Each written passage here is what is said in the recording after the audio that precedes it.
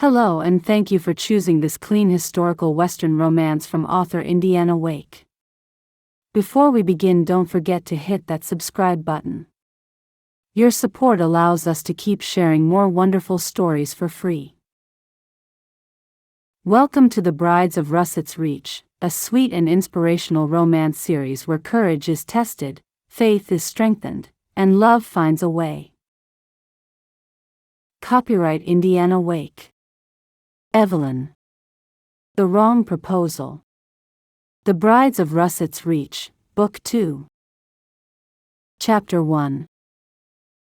I do so love this part of the day, Annabella, Evelyn began as she reached for the teapot once more. It's so very peaceful, and yet somehow it is the start of everything.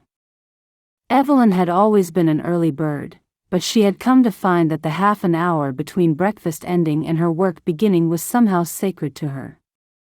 More often than not, she spent that half an hour with either or both of her sisters at the kitchen table having a final cup of tea and discussing their plans for the day's work. Yes, I know what you mean.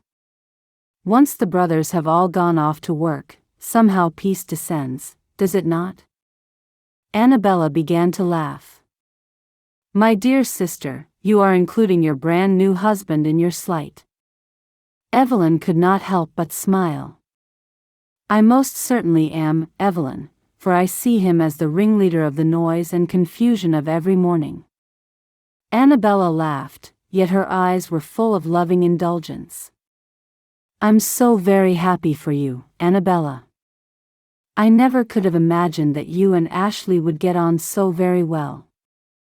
Evelyn laughed and looked out of the window for any sign of her other sister. Of course, Amelia said she knew it all along. She told me just yesterday that she never had any doubt that you and Ashley would marry. Both sisters began to laugh. Oh, I do love Amelia so. Where is she, by the way? Annabella asked. She has gone out to collect eggs. So early? Annabella raised her eyebrows at the same time as taking a sip of tea.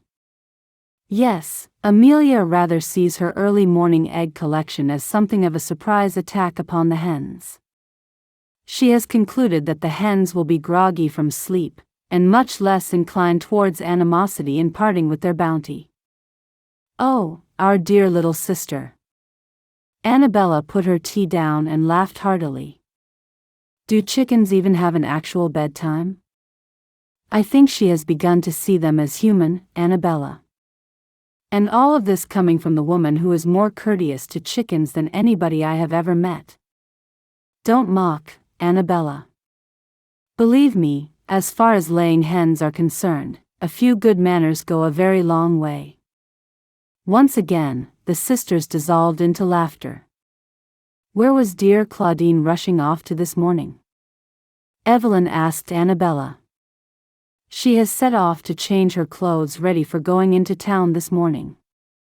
I do believe that Nancy Porter has ordered her in some very pretty fabric for a new gown that Claudine wants to make for herself. Any special occasion? Evelyn asked, with genuine interest.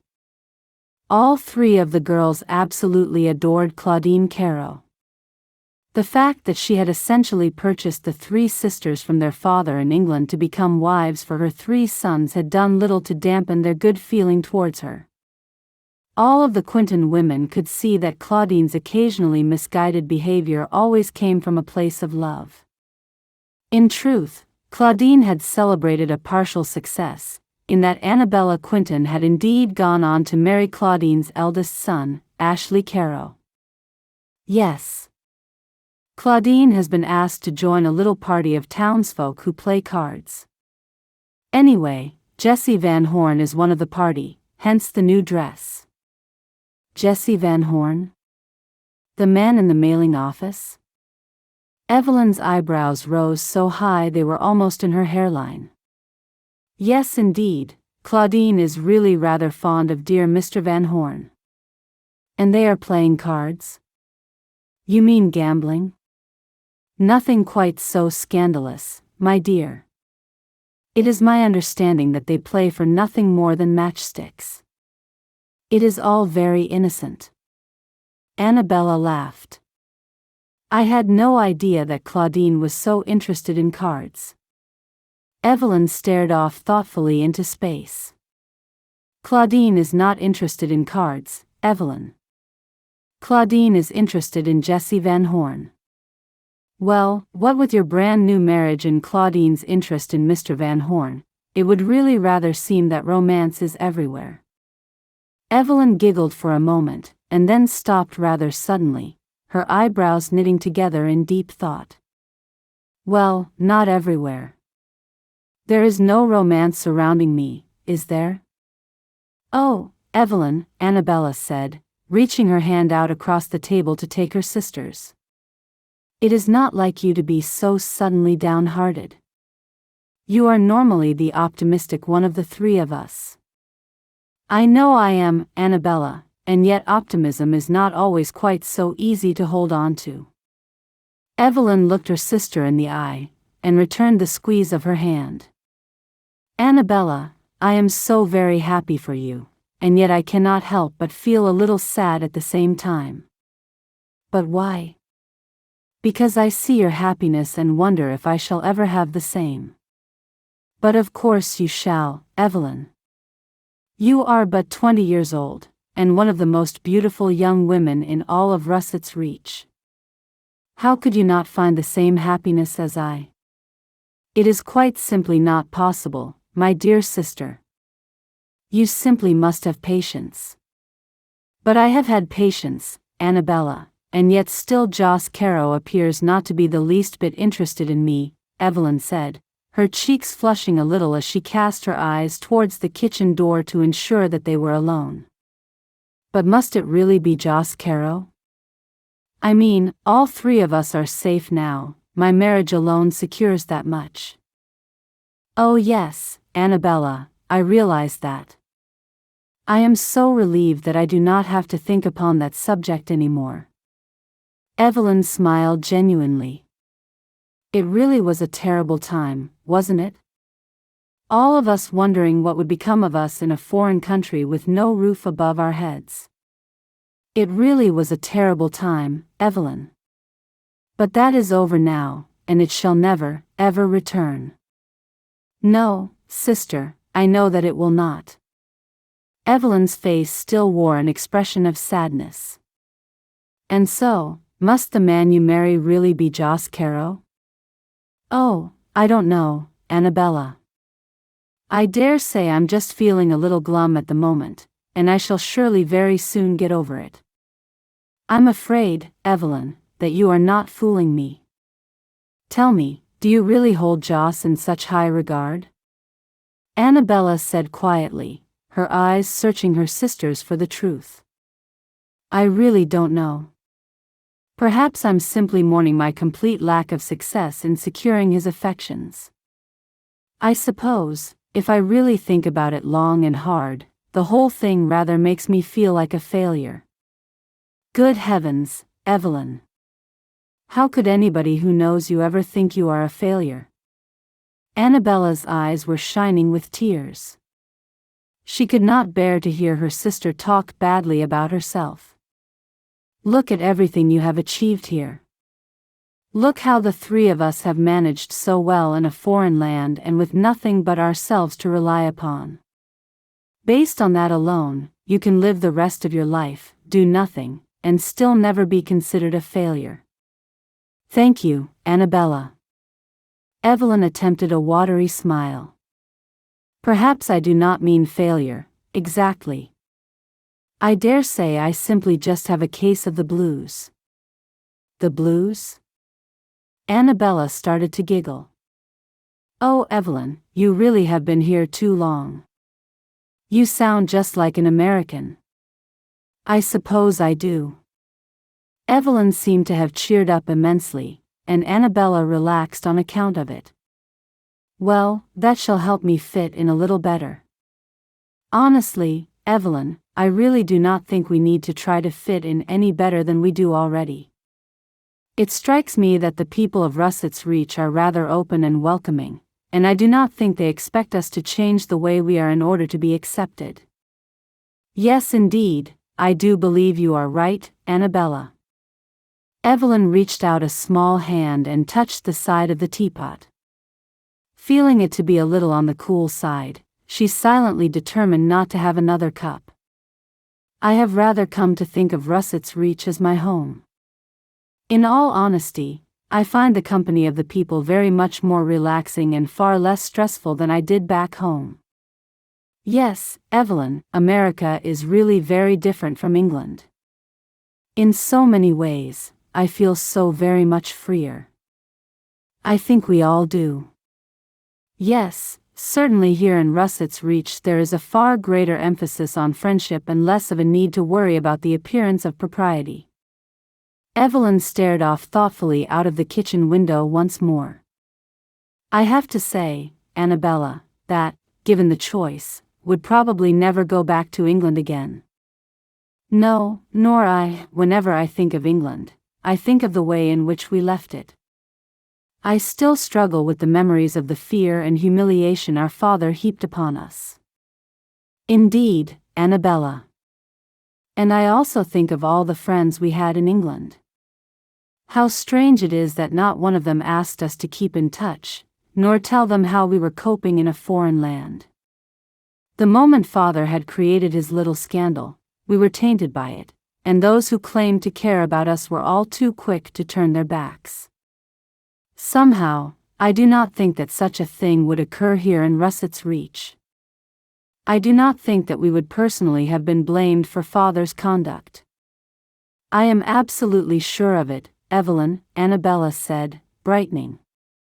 At least that is something, is it not? At least we have finally found ourselves in a town where we can enjoy the friendship of anybody and speak freely for the first time in our lives. Yes, that is also something of a relief. Although, I must admit to still struggling with it on occasion. I mean, I adore Nancy Porter. In truth, I've never had such a friend. And yet, she is so very open and honest that I sometimes find myself tongue-tied. Yes, indeed, Nancy is really one of the warmest people in the whole town. I have to admit, I rather like the way that she never holds back. It's all really rather refreshing, don't you think? Yes, I do. And I have no doubt that one day I shall get used to it. Evelyn smiled. I think it just takes practice, sister. Speaking of which, here comes Amelia with what looks to be a full basket of eggs. Evelyn hurriedly rose to her feet to set some water to boil to make her younger sister some tea. I managed to get all of these in less than 20 minutes. Amelia said excitedly as she burst in through the kitchen door. I think that is my quickest time yet, and look at how many I have. With the door roughly closed behind her, Amelia bounded into the room and rather roughly placed the basket down onto the kitchen table. Your dawn raids upon the henhouse seem to be working wonders, my dear. Evelyn said, laughing loudly. Well, I shall thank you, Evelyn, although I know in my heart that you are just mocking me, Amelia said good-humoredly. I am, rather, and yet I appear to shoot myself in the foot by doing so. Evelyn said, marveling at the sheer number of eggs in the basket. I have normally dropped half of them before they ever make it to the basket. Those hens entirely intimidate me. Evelyn finished, quite plaintively. Both Annabella and Amelia broke into uncontrollable laughter at their sister's peculiar admission. Well, they do, Evelyn said, with an elaborate shrug of her shoulders. With their laughter out of the way and a fresh pot of tea standing on the table, the Quentin sisters took their seats for a final 10 minutes before starting their working day. Forgive me for asking, Amelia, but how do you get on with Whit Carrow? Annabella asked, rather radically changing the subject. I dare say we are cordial with one another, Annabella, but I cannot profess to having any particular interest in him, I'm afraid, Amelia said, quite bluntly. So you never think of marrying him, then?" Annabella asked, almost timidly. "Goodness me, no," Amelia said, her eyes wide. "Why? Surely there is no reason for us to marry the other brothers, now that you have secured a home for us with your mercifully happy marriage, Annabella." "No real reason, Amelia. I just wondered if you had developed any feelings for the young man." "No, I'm afraid I haven't." "Annabella, I did not say that I had developed feelings for Joss Carrow," Evelyn said, somewhat shortly. "Oh," Amelia said, as if the entire point of Annabella's questioning was dawning upon her. "No, I know that, Evelyn. I really just wanted to know how both my sisters felt about things, that is all," Annabella said gently, patting Evelyn's hand. "I know you do, Annabella. Please do forgive me for being so very short with you."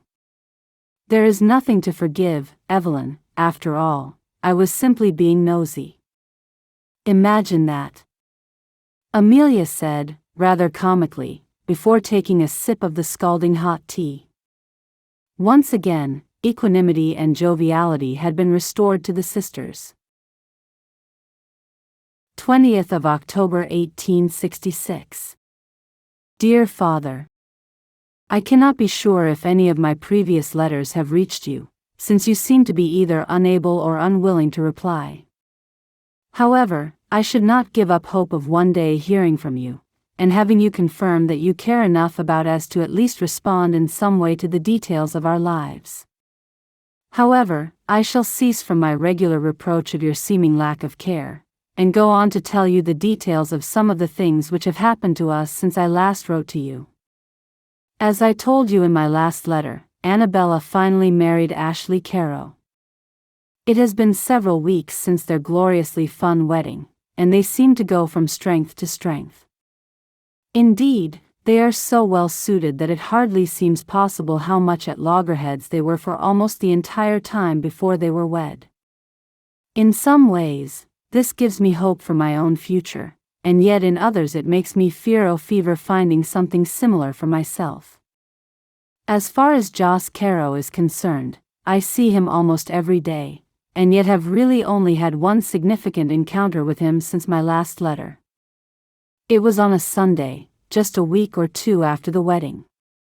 Since Annabella's leg is still not entirely healed from the dreadful accident when she saved the young Indian girl from certain death, Amelia and I have rather shared her chores out between us and added them to our own.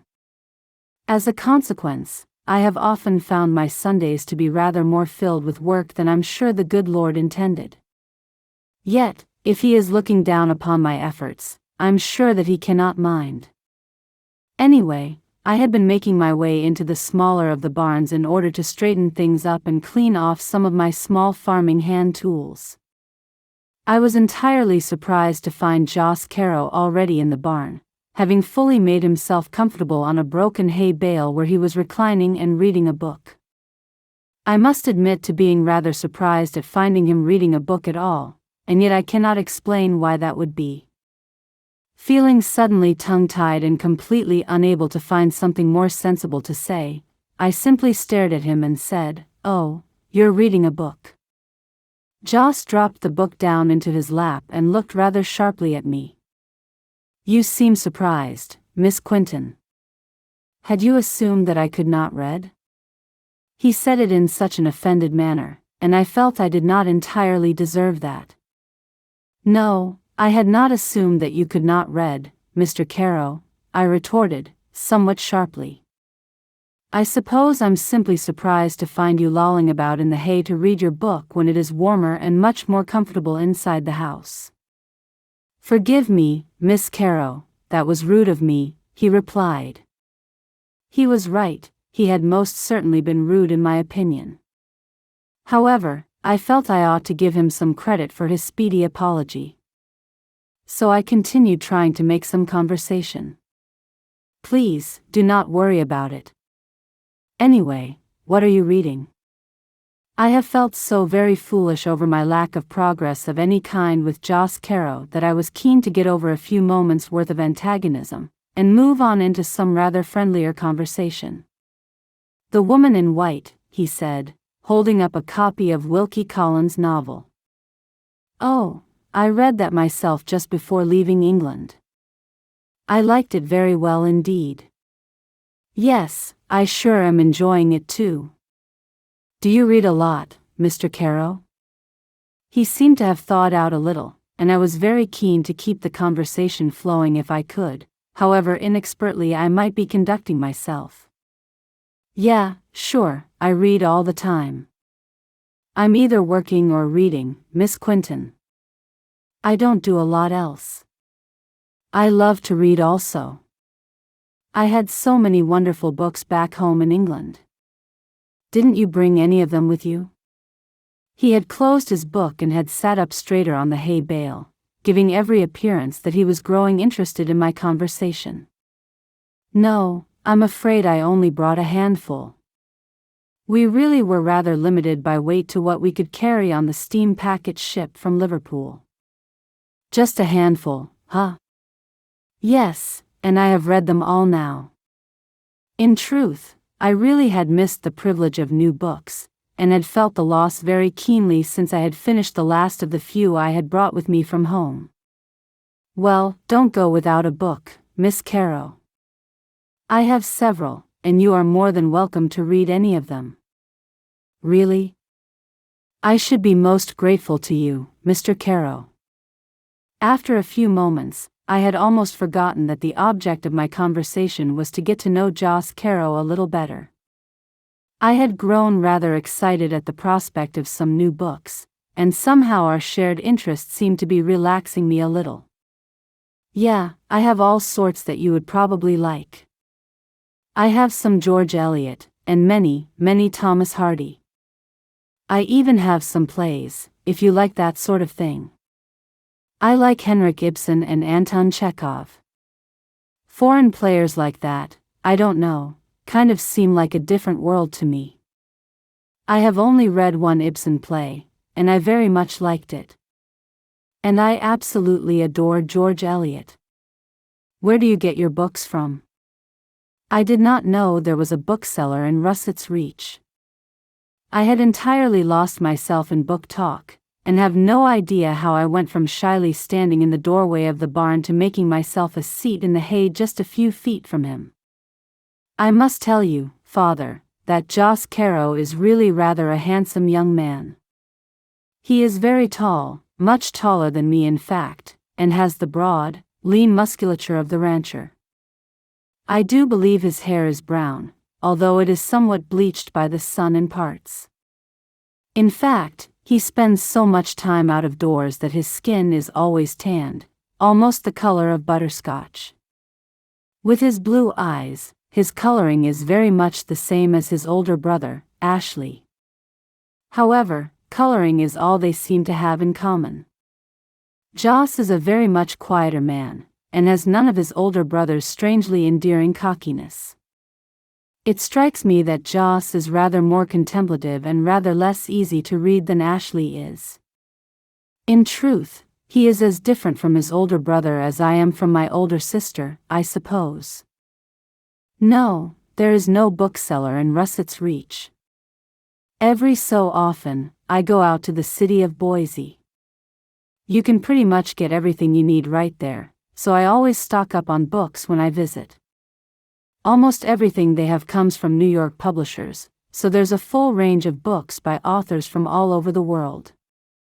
Sounds to me as if you'd like it yourself." There really was something about Joss when he spoke about books. Somehow his surly demeanor seemed to lift, and I could see something of the bright and warm young man beneath it all.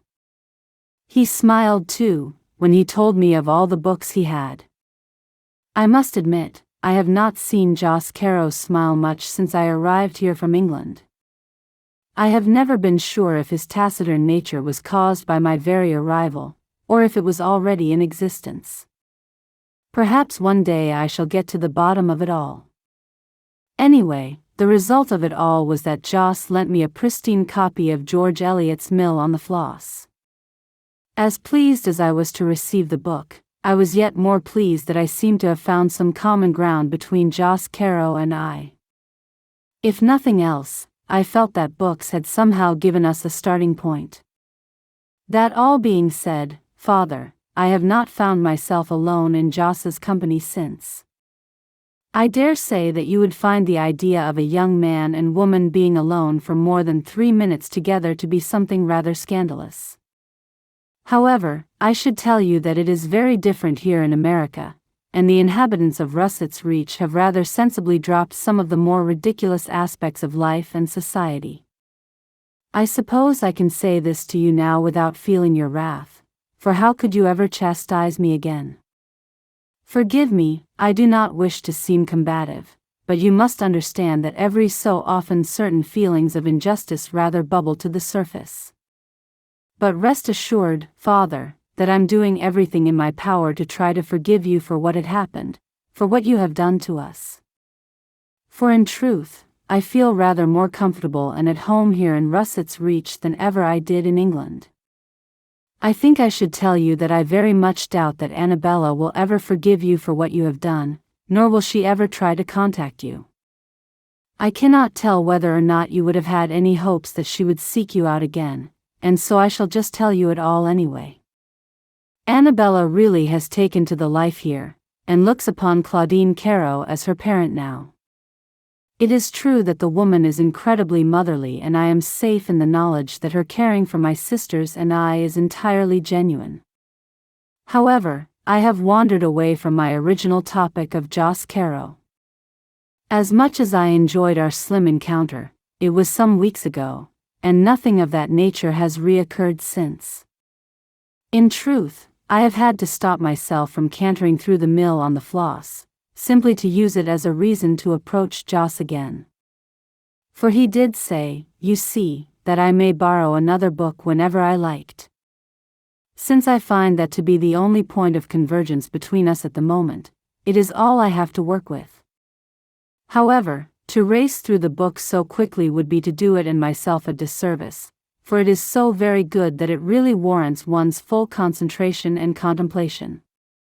So, perhaps I shall give it just a few more days in which to enjoy the book thoroughly before I return it to Joss and hope for some similar conversation with him which may, with luck, draw us a little closer together. I cannot yet say that I know Joss Carrow well enough to have developed any feelings of longing for him. And it is true that, since Annabella has married Ashley Carrow, Amelia and I are entirely safe from eviction. When I think about it sensibly, there really is no need for me to have any thoughts of finding a life and love with Joss Carrow. In truth, I am free to make any match I choose, and to wed whoever I feel I shall be happy with. And yet, I cannot shake this feeling that if I cannot get anywhere with Joss Carrow, then he shall be the second man in my life who has rejected me. You are clever enough, Father, to entirely perceive that you were the first. I rather fear that another rejection in my young life shall be more than I can bear, and will do nothing more than add to my already incumbent humiliation.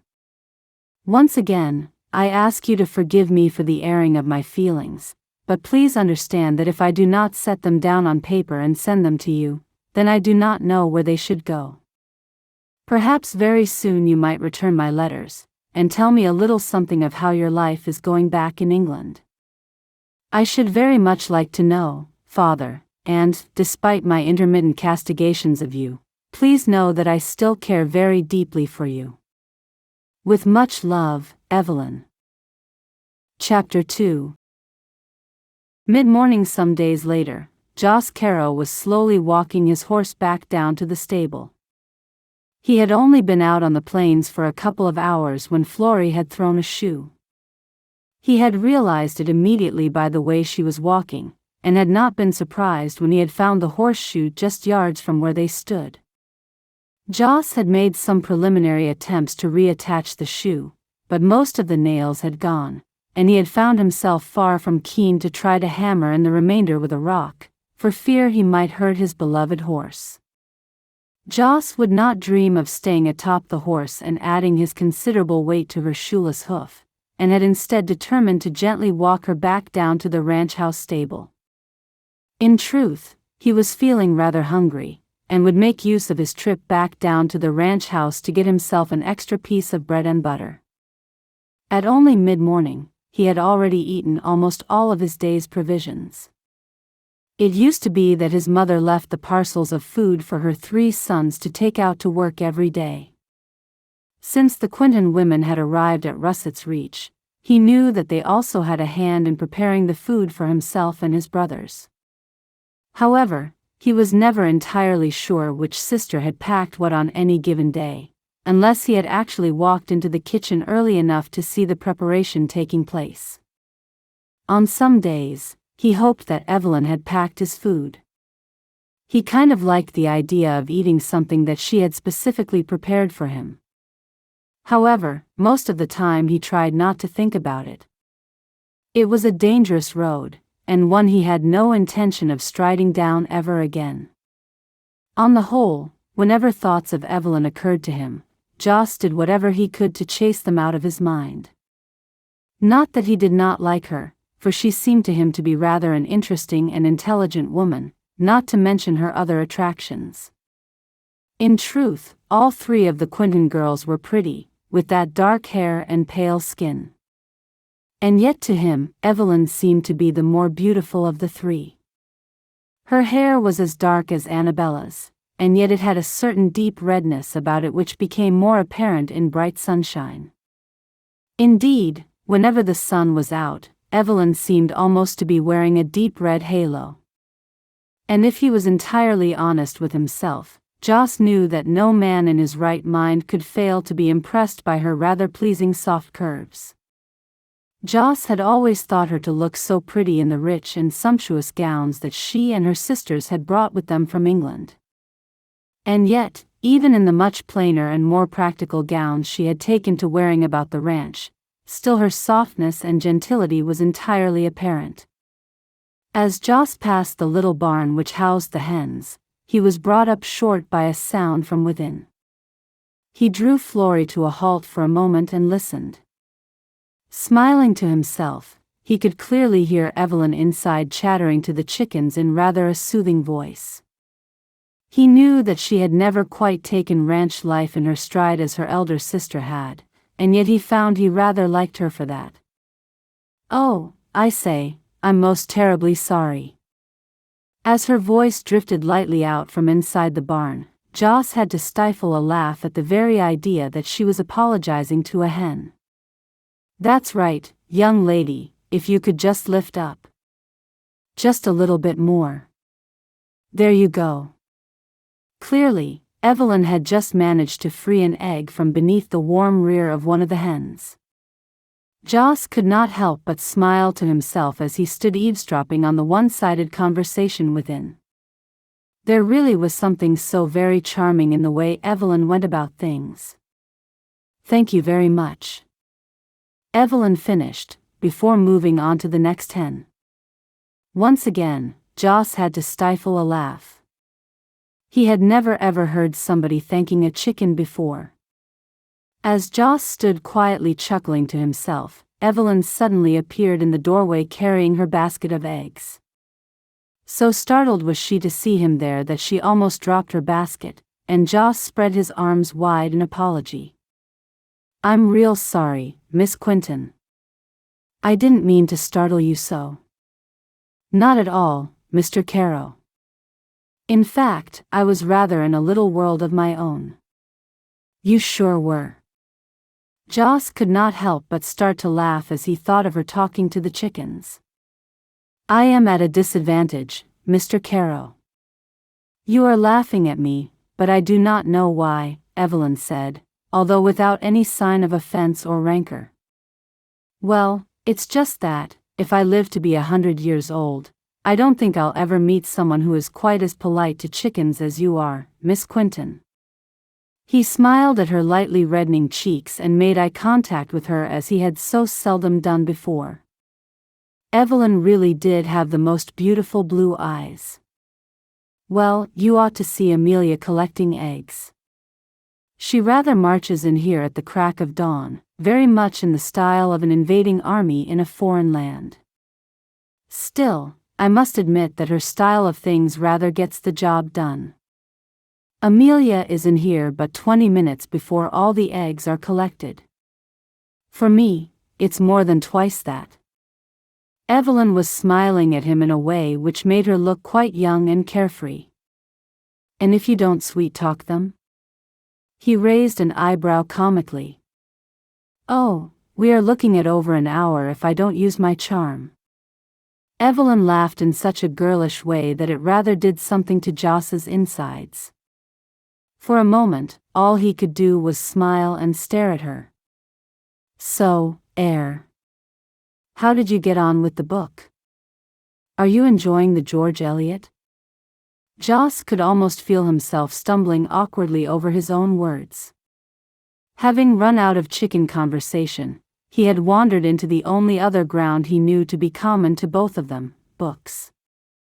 Indeed, I am enjoying it, Mr. Carrow. In fact, I have but a few pages left. Evelyn looked at him somewhat hopefully, and that hope was something that he found he quite liked. Well, just you let me know when you've finished it, and you can help yourself to any of the others. Joss had very much enjoyed watching Evelyn as she had looked through his rather vast book collection. As she had pointed out the books she had already read, and exclaimed excitedly over those she had not, Joss had found himself feeling rather proud of his small library. Furthermore, he found he was drawn to finding out more about Evelyn Quentin. His love of books was something that Joss had never really shared with anybody. While he did not particularly disguise his interest, and many of those around him knew fine well he was a reader, Joss had never particularly found another person who shared his interest. Without another voracious reader in his midst, Joss had found it entirely futile to embark upon any conversations regarding books with any one of his acquaintance. From the moment she had discovered him reading the Wilkie Collins book in the barn, Joss had begun to imagine the many and varied discussions they would have upon the subject of literature. I should very much like that, Mr. Carrow. It really is very kind of you to lend them to me. Not at all, Miss Quentin. Evelyn? Annabella's voice came loud and rather urgently from the open kitchen door. Oh, that's Annabella. She's making some cakes and she has been waiting for these eggs for, well, quite some time. Evelyn said, looking down into her little egg basket. Well then, I guess you'd better not keep her waiting any longer. Joss had smiled, almost relieved to let her go since he could feel his conversation starting to dry up once more. Joss stood for some moments looking at her wonderful figure as she walked away from him. As she disappeared in through the kitchen door, Joss continued to lead Florrie back towards the stable. Once inside, he took off the horse's saddle and bridle and gave her broad back a good scratch with a hard brush. Florrie snorted happily, thoroughly enjoying the attention. Oh Florrie, what's a man to do? Joss breathed the words in a resigned tone. Feeling almost as if he was in an internal struggle with himself, Joss realized that on one hand he was entirely encouraging himself to think of Evelyn, reliving every small encounter they had. On the other hand, Joss could feel himself struggling against it. He had only ever been in love once before in his life, and when it had come to an end he had vowed never to make himself so vulnerable to pain and anguish ever again. As much as he was growing to like Evelyn, and as much as her physical attractions appealed greatly to him, Joss could not squash the feeling that to pursue her would simply be to pursue trouble. Although he relished every piece of common ground he could find between them, Joss knew that he must do what he could to remain unaffected by it. Under no circumstances would he allow himself to fall in love with Miss Evelyn Quentin. On no account would he ever hand her his heart on a plate and trust her not to break it in two. Are you absolutely sure we have time to tend to an even bigger plot, Evelyn? Amelia asked, leaning rather heavily upon her rake. Yes, Amelia. And in any case, we shall certainly have more time to tend a bigger plot if you stop pausing to lean and chatter. Goodness me, that's rather bossy, Evelyn, Amelia said with comical horror as she smiled broadly at her sister. Oh, I am sorry, Amelia. Evelyn joined in her sister's light laughter. I dare say that was rather bossy of me. So why the great intention towards all this activity? It's not as though Claudine or any of her sons have demanded that we produce more vegetables, is it? No, Amelia, they haven't. I simply want to. But why? We already have more than we can eat. The plot we have produces enough for all of us, so to have a plot more than twice the size suggests to me that we shall be wasting an awful lot of food in the future. Amelia continued to lean upon her rake in a jovial attempt to antagonize her sister further. It is not for us to eat, Amelia. I want to produce more vegetables to see if I can find a buyer for them in Russet's Reach. And make this our own little market garden? Amelia said, her mockery lessening as her interest increased. Precisely that, Amelia, Evelyn said with a smile. Don't you think it would be a lovely little achievement for us? On the face of it, sister, it would seem so, Amelia began. Please forgive me for asking, who shall be taking the money? Well, I thought that we could have some of it and we could put the rest back into the ranch. I must admit, the idea of us actually having money of our own rather appeals to me, Evelyn. But what do you think that Claudine and her sons will have to say about it all? Have you even asked if we can increase the vegetable growing plot? Amelia's pretty little face looked suddenly worried. Evelyn absolutely adored her little sister. Amelia was a sensitive soul, but was also quite often bold and rather foolhardy. Evelyn had never met anybody who was quite such a mixture of extremes as her young sister. Yet, when Amelia was in a sensitive mood, Evelyn could not help but want to protect her. Don't look so worried, Amelia. I have already spoken to Claudine and Ashley about it all, and they are more than happy for us to continue. Well, why didn't you tell me so? Well, I'm telling you now, Amelia. And in any case, I needed first to discover if you were willing to help me or not. After all, we are still both carrying many of Annabella's duties until her leg is entirely mended. I was concerned that you might think it was a little too much. No, indeed, I must admit I am rather happy to have things to do. In any case, I much prefer vegetable growing to either egg collecting or cleaning out the stables. Yes, me too, Evelyn said with a rueful grin. So, Claudine and Ashley are content for us to make some attempt at a market garden and to simply split the money with them? Yes, they are. In fact, neither one of them seems to want to take a share of the money, but I rightly pointed out that we are farming on their land and I told them that we should feel most uncomfortable with any other arrangement. And they were content? Amelia said, keen to know that the whole thing had already been solved to everybody's satisfaction. Yes, Amelia, they were content. Evelyn laughed a little at her sister. Content, but a little bemused, I think. I dare say they will have put our standards down to quaint English manners. So now that is settled, Evelyn, who do you intend to sell these vegetables to? Claudine has suggested that I take some into town and see if Mr. Pulver will sell them for me in the grocery store. Then Ashley said that he is more likely to accept my proposal if I offer the goods on sale or return. What does that mean? Amelia looked utterly bemused. It means that he does not actually buy the produce from us up front to sell on himself. Mr. Pulver would simply sell our vegetables in his store, and take a cut of the profit but hand over the rest. Ashley said that he was more likely to prefer that method, otherwise he might well end up buying things which he cannot sell, and which are perishable. All right then, I will help you, Amelia said, rather determinedly. but I shall only help you with growing and harvesting of the vegetables. I don't want to go into town with them or barter with Mr. Pulver in any way. I'm afraid you shall have to take on that part of our business."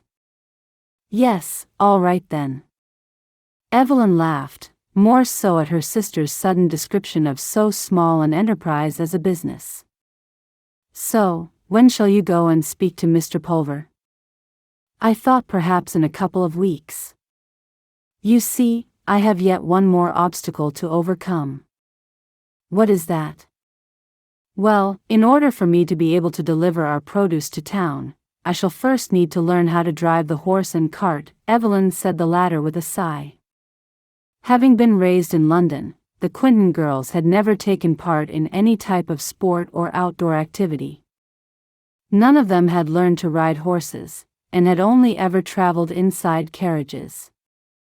Their old life had never required anything quite so utilitarian as riding a horse, never mind driving a horse and cart. "Oh, I say. I hadn't even thought of that," Amelia said. "Who is going to teach you?" "Well, I rather thought I might ask Joss if he would be able to spare the time to show me the basics." "Oh yes, how very sensible."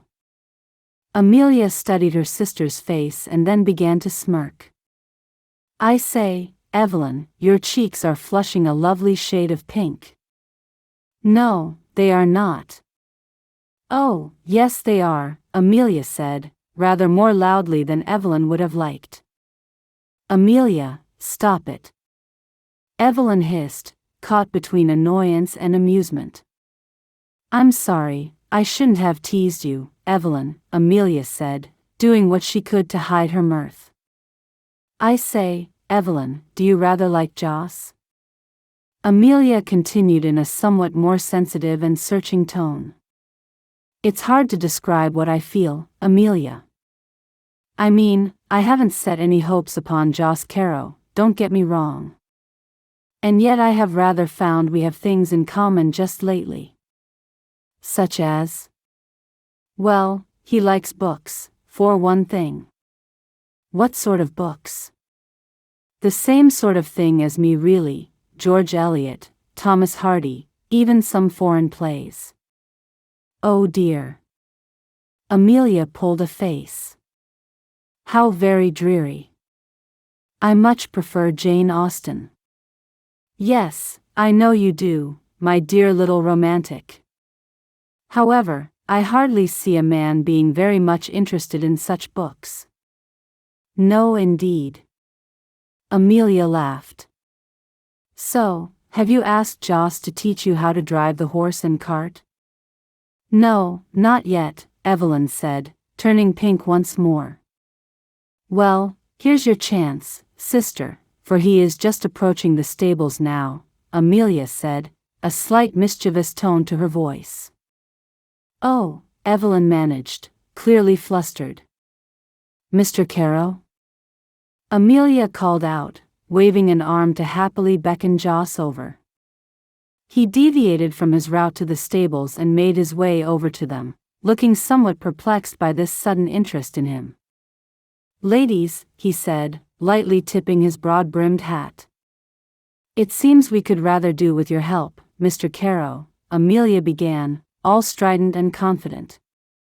Evelyn rather feared that if she allowed her sister to carry on and make the request on her behalf, that she, herself, should feel rather a fool. "Yes indeed, Mr. Carrow. I rather wonder if you're in a position to teach me how to drive the horse and cart at all?" Evelyn said with more confidence than she felt. "I sure can, Miss Quentin," Joss said with an open and yet confused smile. "You see, my sister and I are turning this plot into a market garden, and Evelyn shall need to know how to drive the cart in order to take our produce into town." Amelia seemed awfully keen to fill in the gaps, and Evelyn wanted to swat her as if she were a small, annoying, and buzzing fly. "Oh yes, Ashley said something about it." "So, you're going to go ahead, are you?" Joss said, seemingly interested. Well, we rather thought we'd give it a go and see how we get on. The only obstacle now is my learning to drive the cart. Well, I can teach you tomorrow, if you'd like. Joss seemed more than keen to help. Why yes, I should be most terribly grateful, Mr. Carrow. Do you think I should be able to pick it up quite quickly? Evelyn said, hopefully. I don't see why not, Miss Quentin, Joss said, with the hint of a smile, before nodding pleasantly at both sisters and turning to make his way back towards the stables. Joss's little smirk had not been lost on Evelyn.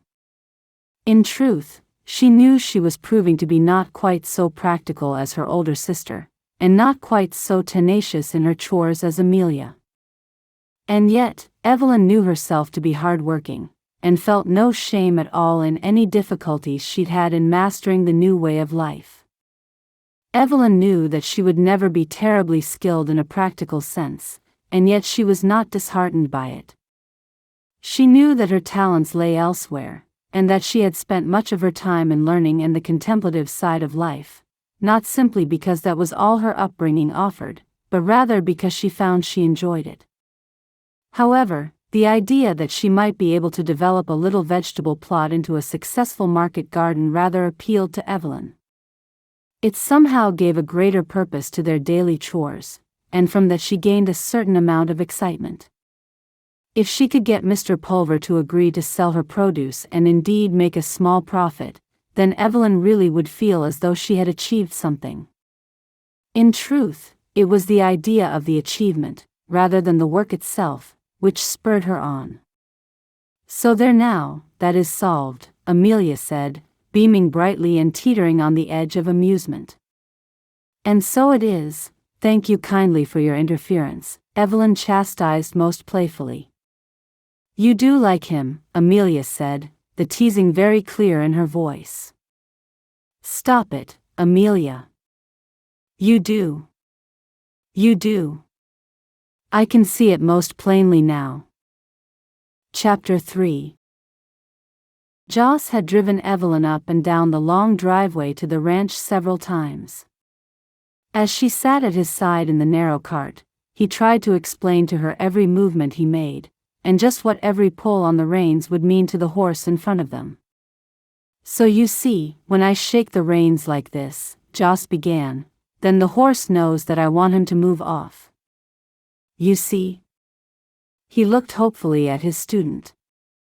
Yes, I see. And if I keep doing the same while he is in motion, the horse knows that I want him to move a bit faster. You see?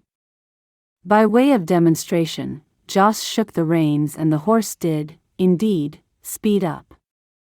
So much so, in fact, that Evelyn felt herself to be rather bounced along in the seat next to Joss. As she bobbed up and down on the hard wooden seat, Evelyn could feel her upper arm intermittently knock against Joss. Being in such close proximity was already affecting Evelyn's concentration, but the occasional physical contact was almost destroying it.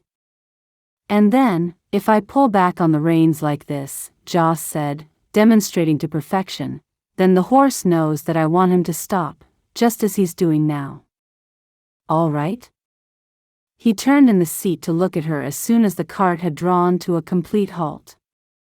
Never before had Evelyn been able to study his features so closely, and he seemed to her to have grown more handsome than ever. As she smiled and nodded at him, truthfully hoping that she had indeed taken it all in, Evelyn could feel a certain heat radiating from his skin, even through the thick material of his plaid shirt. Her mouth went a little dry and she entirely doubted her ability to take over the reins and successfully drive the cart back along the driveway.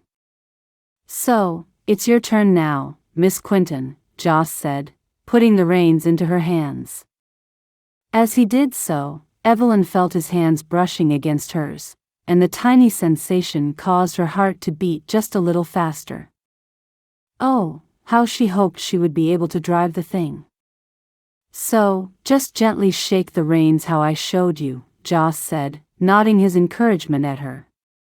All right, Evelyn said, somewhat annoyed at the timidity she could hear in her own voice. Rather too cautiously, Evelyn began to shake the reins. After several seconds of doing so, absolutely nothing happened. She sighed a little as she could sense that Joss was about to start laughing. "All right, Miss Quentin, maybe just a little harder," he said, speaking through his light laughter. "Oh yes, of course," Evelyn said, feeling a little embarrassed at her seeming ineptitude.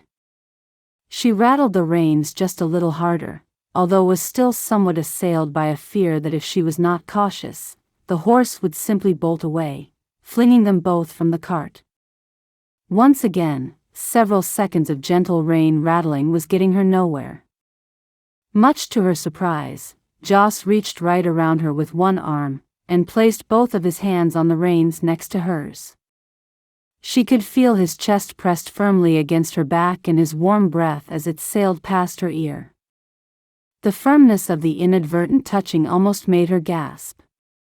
Joss began to shake the reins, with her hands still firmly upon them. Finally, the horse began to slowly wander along, and Evelyn laughed quite excitedly, almost as if she was the one who had brought about the movement. "There, you see. You just needed to be a little firmer with him," Joss said, and Evelyn could feel his deep voice rumbling in his chest as he continued to press against her. "Now that we're moving, will he just carry on until I stop him?" Evelyn asked, excited by the moving cart as well as by the feel of his body against hers. "That's right. He will just keep going until you either stop him, or give him some other command," Joss said, suddenly releasing her from his grip, and settling himself back into sitting by her side. In near silence, they rode extremely slowly along the driveway right back to the ranch house once more. "Should I draw him to a halt now?" Evelyn asked, with much more nervousness than their snail-like pace warranted. "No, Miss Quentin. Just very gently pull on the right-hand rein, and you will find he turns in that direction," Joss said, most encouragingly. Evelyn did as he bid her, and was delighted to find that the horse slowly plodded off to his right, and continued to do so until they were facing back down the driveway once more. Once the horse was lined up just as she wanted him, Evelyn gently pulled back on both reins to test her powers of causing the horse to stop. To her delight once more, the horse did just as she wanted, and drew to a sedate halt at the top of the driveway. "Well done, Miss Quentin," Joss said, turning to smile at her. "Thank you so much, Mr. Carrow." "Perhaps you could just call me Joss," he said, quite simply. "Oh yes, of course. And please do call me Evelyn." Once again, her heart was giving her away. The simple suggestion that they should address each other in somewhat more friendly terms felt to Evelyn to be rather intimate, so much so that the thudding of her heart was back once more. "So, Evelyn, why don't you go ahead and see if you can drive off again, without my help this time?" "All right. Here goes," Evelyn said with a smile. She rattled the reins with a little more gusto than she had done the first time, and was inordinately pleased when the horse began to slowly plod away. "Oh! I did it!" Evelyn cried, excitedly. "You sure did, Evelyn," Joss said, with a low and rather appealing laugh. "Now just shake the reins a little harder and see if you can get him to speed up any." Evelyn did as he bid her, and squealed with delight as the horse began to build up into a trot. Once more, they were bouncing along the rough driveway, only this time with Evelyn controlling the reins.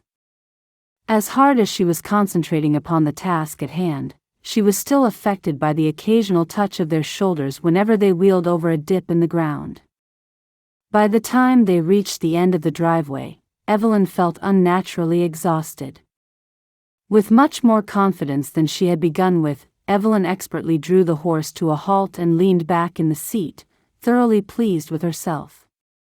She felt entirely sure that, with a little more practice, she would be more than capable of making her own way into town in the cart.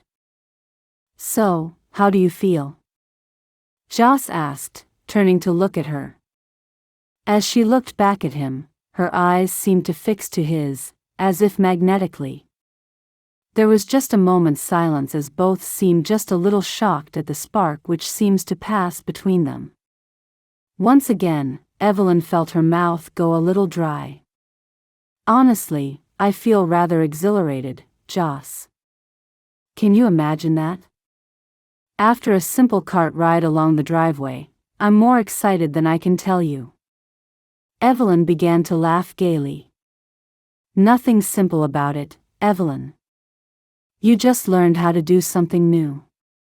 "Another string to your bow," he said, his smile broadening and his eyes remaining fixed to hers.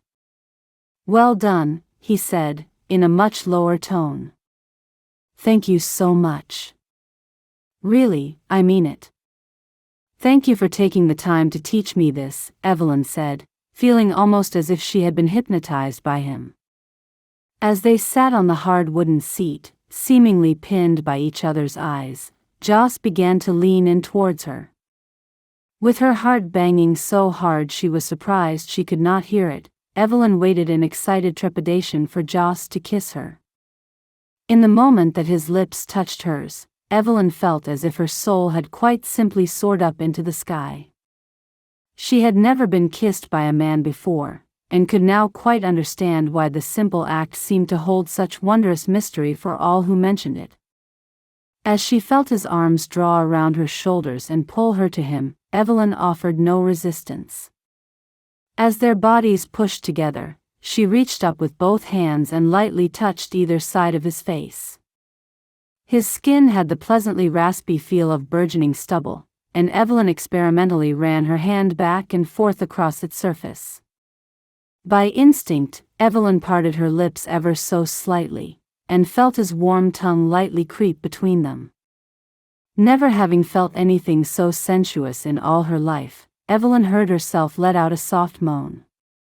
Almost simultaneously, Joss let out a rather deeper moan of his own, and seemed set to pull her to him closer still. However, in that very moment, he suddenly stopped as still as a statue. Not knowing what to do, Evelyn remained equally still. After a few seconds, Joss pulled away from her and straightened up in his seat. "I'm sorry, I can't," Joss began, dropping his head and seeming to look at his hands as they lay uselessly in his lap. "Please forgive me, Evelyn. I should not have done that," he said, his voice more serious than she had ever heard it. Evelyn sat in silent confusion, her eyes resting vaguely upon the horse's glossy chestnut-brown back. "You don't need to apologize," she began. "Oh yes, I do. I really should not have behaved in such a way. But it was nice," Evelyn said, feeling embarrassed and yet determined to let him know that she was by no means offended. The truth was that Evelyn had not enjoyed anything quite so much in all her life as she had enjoyed that kiss. She could never really have imagined that Joss would ever have kissed her, and now that he had, she felt her whole world had changed. "Yes, it was nice, Evelyn. It was more than nice." Joss' voice had taken on a note of sadness, and Evelyn felt herself to be yet more confused. "And that is why I should not have done it. I knew it would be nice. It was so foolish of me." "Foolish? Joss, I don't understand." For reasons she could not explain, Evelyn felt herself almost on the verge of tears. Determined that that should not happen, she blinked rather hard and continued to stare at the horse's glossy back. "I just can't do this, Evelyn." "Not now, not ever," Joss said with such an air of finality that Evelyn was quite taken aback. "But Joss," Evelyn said, her voice quite tiny. "No, Evelyn. You just don't understand, and I cannot explain it," Joss said, with something of a resigned sigh. "But please, just forgive me, all right?" Evelyn felt quite dreadful. Her emotions had gone from extremely high to extremely low in a matter of seconds, and the entire effect was quite disorientating. "Well, let's just forget it, shall we?" Evelyn said, her voice level. In that moment she had been absolutely determined not to forgive him. In her mind, his kiss did not need forgiveness, but rather his rejection did, and that was forgiveness that she simply would not give. "All right," Joss began, apparently trying to regain something of their former equanimity. "Anyway, you've done really well here. Why don't you try setting off again and turning around to head back along the driveway?" In truth, continuing with her lesson was just about the last thing that Evelyn wanted to do. More than anything, she wanted to jump down from the cart and simply run away back towards the little wooden guest house in which she and Amelia currently lived. She wanted to run all the way back, fly in through the door, and shut herself in her little bedroom. However, Evelyn would have rather died than let Joss know just how deeply he had hurt her. And so it was that she confidently set the horse to walking once more, and rather expertly turned him to face back up the driveway. Without pausing, she rattled the reins hard enough to get the horse trotting rather quickly back in the direction of the ranch house. As far as Evelyn was concerned, this was going to be as much instruction as she would ever need in driving a horse and cart. Never again would she ask for Joss' help in anything. Once they reached the top of the driveway, the lesson would be ended, and Evelyn determined that she would manage very well on her own from that moment onwards. Once they had gained the top of the driveway, Evelyn continued on, skillfully driving the cart all the way to the outside of the stables. The moment they had drawn up to a halt, Joss jumped down from the cart and made his way around in order to help Evelyn down. However, before he had quite reached her, Evelyn had jumped down herself. For some seconds, Joss seemed to stand somewhat redundantly in front of her, seemingly not knowing what to do or say next. "Well, thank you kindly for teaching me how to drive the horse and cart, Mr. Carrow. I really am most terribly grateful to you," Evelyn said, with a curt smile before turning and smartly walking away from him. With her head high and her back straight, he would never imagine the pain she felt. The hurt, the rejection, and the humiliation. It seemed once more she had been rejected. Chapter 4. The very next time Evelyn had driven the cart was her maiden voyage out of the ranch land and down into the town of Russet's Reach. Although she had driven down the driveway with a certain amount of ostentatious confidence, by the time Evelyn had hit the main road into town, she felt suddenly a little vulnerable. Still, Oscar, the horse who was commonly used by the family to pull the cart, and whom had been pulling it on the day she had first learned how to drive, was a suitably sedate creature, unlikely to be given to sudden bursts of enthusiasm. However, Evelyn rather hoped that she would not bump into any other rider or driver on her route into town, for she was traveling so slowly that she felt sure that everybody would know it was her first excursion as the driver of the cart.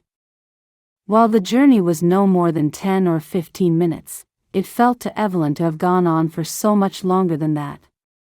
Although Oscar had given her no reason for dismay, her muscles felt tense and her spine felt overly straight, so much so that she was rigid. When the first sign of the town of Russet's Reach, in the distance, caught her eye, Evelyn heard herself lightly exclaiming in relief. She was almost there, and another 2 or 3 minutes would see her drawing up outside the grocery store. Evelyn had visited the town many times in the last few weeks, as she had come to know the area and had grown in confidence.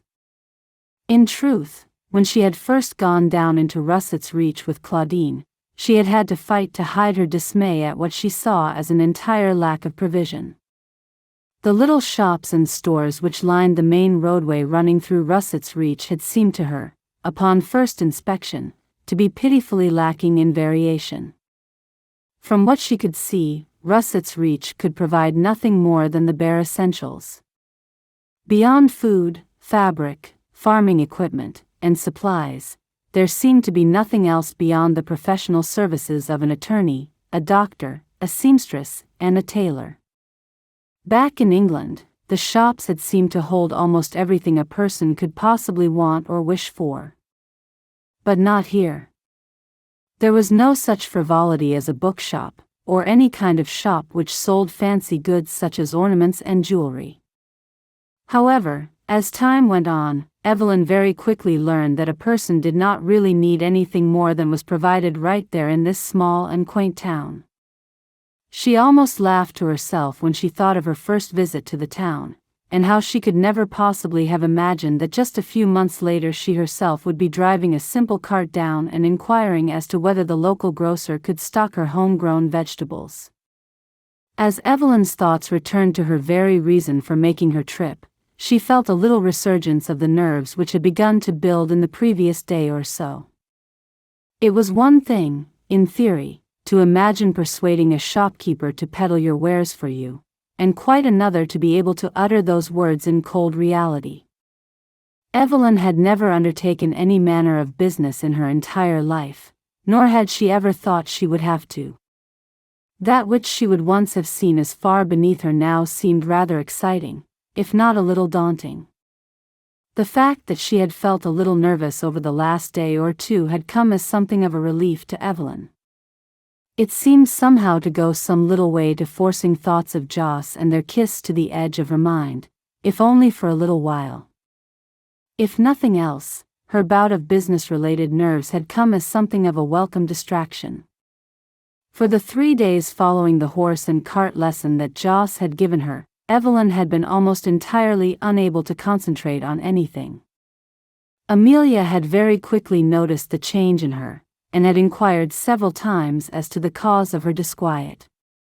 In the end, and much to her own guilt, Evelyn had found it necessary to feign a mild illness of some sort in order to explain away her low mood and near silence. When Amelia had insisted that Evelyn take to her bed for the first 2 days, guilt had almost swamped her. Knowing that there was nothing physically wrong, and peering out of the wooden guesthouse windows to watch her sister hard at work, Evelyn could not have felt any lower. A part of her had craved the distraction of digging and raking, collecting eggs, and sweeping out the stables. Anything to stop her reliving every moment of the wonderful kiss. For she knew, despite the ending, that the kiss itself had been truly the most wonderful thing she had ever felt. In fact, when thinking of the kiss alone, she could not keep her high spirits in check. With each silent retelling, it never failed to make her heart beat just that little bit faster. But inevitably, the bliss was followed by the hurt and confusion of his sudden and unexplained rejection of her.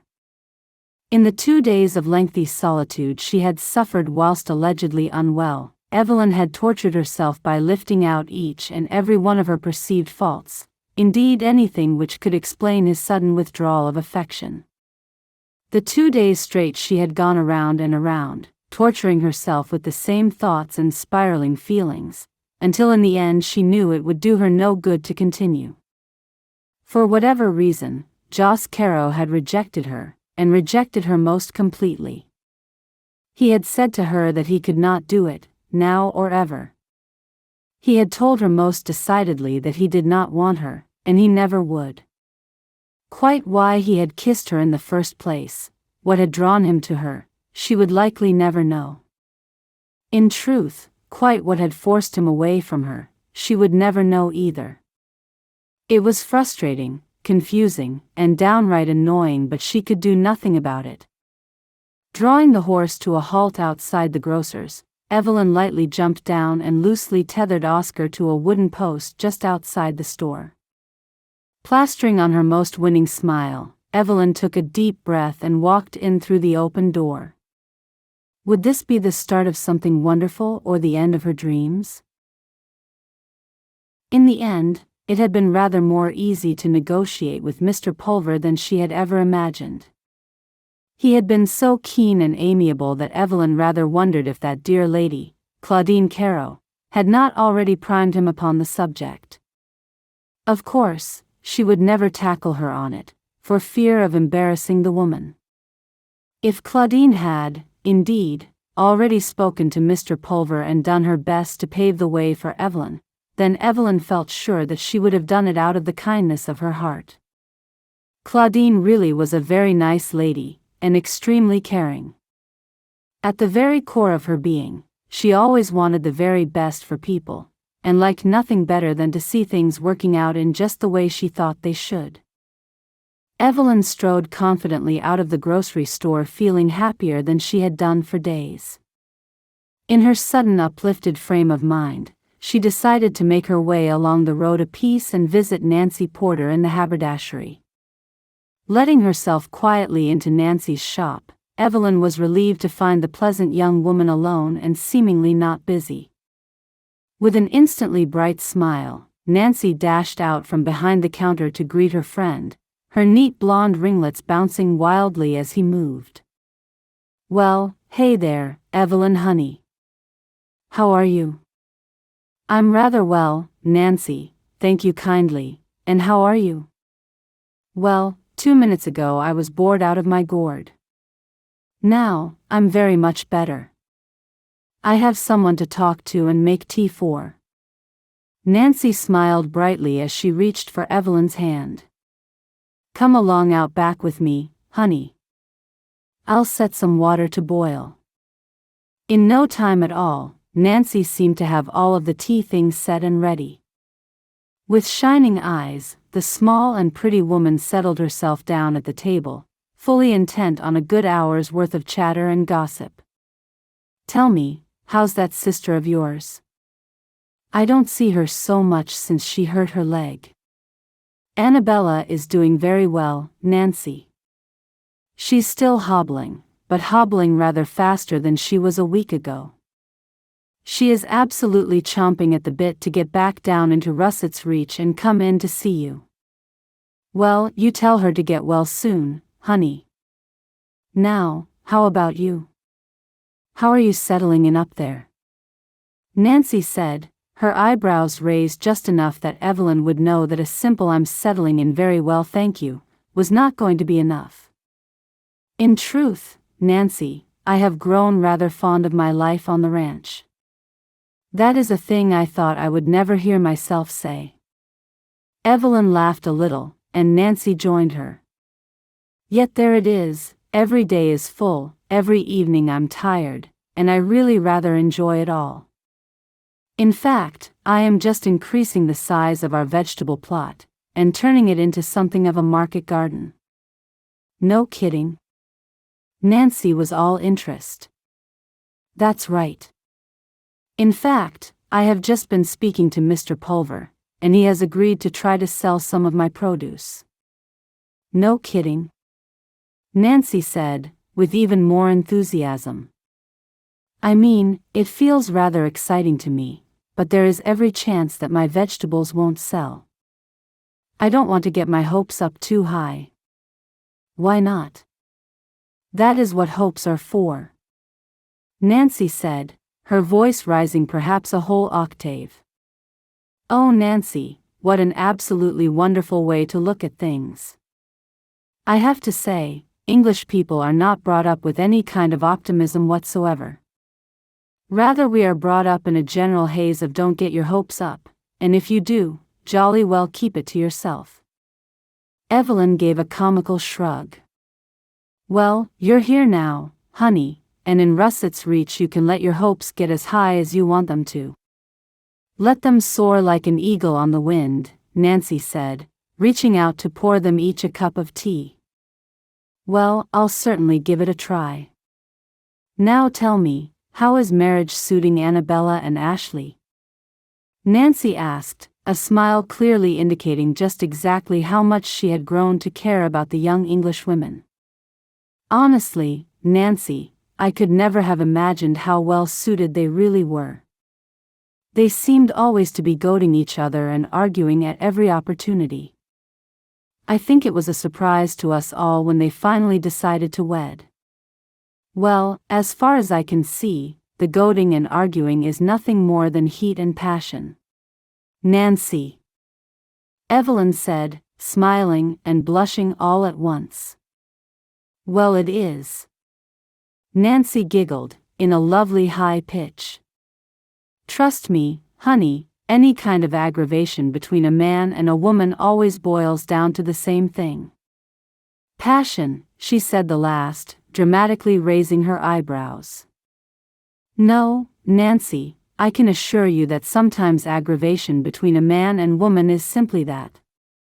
Aggravation. Evelyn let her eyes drift away from Nancy to look at the teapot. Oh, yes? Nancy said, in a tone which suggested she would dig for the information until she had it in her hands. Oh, I wasn't meaning.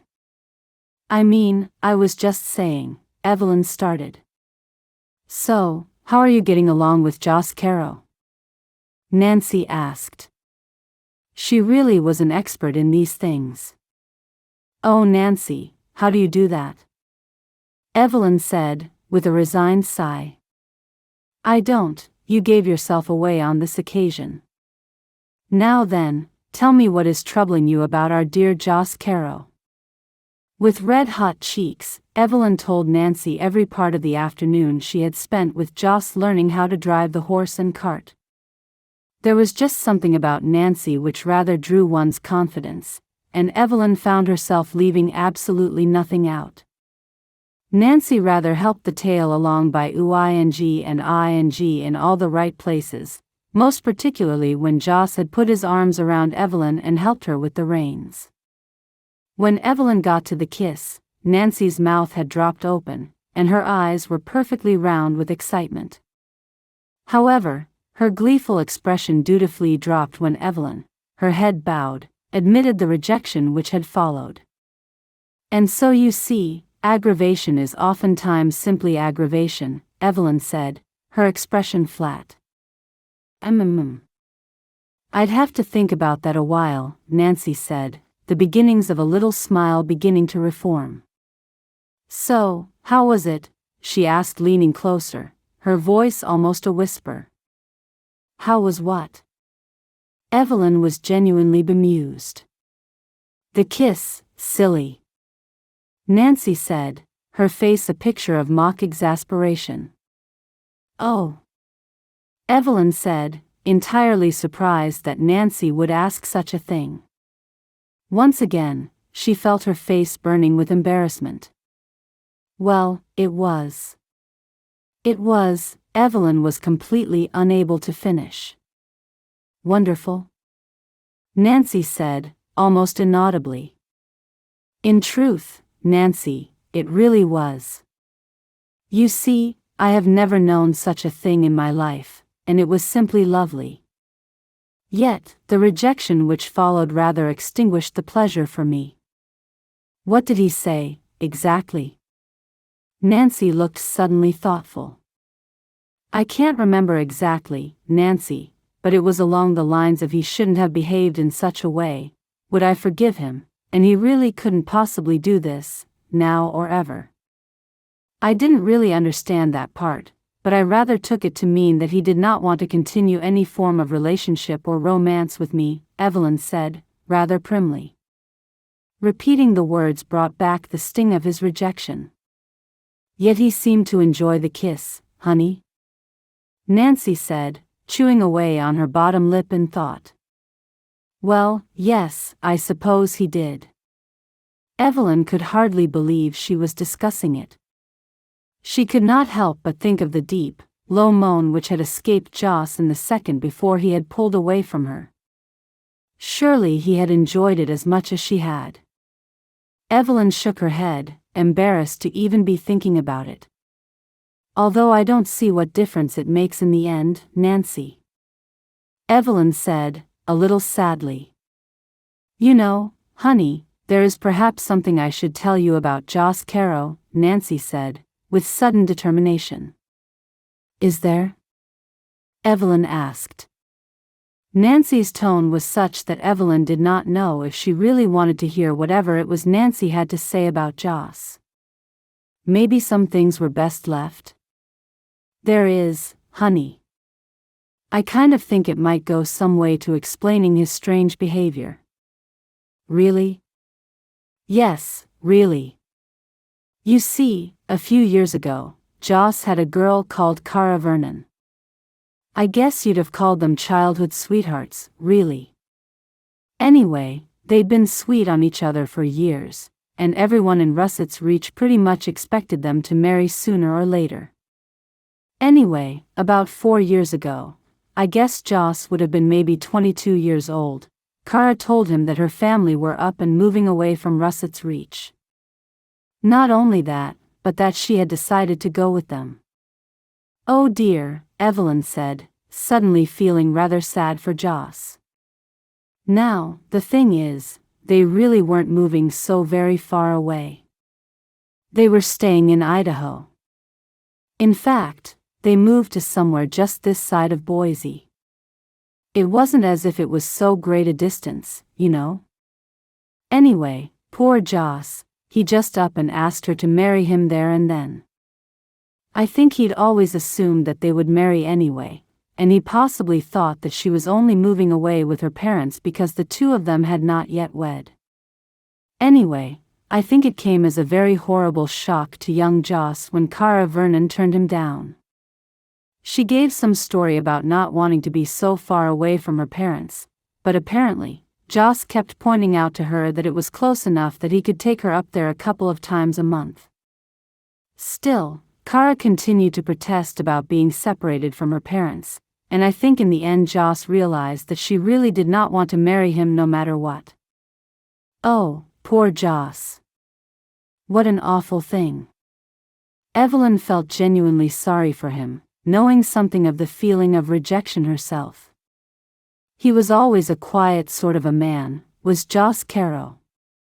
Yet somehow, when Cara Vernon left, Joss seemed almost to disappear. I mean, he was around as much as ever he was before, but he just didn't seem the same again.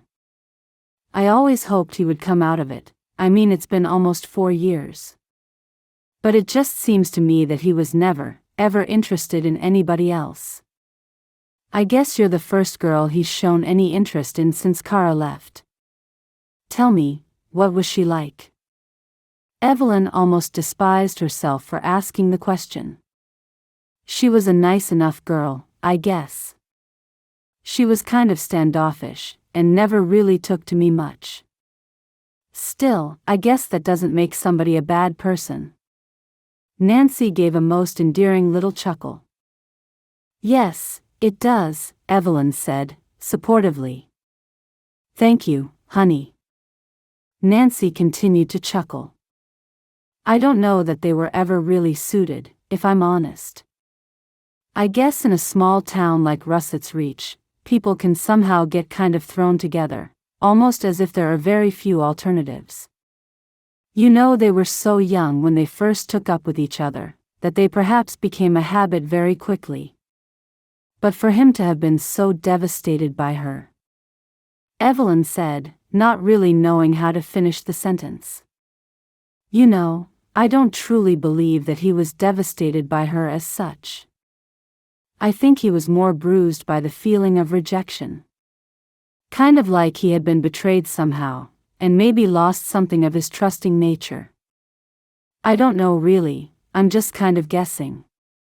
But you know, the way he has totally avoided women ever since just makes me think that he's got himself stuck in a loop where he maybe thinks he can't trust another woman.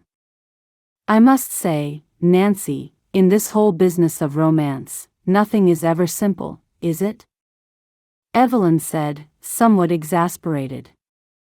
You can sure say that again, honey. Nancy let out a booming laugh. But then, I'm not sure it's supposed to be simple. Maybe if it was too simple, it wouldn't be quite so exciting.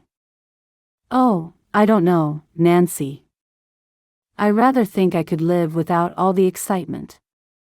Evelyn said quite seriously, causing Nancy to laugh all the harder. Maybe you just need to find a way to wriggle into his heart and teach him how to trust again. Or maybe I need to just accept the fact that it is not meant to be, and get on with life. It just seems to me that if he spent almost 4 years avoiding romance at all costs, I can't begin to imagine what to do or say that would make him feel any differently.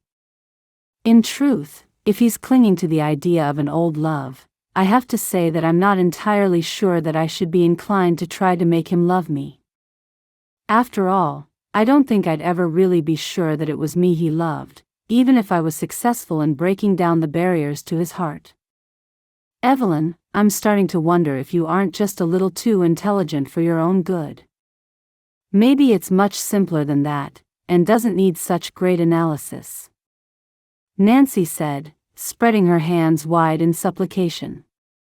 The problem is, Nancy, I cannot think of any way of finding out.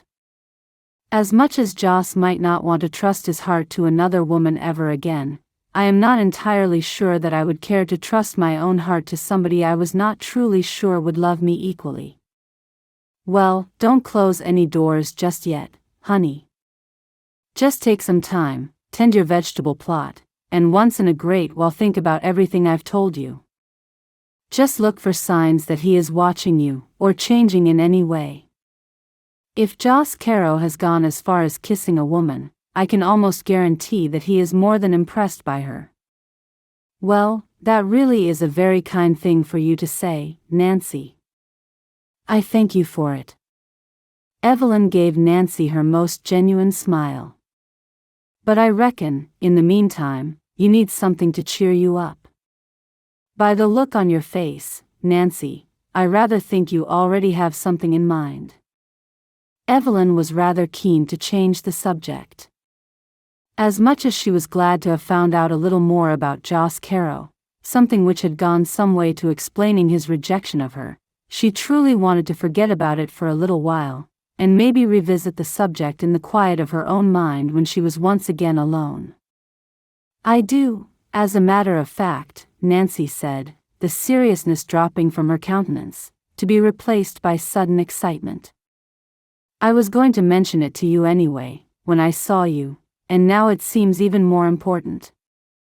Every year, the town puts on their own play at Christmas, Nancy said, almost as if that would explain everything.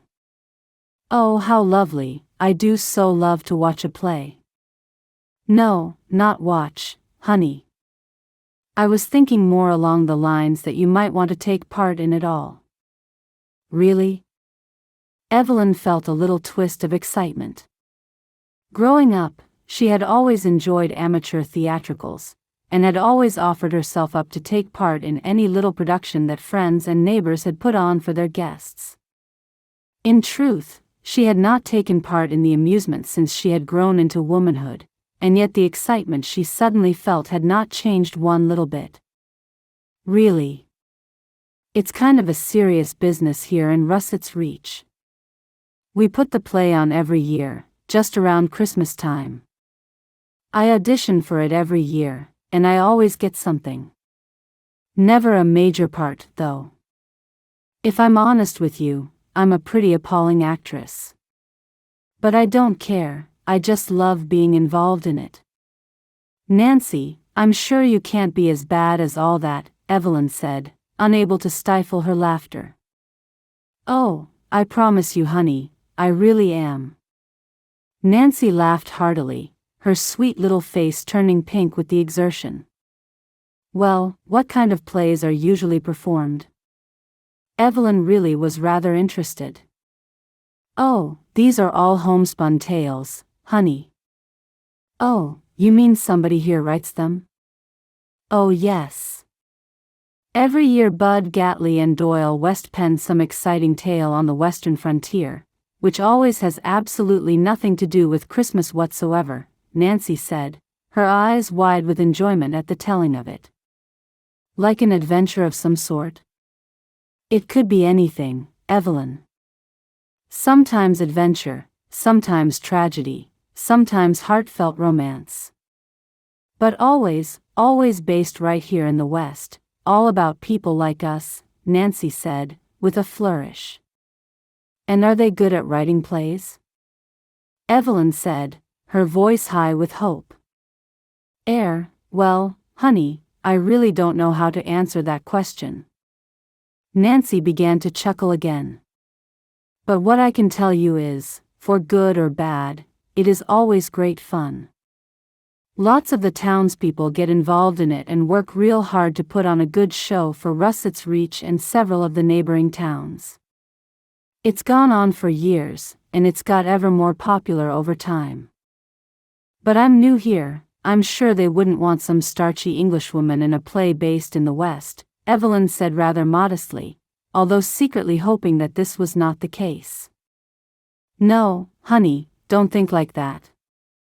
Everybody gets a go, and a lot of people who get involved in it like to do some of the other stuff, you know. Like making props and scenery and dresses and what have you. It really is a great time of year when people are getting ready for the play, because it seems to bring so many of us together.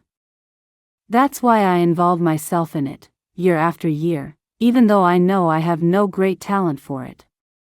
I just enjoy it, honey, and I think you would too. Oh, I'm sure I would enjoy it, Nancy. Evelyn said, her tone suddenly breathy and excited. I must admit, I always got involved in every amateur theatrical going back home in England, not for many years now, but always when I was a girl. I used to love taking part. Oh well, then I shall have to insist, Evelyn, that you come with me to the auditions at the end of the week, Nancy said, smiling brightly. Well, where are they held? The auditions are always held in the assembly barn. You know, the one where we hold the barn dances and such like. Oh, that's wonderful. And is that where the plays are put on as well? Sure is, honey. You know, Nancy, I rather think I would like to come to the auditions with you, Evelyn said quietly, almost as if the two of them were sharing a secret. All right, well, it's settled then. The women's auditions are on Wednesday evening, when everyone is free of work. Women's auditions? Evelyn said, somewhat confused. Yes, sounds kind of strange, doesn't it, honey? The thing is, so many people in the town are keen to be involved that there really are too many people to get through in one evening. So anyway, a few years ago, Bud Gatley decided to split the auditions up and could think of no easier way of doing it than having a men's night and a women's night. Oh, my dear Nancy, that is quite simply priceless. Evelyn could not help but giggle at the idea of the auditions being so crudely split. However, that so many people turned up to audition seemed like a most encouraging and exciting thing to Evelyn. As much as she would very much like to get a part in the play, in truth, Evelyn was equally looking forward to going along to the audition evening with Nancy. If nothing else, it would be just one more thing to help take her mind off her persistent feelings of rejection. Evelyn was not so sure that she wanted to very much contemplate the history of Joss and his old childhood sweetheart, Cara Vernon. Rather, she thought her time would be better spent actively looking forward to the auditions, and hoping that something would come of it which would keep her suitably occupied from now until Christmas. So, you really want to come with me? Nancy asked, her eyebrows raised high in expectation. Oh yes, Nancy, I most certainly do. Evelyn nodded, her eyes bright with excitement. So do you have any idea what the play is about this year? Evelyn, honey, I know everything, Nancy said with a cheeky laugh. Not only do I know the entire content of this year's Russett's Reach annual Christmas play, but I already have a very good idea which non-speaking townsperson I am going to try very hard to secure the part of. Non-speaking townsperson? Evelyn asked, feeling herself on the verge of raucous laughter. Oh, I am always a non-speaking townsperson of some sort or other, Evelyn honey. I told you before, I really am a very bad actress. Nancy. Evelyn said, finally giving in to laughter. Well, let's have another cup of tea, and you can tell me the whole play from one end to the other. Chapter 5. Are you quite serious, Evelyn? Amelia asked, clearly wondering whether or not it was appropriate to laugh. I most certainly am, Amelia. You know how I like to be involved in amateur theatricals. Evelyn kept her tone light and jolly. In truth, she and Amelia were very different in their interests. Evelyn had always been an avid reader and devourer of stories in any form.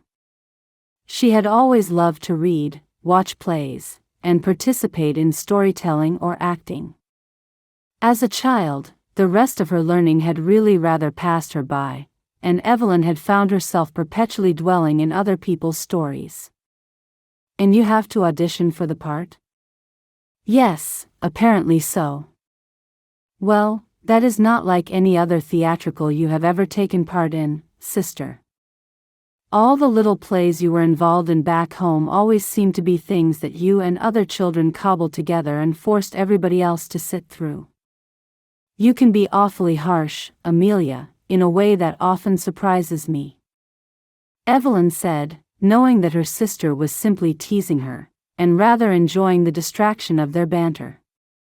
I know I can, but you have to admit that I'm right, Amelia said, beginning to laugh in earnest. I really don't understand what it is you're finding quite so funny, Evelyn said, good-humoredly. It's not the idea of you being in a play, Evelyn. Heaven knows, I've seen you in enough of them over the years. It's the idea of you being in a play here. Here? You mean in Russet's Reach? Evelyn asked, her eyebrows raising with interest. Yes, here.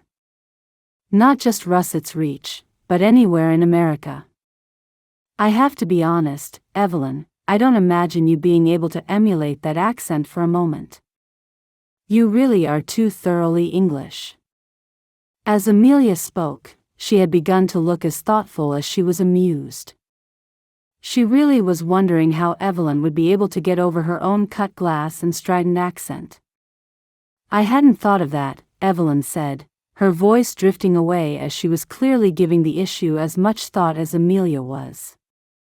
Perhaps they could change the play a little.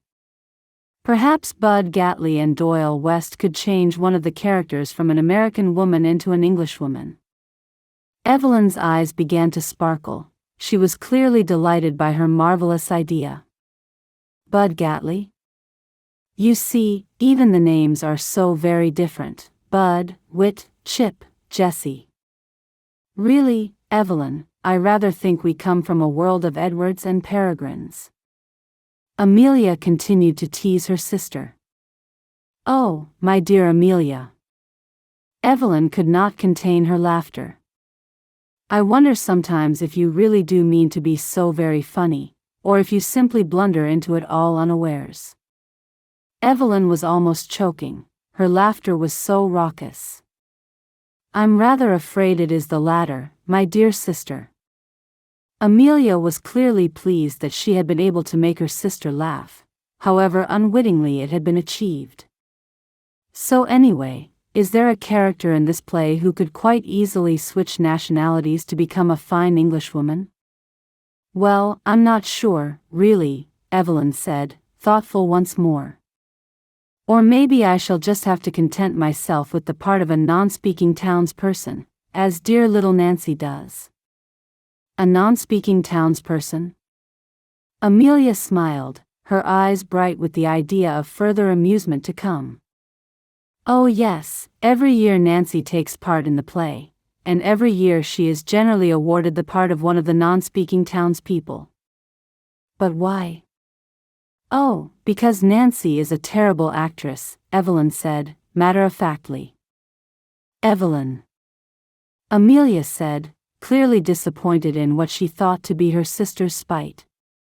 Not my words, Amelia, but Nancy's herself. Oh, I see. Amelia's tone was immediately all forgiveness. But if Nancy thinks herself to be such a dreadful actress, and if the playwrights confirm her theory by always giving her a non-speaking role, then why on earth does she persist? Amelia said, her expression the epitome of dumbfounded. Because she thoroughly enjoys it, year after year.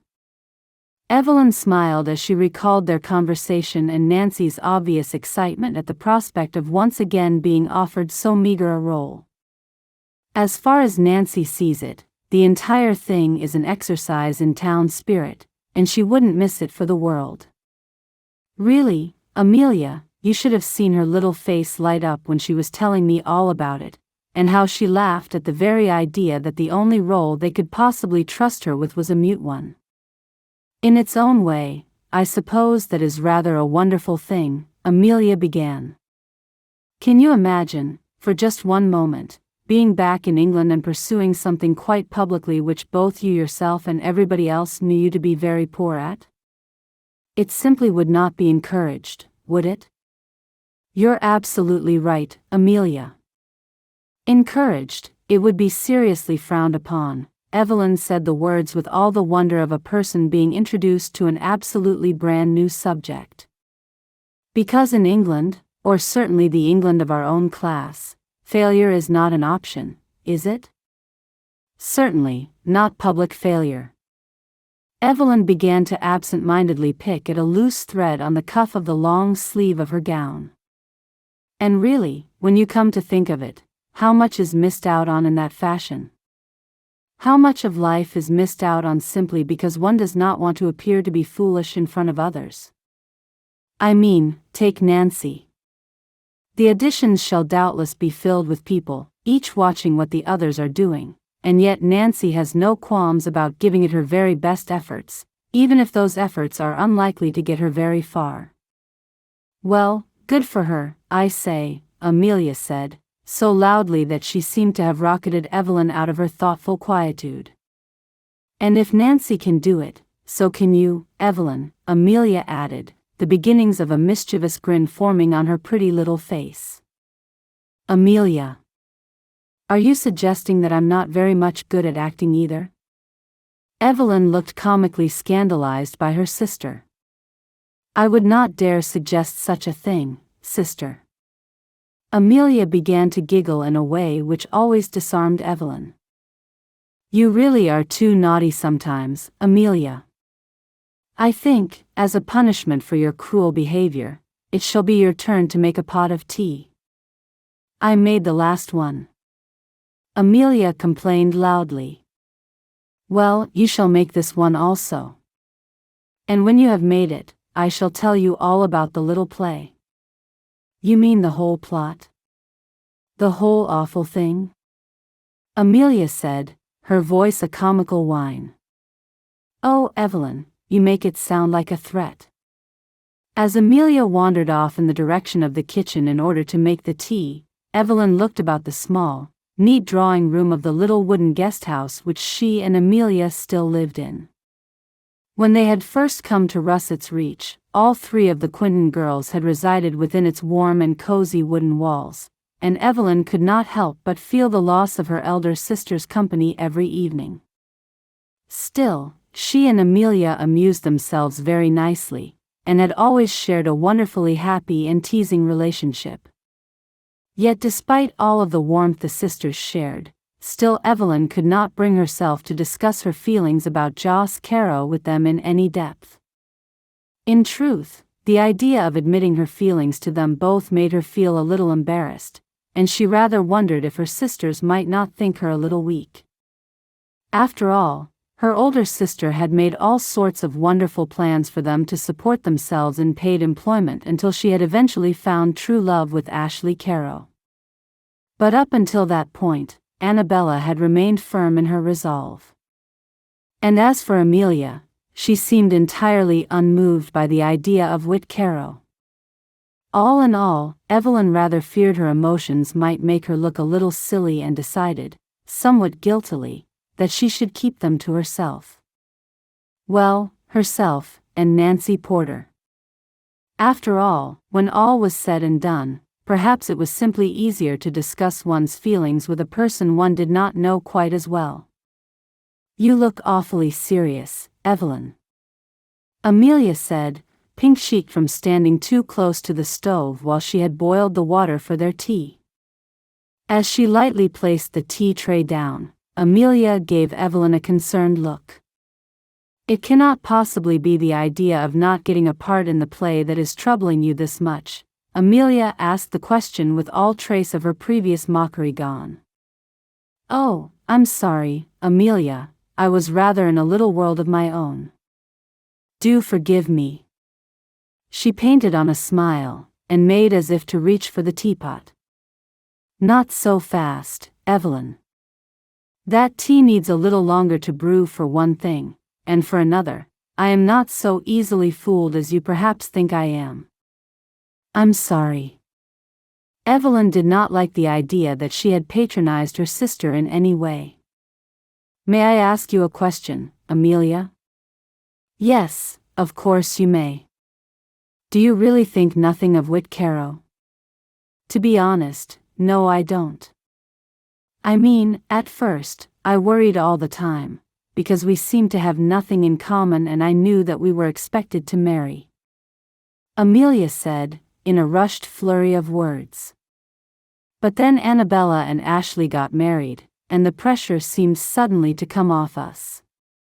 Did you not feel it? In truth, I did not, and I can't explain why, Evelyn almost whispered.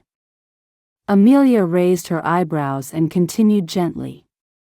Anyway, there seemed suddenly to be no real expectation for the remaining 4 young people to marry each other. I have to say, as soon as the threat to our security of home had been lifted, any ideas of my impressing Whit Carrow drifted away. Do you think nothing of Whit Carrow himself? I mean, is there nothing about the man that impresses you in his own right? I really have no idea, Evelyn. I have ceased to pay any attention to him since Annabella was married. I dare say it is not the young man's fault himself, but rather my residual anger at the state of things and the circumstances we were forced into. I think he feels the same way. We have been avoiding each other like a pair of cats, our fur all bristled as we cautiously stalk around and then pretend we never saw each other. Evelyn sat for a moment taking in this knowledge. I see, don't you find the circumstances have rather turned out for the best? Would you rather be back home in England where people dare not audition for a place simply because they might not be the very best at it? Or would you rather be here, where we seem somehow to have a greater freedom of expression and are not frowned upon for being ourselves? Oh, absolutely, Evelyn. I would not return to England if someone were to pay me. Amelia smiled and her eyes were bright and jubilant. Yet still I cannot think of our circumstances upon arrival without anger, Evelyn, and I do not see that ever changing. As for poor Whit Carrow, I dare say he will just be a casualty of war in that respect. Probably because he is simply the person I was expected to marry against my will. Despite the fact that I'm very well aware that he had no further choice in the matter than I. It is not his fault, but there it is. You amaze me, Amelia. At only 18 years of age, you already seem to have so much decided, Evelyn said, a little sadly. And yet You what? Evelyn, please do tell me what it is that is troubling you. It's just that I rather think about Joss Carrow from time to time. I cannot work out if it is because I actually like him, or if it is because I am determined never to be rejected again as our father rejected us. This is a very different sort of rejection, is it not? Amelia said, seeming somewhat confused, but keen to get to the bottom of her sister's malady. I rather find I cannot separate the two, Evelyn said, feeling inexplicably embarrassed, and knowing that she was blushing rather violently. Amelia reached out to her sister and took her delicate hand. I do not think you can look upon the fact that you are not married to Joss Carrow as a rejection, Evelyn. After all, I think we all rather took a step back and thought about things a little more sensibly after Ashley and Annabella married. If nothing else, their marriage has taught us all that the only type of marriage which should take place is one where both parties have fallen in love with one another. Exactly as happened to Annabella and Ashley. You are right, of course. I really will have to start looking at these things a little differently. Evelyn forced a smile which she felt sure had passed muster, judging by the look of contentment on her younger sister's face. How could she really tell her sister that Joss Carrow's rejection of her had not been theoretical, but absolute? How could she tell her younger sister that Joss Carrow had kissed her and then turned away from her and that it hurt so terribly? So, are you going to tell me about this dreadful play or not? Amelia had clearly assumed their topic concluded.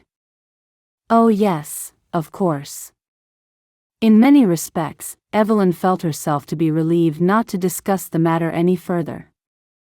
The play is one of many penned by two local Russets Reach men, Bud Gatley and Doyle West, as I believe I've already told you.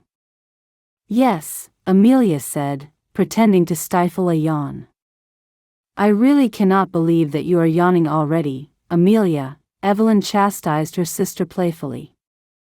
Anyway, the theme is rather one of a tortured romance. Evelyn raised her eyebrows somewhat dramatically. Oh, pray, do tell. Amelia was unable to hide her mocking tone. It is centered around a man called Waldhorn Shiver. Amelia interrupted noisily, almost choking on her tea. His name is Waldhorn Shiver? That's not a real name? Surely. Waldhorn Shiver is a rather tortured sort of a man. He has a sad heart and his ability to love another human being seems almost non-existent, Evelyn continued, ignoring her sister's choking laughter and the way she was spluttering over her tea. He is liked and well respected about the town, but nobody dares ever suggest he finds himself a wife, for it is the only question that releases his rather quick temper. Oh, dear me. Anyway, there is a woman, several years his junior, who lives in the same little western town. Her name is Elidora Sterrett. Elidora Sterrett? Another burst of laughter. Her name is Elidora Sterrett. Evelyn talked across whatever objection her sister was about to give over the name of the heroine of the piece. She has secretly adored him since she was a girl. Well, of course she has. Amelia supplied, in some presence of helpfulness. Deep down, Waldhorn Shiver knows how the young Elidora feels for him, but he never mentions it. Despite the fact that he is vehemently opposed to finding a wife, still he does not want to hurt the girl. Well, no, especially wise, since he is likely to end up marrying her. Amelia. Do stop trying to spoil things. Evelyn said, reaching out to lightly tap her sister's knee. Are you about to tell me that Waldhorn Shiver and Elidora Sterrett do not, in fact, end up by marrying? Amelia asked as she tried to keep her face from bursting into a grin. Very amusing, Amelia. Evelyn was trying to be serious despite the urge to laugh. But despite the fact that he does not want to hurt her feelings, he cannot help but behave in an occasionally rude and rather grumpy way towards the girl who has loved him for years. So what happens next, Evelyn? Waldhorn Shiver has a terrible accident on the ranch, Evelyn said, adding a little drama to her voice as the story began to build. Oh, he's a rancher? Amelia said, starting to pour more tea for them both. Like the Carrow boys. Yes, just like the Carrow boys. Evelyn was trying to keep her mind off Joss once more. Anyway, Waldhorn Shiver has been hurt very badly, and cannot even look after himself. Enter stage left, Miss Elidora Sterrett? Amelia said, asking her question in the style of one who already knows the answer. Yes, enter Miss Elidora Sterrett, who nurses him back to health, despite his sullen and grumpy ways. Amelia was openly laughing now. So Waldhorn Shiver sees the error of his ways and asks Elidora to marry him? Not quite, Amelia, Evelyn said, with a smile. She was starting to enjoy herself again. No indeed, once he's mended, Waldhorn Shiver is as grumpy and determined to face away from love as ever he was. Finally, broken-hearted, Elidora Sterrett realizes that he will never, ever love her. Deciding that it would break her heart to stay in the town and see him every day for the rest of her life, Elidora resolves to pack up and leave behind everything she has ever known. You know, I'm rather enjoying this now. You're ever so dramatic, Evelyn. Thank you, Amelia. Evelyn inclined her head graciously. But on the very day Elidora Sterrett is to leave town, Waldhorn Shiver finally comes to his senses. As he sees her holding on to her little bag of belongings and slowly walking away in the direction of the waiting stagecoach, he runs through the town after her, scoops her up into his arms, tells her he loves her, and begs her not to go. The end? The end. Although seated, Evelyn did a rather good job of performing a small and neat little bow for her highly amused and strangely appreciative audience of one. Bravo! Amelia said, clapping with over-exaggerated enthusiasm. I have to say, Evelyn, that really does sound like truly the most dreadful play I could ever imagine. Amelia. Anyway, I might not have it exactly right, as I had the whole thing from Nancy, who had it from Jessie Van Horn at the mail office. Apparently, Jessie Van Horn is rather good friends with Bud Gatley, so I dare say, give or take one or two minor errors, that is, in essence, the play. The actual circumstances themselves sound rather like a play, with Nancy, Jessie and Bud. Amelia, do behave. I might have the names wrong. Was it Waldhorn? Evelyn said, squinting off into space with a look of deep thought. Oh, I do hope so. I rather think the names are the best part of the whole thing. You're not very helpful, you know. I know, my dear sister, and I shall attempt to change my ways. Would you like me to come to the auditions with you? Absolutely not, Amelia. I want a chance of getting a part. I cannot be seen to be associating with the young lady who does nothing but giggle and snigger at the names throughout the whole thing. No indeed, if you go with me I am guaranteed never to have a part in the Russets Reach Christmas play for many years to come. I take your point. Perhaps then, I shall provide support when the time comes for you to practice your lines. Well, I haven't got a part yet, have I? Oh, I have every faith in your abilities, Evelyn. I'm sure you shall secure yourself a wonderful role. Perhaps you will even play the fated Elidora Sterrett herself. I hardly think a newcomer such as myself would get a leading role, do you? Evelyn said, wistfully looking off into the middle distance, a little thrill of hope in her heart.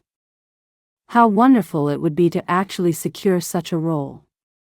For surely that would be something for her to get her teeth into, which would keep her brain fully occupied from here until Christmas. Anything to take her mind off Joss Carrow. And please, don't mention the fact that I'm going to the auditions to anybody, will you, Amelia? Why ever not? Amelia said, almost as if she had been denied a fundamental right. Because I am not sure I shall get a part, and I should feel terribly embarrassed if everybody here was waiting to find out how I'd got on, and I have to come back and tell them that I had failed. Then you're not going to take a leaf out of Nancy Porter's book, then? I would love to be just like Nancy, in truth. However, at this moment in time, her wonderful attitude is something that I simply aspire to. A lifetime of nurture cannot be dissolved overnight, Amelia. Anyway, please simply just keep it to yourself. Of course I shall, Evelyn. I shall not breathe a word. But if you do get the lead character, I want to be there when you tell everybody. All right, Amelia. Evelyn could not help but laugh at her little sister. Just as you wish. Joss had wandered over from the ranch house to have a quick look at his horse, Flory, before he turned in for the night. Ever since she had thrown the shoe out on the plains, his dear old horse seemed to have been sickening for something. She wasn't ill, exactly, rather she seemed to be trapped in a fog of melancholy, in that unusual way that horses have. While he was sure it was nothing specific, Flory was his particular favorite, and he cared greatly about the horse. As he made his way across the gravel, a noisy bout of delighted laughter seemed to float across the yard towards him from the little guest house where Evelyn and Amelia still lived. In truth, it wasn't the first time he'd heard the girls' happy laughter on the cool evening air. It was, however, the first time he had heard it since that terrible day when he had kissed Evelyn. A part of him was gratified to know that Evelyn was, in some small way at least, recovering from the whole thing. In the 2 days following the fateful horse and cart riding lesson, Joss had developed a very deep fear that he had hurt her so badly. In those 2 days, he did not set eyes upon her once. When he had inquired after her on the second day, Amelia had told him that her sister had been feeling unwell and that Amelia herself had demanded she stay in bed. Since Amelia seemed to bear him no ill will, Joss knew that Evelyn had told no one of the kiss. Guilt had curdled his stomach, but he managed to keep his expression blank. Joss took one last wistful glance and then continued on into the stable. He was not really liking himself for hovering outside the guest house, acting as some kind of eavesdropper, and yet he wanted to sneak up to the wall and listen to the women speak. What was wrong with him? In the barn, Flory snorted when she saw him, and gently raked her hoof across the hard dusty ground of the stable. Joss was more than gratified to see it, knowing that it signaled Flory's pleasure in his presence. Reaching into his pocket, Joss took out the 2 small sweet carrots he had stowed there. He studied them for just a moment before handing them over to his greedy horse, vaguely contemplating the fact that they had most likely been grown and picked by Evelyn's fair hands. In truth, from the moment he had kissed her, Joss had been able to think of nothing and nobody but Evelyn. In the days which had followed, many times Joss had wondered if he should perhaps have explained his curious actions to her.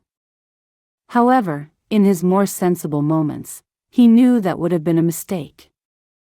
Whatever information he had given to Evelyn, she would have found a way of talking around it. How could he tell her that he would never, ever trust a woman again? How could that do anything other than offend her? Yet still, he had an almost overwhelming desire to explain himself and somehow soothe her hurt.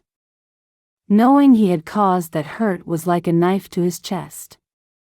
Still, Joss knew deep in his bones that if he indulged his very real caring for Evelyn Quentin, it would most certainly be his downfall. If he followed his heart, he would most certainly fall in love with her. If he fell in love with her, he risked a repeat of the last time he had opened his heart to somebody. He risked betrayal. Joss knew that he simply could not do that ever again. Chapter 6. On the morning of the auditions, Evelyn set off to town with her very first consignment of produce from what she was now referring to as the market garden. October was almost at an end, and the chill of the approaching November was making itself known in the air. However, she had wrapped up warmly, and felt further warmed by her own elevated spirits. The very fact that Evelyn was delivering her first consignment of produce gave her something of a thrill of achievement. Undoubtedly, this was what Annabella had experienced the first time she had walked in through the doors of Joshua Colgan's attorney practice. Albeit that her employment had been short, it had been secured with determination and purpose, and that was rather how Evelyn felt as she drew up outside of Mr. Pulver's grocery store. The lovely man had come out to greet her, fully determined that he should help her to unload the few small boxes of vegetables which she had brought with her. "How very kind of you, Mr. Pulver." "I'm most terribly grateful," she said as they each took a box and walked into the store together. "No problem at all, ma'am.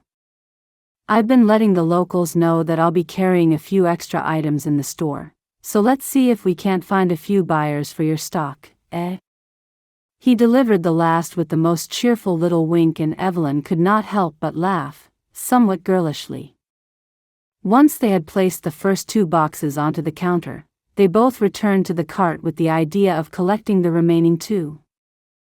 Mr. Pulver reached in and took one of the 2 remaining boxes. As Evelyn made to lean in and collect the last of them, there came a rather deep and resonant voice from behind her. "Oh, please, allow me, ma'am." Evelyn turned to see a man standing almost directly behind her. As she looked critically at him, he touched the brim of his hat and smiled at her warmly. "I'm sorry, ma'am, if I startled you. I just wanted to help." He continued to smile at her, and Evelyn was struck by the fact that he was extremely handsome. He was rather tall and broad, although not quite so big as Joss Carrow. Thick dark hair sat atop very dark eyes, and his skin was rather olive in its complexion. All in all, he rather looked as if he had hailed from somewhere in the Mediterranean. As she glanced up, she was pulled to him and realized that his eyes, the liquid brown of bitter chocolate, had something of a hypnotic quality. "Oh, yes. Evelyn faltered, feeling her cheeks flaming red.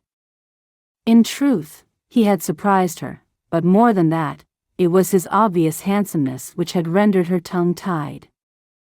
"Forgive me."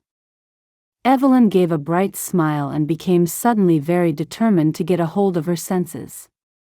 "You did rather startle me, but I am most terribly grateful for your offer of assistance," she said, stepping aside so that the handsome dark-haired man might reach into the cart and take out the last of the boxes. Once he had secured the box, Evelyn led the way into the grocery store. The man lightly placed the box onto the counter, nodded a greeting at Mr. Pulver, and began to peruse the shelves of the little store. While Mr. Pulver and Evelyn talked, once again reaffirming their original terms, the dark-haired man lifted various items from the shelves and began to create a little pile on Mr. Pulver's counter. Evelyn noticed that he had selected soap and a comb from the shelves. As he talked, Mr. Pulver absently began to pack the items for the man, scribbling down the running total of the prices on a piece of paper he kept on the counter. "Would you mind very much, Mr. Pulver, if I drove down in the morning just to see if anything has sold?" Evelyn said, unable to hide her excitement. "You can come down any time you like, Miss Quentin," Mr. Pulver said with a kindly chuckle. "I really am most terribly excited. I do hope at least one person buys some of my vegetables." "Oh, I'm sure they will, Miss Quentin. They all look so good. You've certainly got the knack of growing them well." As they continued to chatter, Evelyn's attention was drawn once again by the dark-haired man. He had reached into one of the boxes and taken out 2 large potatoes. He placed them rather matter-of-factly on the counter before making his way back to the shelves for another look. Mr. Pulver looked at her with yet another wink of encouragement, and Evelyn smiled back at him excitedly. It was such a silly thing, but to see something she had produced being useful was an amazing feeling. Evelyn could have stood there all day, but she decided that she should take up no more of Mr. Pulver's time. Also, she was keen to return home so that she could make herself ready for the auditions later in the evening, so she bid Mr. Pulver good day, with a promise to return to him in the morning. Once outside, it took Evelyn some minutes to lift up and secure the back panel of the cart, which she had dropped in order that she could reach in more easily. Putting the whole thing back together was a rather much more complicated affair than taking it down had been. While she had managed perfectly well back at the ranch, she was finding that it was somehow rather defeating her.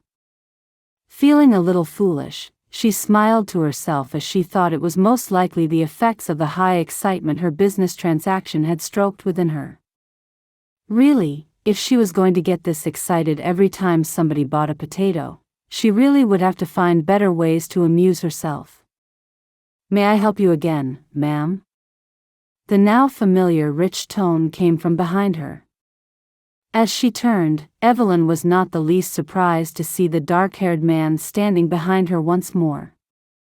Without speaking, he gently placed his groceries on the ground, and took a step towards her to assist. Oh, dear me. For you to have to help me twice in just a matter of minutes makes me look rather more incapable than I really am. Evelyn laughed as she once again stepped aside and allowed him to help her.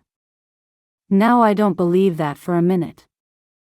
I feel pretty sure that a young businesswoman like you is more than capable of anything she sets her mind to. There really was something velvety and soothing about his voice, rather like warm honey. In a matter of seconds, he had lifted the back panel of the cart and secured it firmly in place. Evelyn smiled at him. She really did feel rather foolish. I'm afraid I really have only just started up in business, and I think the excitement of it all has made me a little clumsy. That's understandable, any business venture sure gets the emotions going. He laughed, displaying a row of beautifully straight and white teeth which stood out most pleasingly against the olive of his skin. So, do you grow the vegetables yourself? I do. Well, my sister and I grow them. We live up on a ranch just out of town. The Carrow Ranch, if you know it? Evelyn said, the conversation making her feel somewhat more in control again. I'm afraid I don't, ma'am. I'm new here in town. I've only been here just a couple of weeks. Still, I'm not so new that I don't realize your accent makes you very far from home. He raised his eyebrows in silent question. Well, I am rather a long way from England, but I've come to look upon Russet's Reach as my home now. It sure is a fine place to call home, or at least it certainly seems that way to me, he said, smiling broadly at her once again. So how long have you been here? Nearly 4 months now, but in truth it seems so much longer. You see, everybody in Russet's Reach is so friendly, and so welcoming, that you feel as if you have been here your whole life. Evelyn found herself smiling as she thought of all the wonderfully genuine people she had met in the town. Yes, everyone I've met so far seems real friendly. Present company included. He added the last in a somewhat lower and more personal tone. Thank you kindly, Mr. Burkett. The name's Brett Burkett. It's very nice to meet you, Mr. Burkett. I am Evelyn Quentin, she said, holding her hand out for him to shake in an almost shy manner. Quentin? Not Carrow then? He asked, and she noticed his eyes searching her left hand for any sign of a wedding ring. No, not Carrow. I live with the Carrow family but, well, Evelyn really didn't know how to finish the sentence. After all, Brett Burkett was, in essence, a total stranger. I'm sorry, Miss Quentin. I've made you uncomfortable. Please forgive me. I see a pretty girl like you and my manners seem to fly right out the window. He looked right into her eyes for a moment, narrowing his own in a way which made her subconsciously hold her breath for a few seconds. Oh, please don't mention it, Evelyn said, unsure how to proceed. In truth, the intensity of his gaze was rather giving her the feeling that she wanted to bolt away from him. Not that she was in any way uncomfortable by his presence, but rather she felt a little overwhelmed by him. Brett Burkett seemed unabashed in his appraisal of her, and Evelyn had never known such a thing in her life. Coming from a world where nobody ever truly said what they meant, to have a man she had just met remark upon her beauty, albeit in a rather indirect way, did much to unsettle her. Evelyn did not know whether or not she was actually pleased at their meeting, and began to feel that she would not be able to decide upon that fact one way or the other until she was entirely alone. As with so many things she had come across in her new home, Evelyn once more felt the need to examine the circumstances in quiet and private before being able to search herself to find out what she really felt about it all. "Well, I suppose I ought to get on my way, ma'am," he said, releasing her from his hypnotic dark-eyed stare and taking a small step back from her. That tiny movement seemed to break the spell of intensity, and Evelyn felt herself to be a little relieved by that. "Oh yes, of course. I dare say I ought to be on the move too," Evelyn said, regaining her composure. "Well, it was extremely nice to meet you, Mr. Burkett." She began to make her way to the side of the cart. Without a word, Brett Burkett was suddenly at her side, taking her hand and helping her up into the driver's seat. "I thank you, sir," Evelyn said, with a gentle incline of her head. "My pleasure, Miss Quentin. I do hope to see you again very soon." Evelyn smiled back at him once more before turning to take the horse's reins. Feeling somewhat disquieted, Evelyn shook the reins rather too hard, resulting in something of a sudden take-off. The movement had frightened her a little, but she fought the urge to pull sharply back on Oscar's reins, halting him there and then. She didn't want to make a fool of herself in front of the handsome Mr. Burkett, and felt that showing herself up to be a novice cart driver would be a surefire way of doing just that. And so it was that she made her way out of Russet's reach at a somewhat less than sedate pace. Later that day, as Evelyn set off for Russet's reach once more, the feeling of driving the cart felt a lot less strange and a lot more familiar. Undoubtedly, the practice was doing her good. As she ambled down the long road into Russet's reach, Evelyn lingered upon the fact that learning to drive the cart had given her so much more freedom of movement. Prior to developing her new skill, any trip to Russet's reach would involve at least one other person. Whilst Claudine and, in truth, all of the Carrow boys, had been more than accommodating in driving Evelyn and her sisters wherever they needed to go, Evelyn had always felt a little uncomfortable in asking, and therefore had spent much more time on the ranch than she ordinarily might have done. Now it felt as if she had her freedom. Evelyn had felt a certain lightness of being as she had rather inexpertly attached Oscar to the cart, climbed in and, without a word to anyone but Amelia, had set off for town. Evelyn was to meet Nancy outside the haberdashery, and both would walk the rest of the way to the assembly barn. She would leave the horse and cart tethered outside Nancy's little store, as the two women planned to walk back together when the additions were complete. "You sure are coming to terms with driving, Evelyn," Nancy said brightly. "In truth, Nancy, I absolutely adore it. I mean, I do rather make mistakes at times, but that's all part of learning, I suppose." Evelyn thought particularly of her rather less than graceful departure from the handsome Mr. Burkett earlier that day. What on earth must she have looked like bobbing about on the driver's seat, limp and helpless, almost like a rag doll? "What are you smiling at? You look like you're about to laugh, Evelyn," Nancy said, seeing the obvious look of amusement on Evelyn's face. "I was just thinking about earlier today.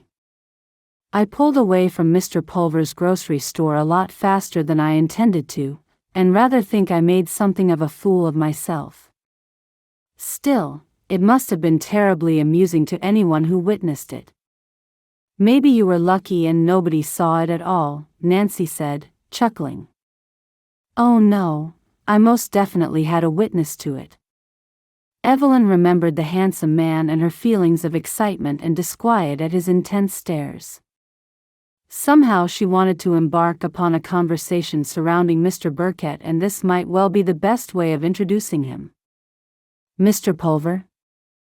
Nancy said, her eyes shining with mirth. No indeed, Mr. Pulver was safely back inside his store, she said with a light shrug. "No, it was a gentleman I had just met. I believe he told me his name was Brett Burkett." Evelyn hoped that feigning confusion regarding his name might go some way to disguising her interest in him. It was true to say that she had given Mr. Burkett some little thought over the afternoon, and rather wondered if she wasn't encouraging herself to do so. After all, for every moment that she spent thinking about her fluster-ridden encounter with the handsome stranger, the less time she spent torturing herself with thoughts of Joss Carrow.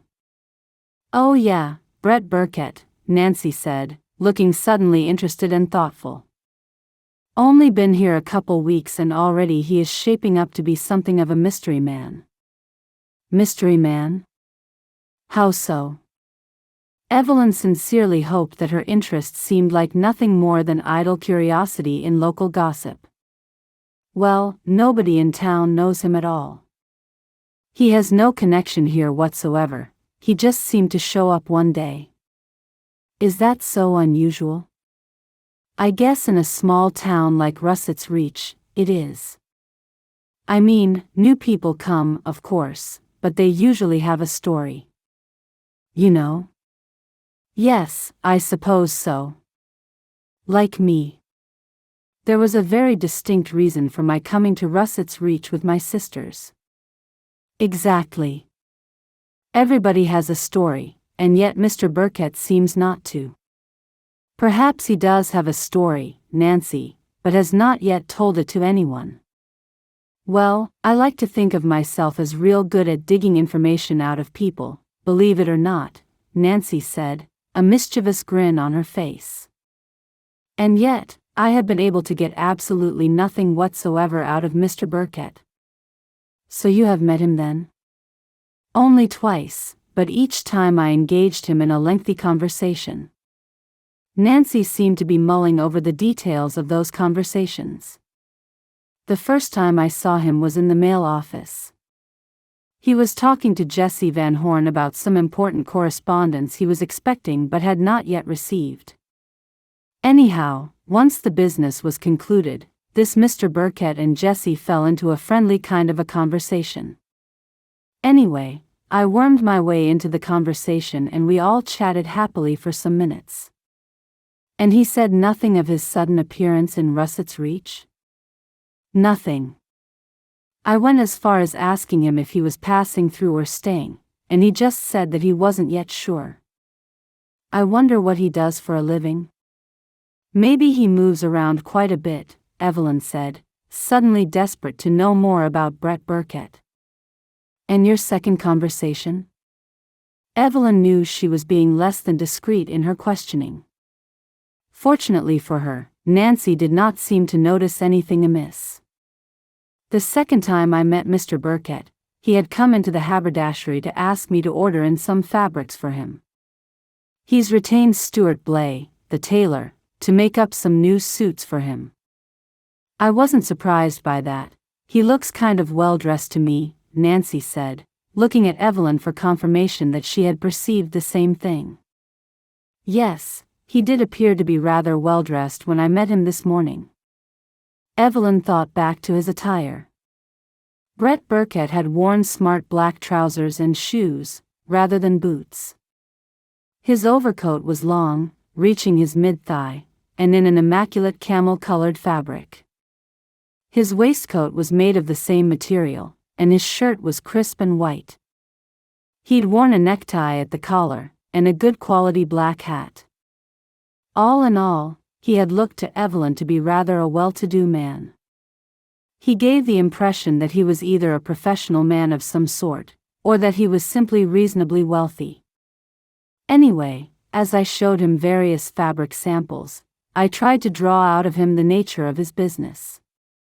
You see, he alluded once or twice to work, but didn't actually say what that work was.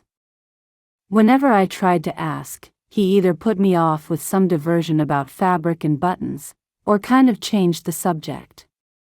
I don't know, I might just be reading something into it, but it seemed to me that he very much wanted to keep his business to himself. Not that that's a bad thing, I suppose, Nancy finished in a tone of voice which very much suggested that a person who would not part with every personal detail of their lives was, most definitely, hiding something. Evelyn took a few deep breaths, knowing that if she laughed, there would be no way she could explain herself to Nancy, and she really did adore the tiny blonde woman. Perhaps he is just a little reserved in those matters. I must admit, I can be something similar myself. I think perhaps sometimes I take some time to get to know people properly before I feel comfortable enough to converse freely with them. Not anymore, honey. You do just fine, believe me, Nancy said, a warm and encouraging smile on her pretty little face.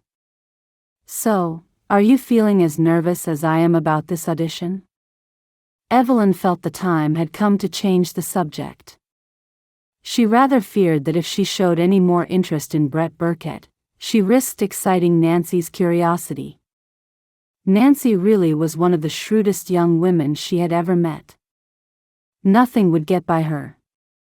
Oh no, I'm really looking forward to it.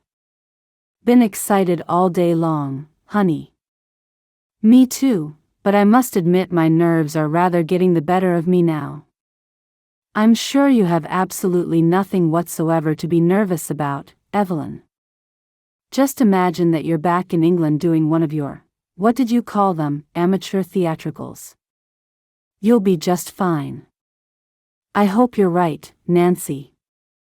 Evelyn gave a nervous little giggle. For here we are.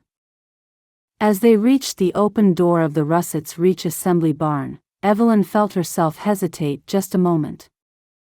As she slowed to a halt, Nancy lightly took her hand and gently pulled her through the door into the hustle and bustle of the barn. Chapter 7. As Evelyn looked about her, she could hardly believe quite how many of the local townswomen were crammed into the building. Nancy had said that the play was a popular event for some, and pastime for others, and yet she could never have imagined how many people would show an interest. The room bustled with excitement. Looking at all those people who all knew each other, she felt rather nervous at the idea of so much competition for a part in the play. However, with so many other people there, Evelyn rationalized that they could not all possibly be skilled actresses.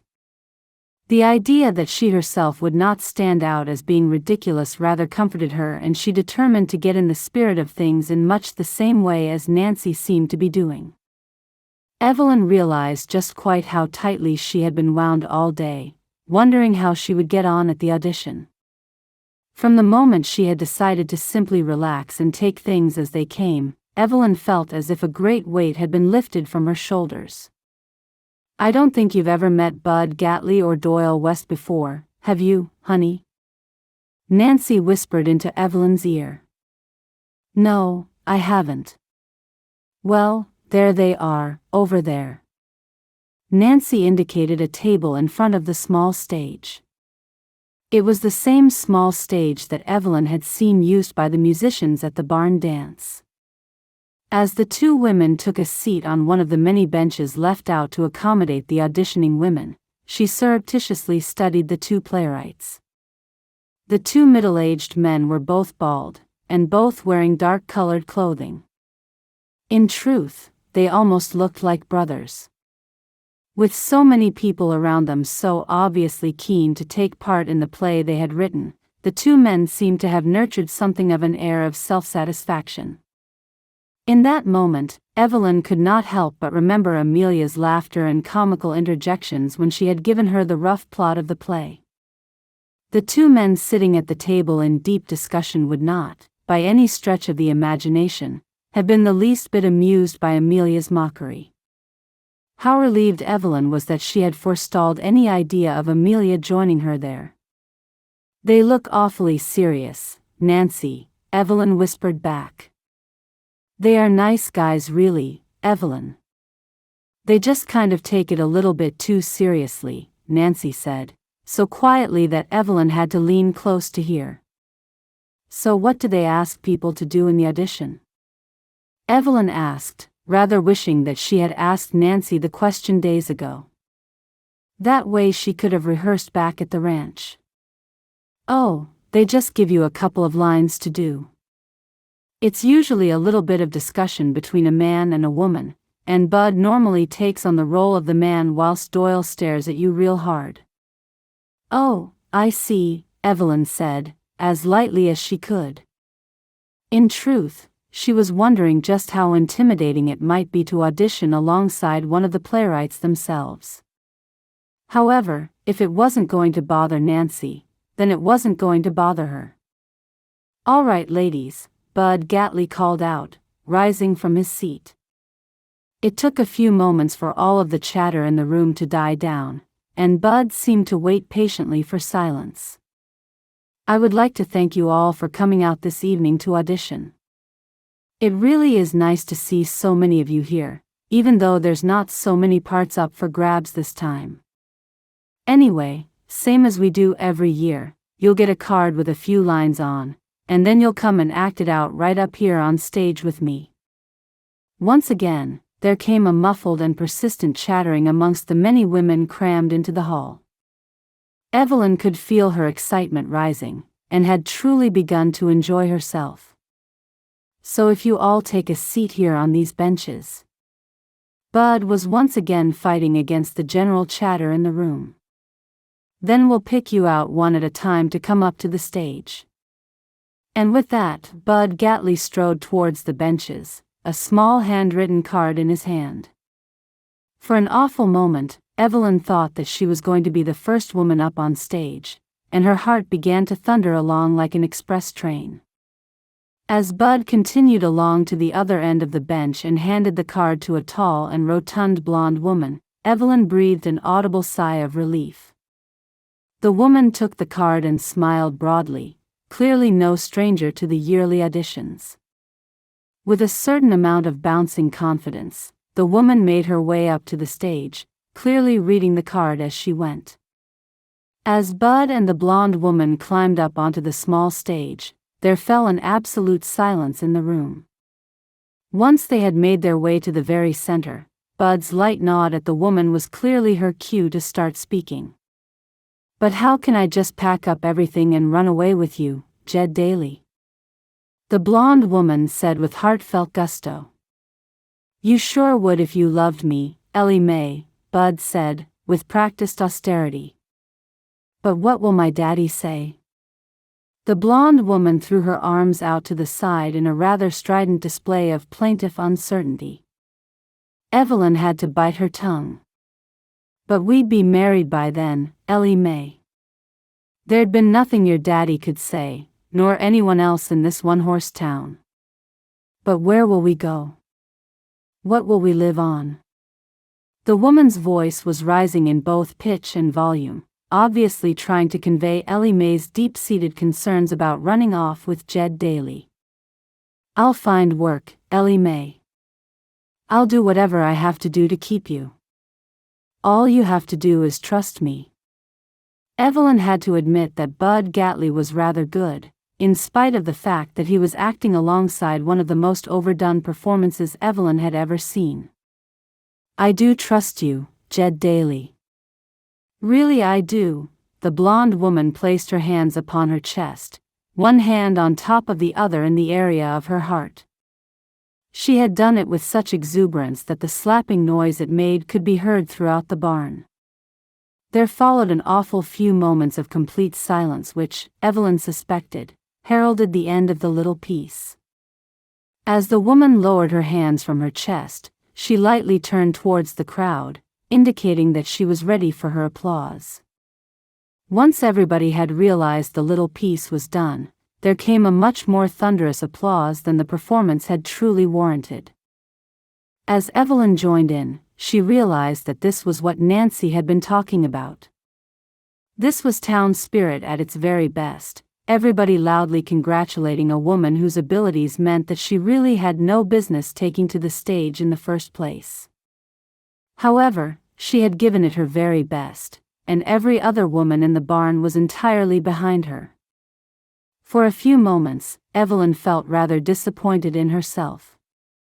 She had felt amused by the woman's performance, and rather relieved that her own would undoubtedly look all the better for it. But that was not what Russet's Reach was all about.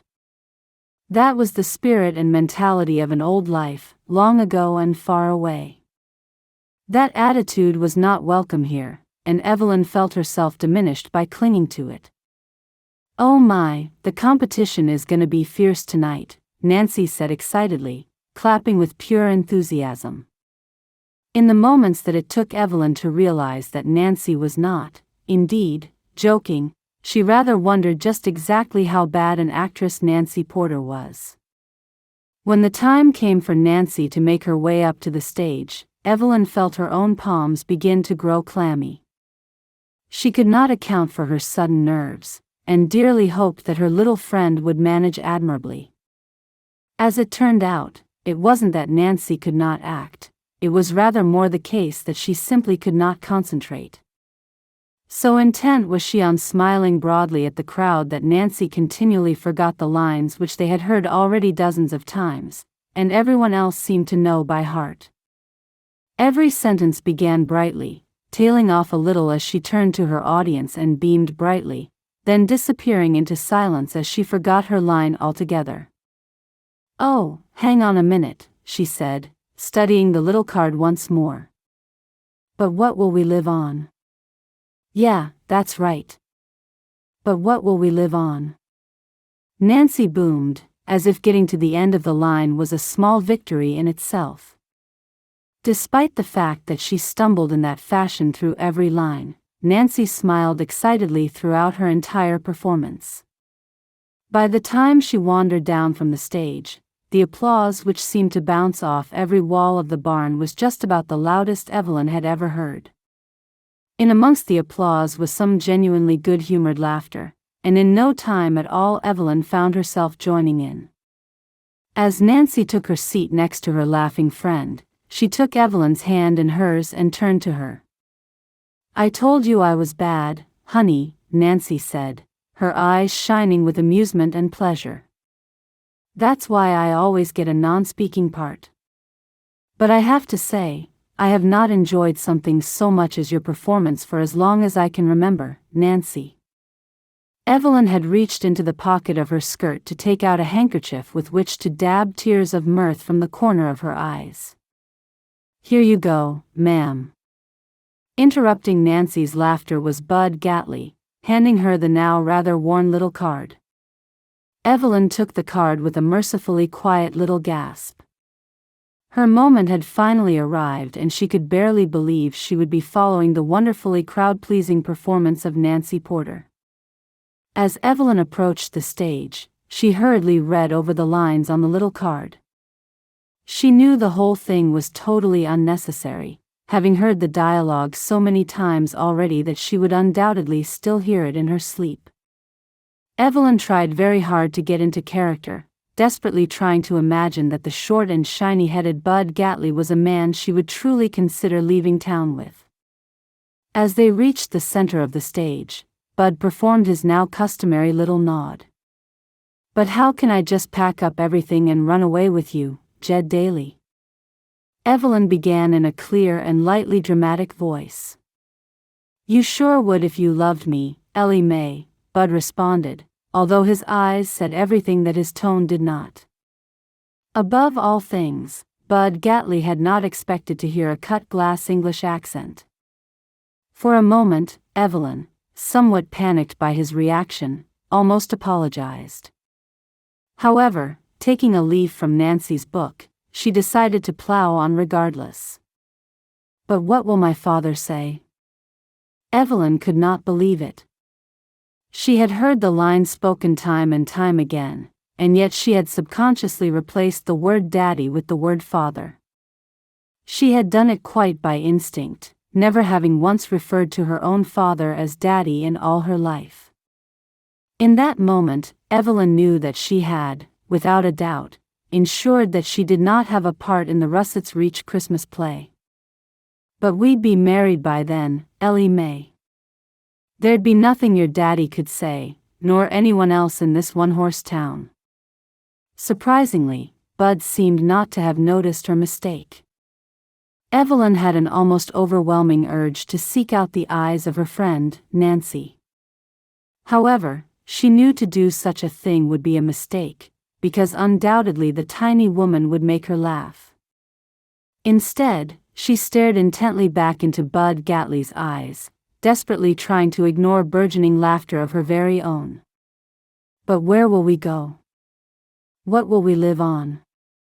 For reasons best known to the good Lord himself, Evelyn took a step towards Bud Gatley as she spoke, holding out a hand to him. She had finally found the real meaning of town spirit, and hoped that with her slightly over-egged performance, she would at least provide her friend Nancy with some amusement. "I'll find work, Ellie Mae. I'll do whatever I have to do to keep you. All you have to do is trust me." Bud, seemingly impressed by her visual performance, reached out with his own hand and, quite unbelievably, took hers in his as if it was the most natural thing in the world. "I do trust you, Jed Daly. Really, I do." Evelyn finished with a quiet dignity as she inclined her head towards her acting partner. Much to her surprise, the crowd's applause was almost as loud as it had been for the hilarious performance given by Nancy Porter. Evelyn could only conclude that they had, indeed, found her rather funny. "Thank you, ma'am," Bud said to her quietly as he ushered her off the stage. All the way back to her seat, Evelyn fought to control her laughter, only giving into it once she had reached Nancy's side. "Oh, that was wonderful, honey," Nancy said, her eyes wide and her smile genuine. Evelyn could hardly believe that Nancy was not laughing. "But I made such a dreadful mess of it, Nancy," Evelyn choked out on the wave of a chuckle. "Did you hear how I said father instead of daddy?" She raised both hands to her burning cheeks in embarrassment. "And it was a very good move, Evelyn. Father sounded much more fitting in your accent than Daddy would have done. Definitely the best performance I've seen tonight." Evelyn reached out and squeezed Nancy's hand. For the self-confessed worst actress in the room to proclaim Evelyn's performance a good one seemed hardly to be a reliable appraisal, and yet it filled her with warmth that her friend would think so. There was a further hour of female auditions, and yet somehow the crowd, Evelyn included, remained as interested and alert as they had been at the very beginning. Although they had all heard the lines time and time again, not one person seemed to be growing bored with them. "I must say, Nancy, that I rather hope these lines aren't part of the actual script," Evelyn said, whispering into Nancy's ear. "Even if they were, honey, I'd still have trouble getting them right." Nancy was doing her best to stifle a giggle in the silence which surrounded yet another performance of the little scene. With all the performances out of the way, the general chatter seemed to fill the barn once more. Some of the other women of the town had made their way over to where Nancy and Evelyn were sitting, each one of them keen to hear Evelyn speak some more. Every one of the ladies was complimentary, and kept asking her to say different things just so that they could listen to her English accent. Despite feeling a little awkward at being the center of attention, Evelyn had to admit that she rather enjoyed the warmth of the ladies who had come over to join them.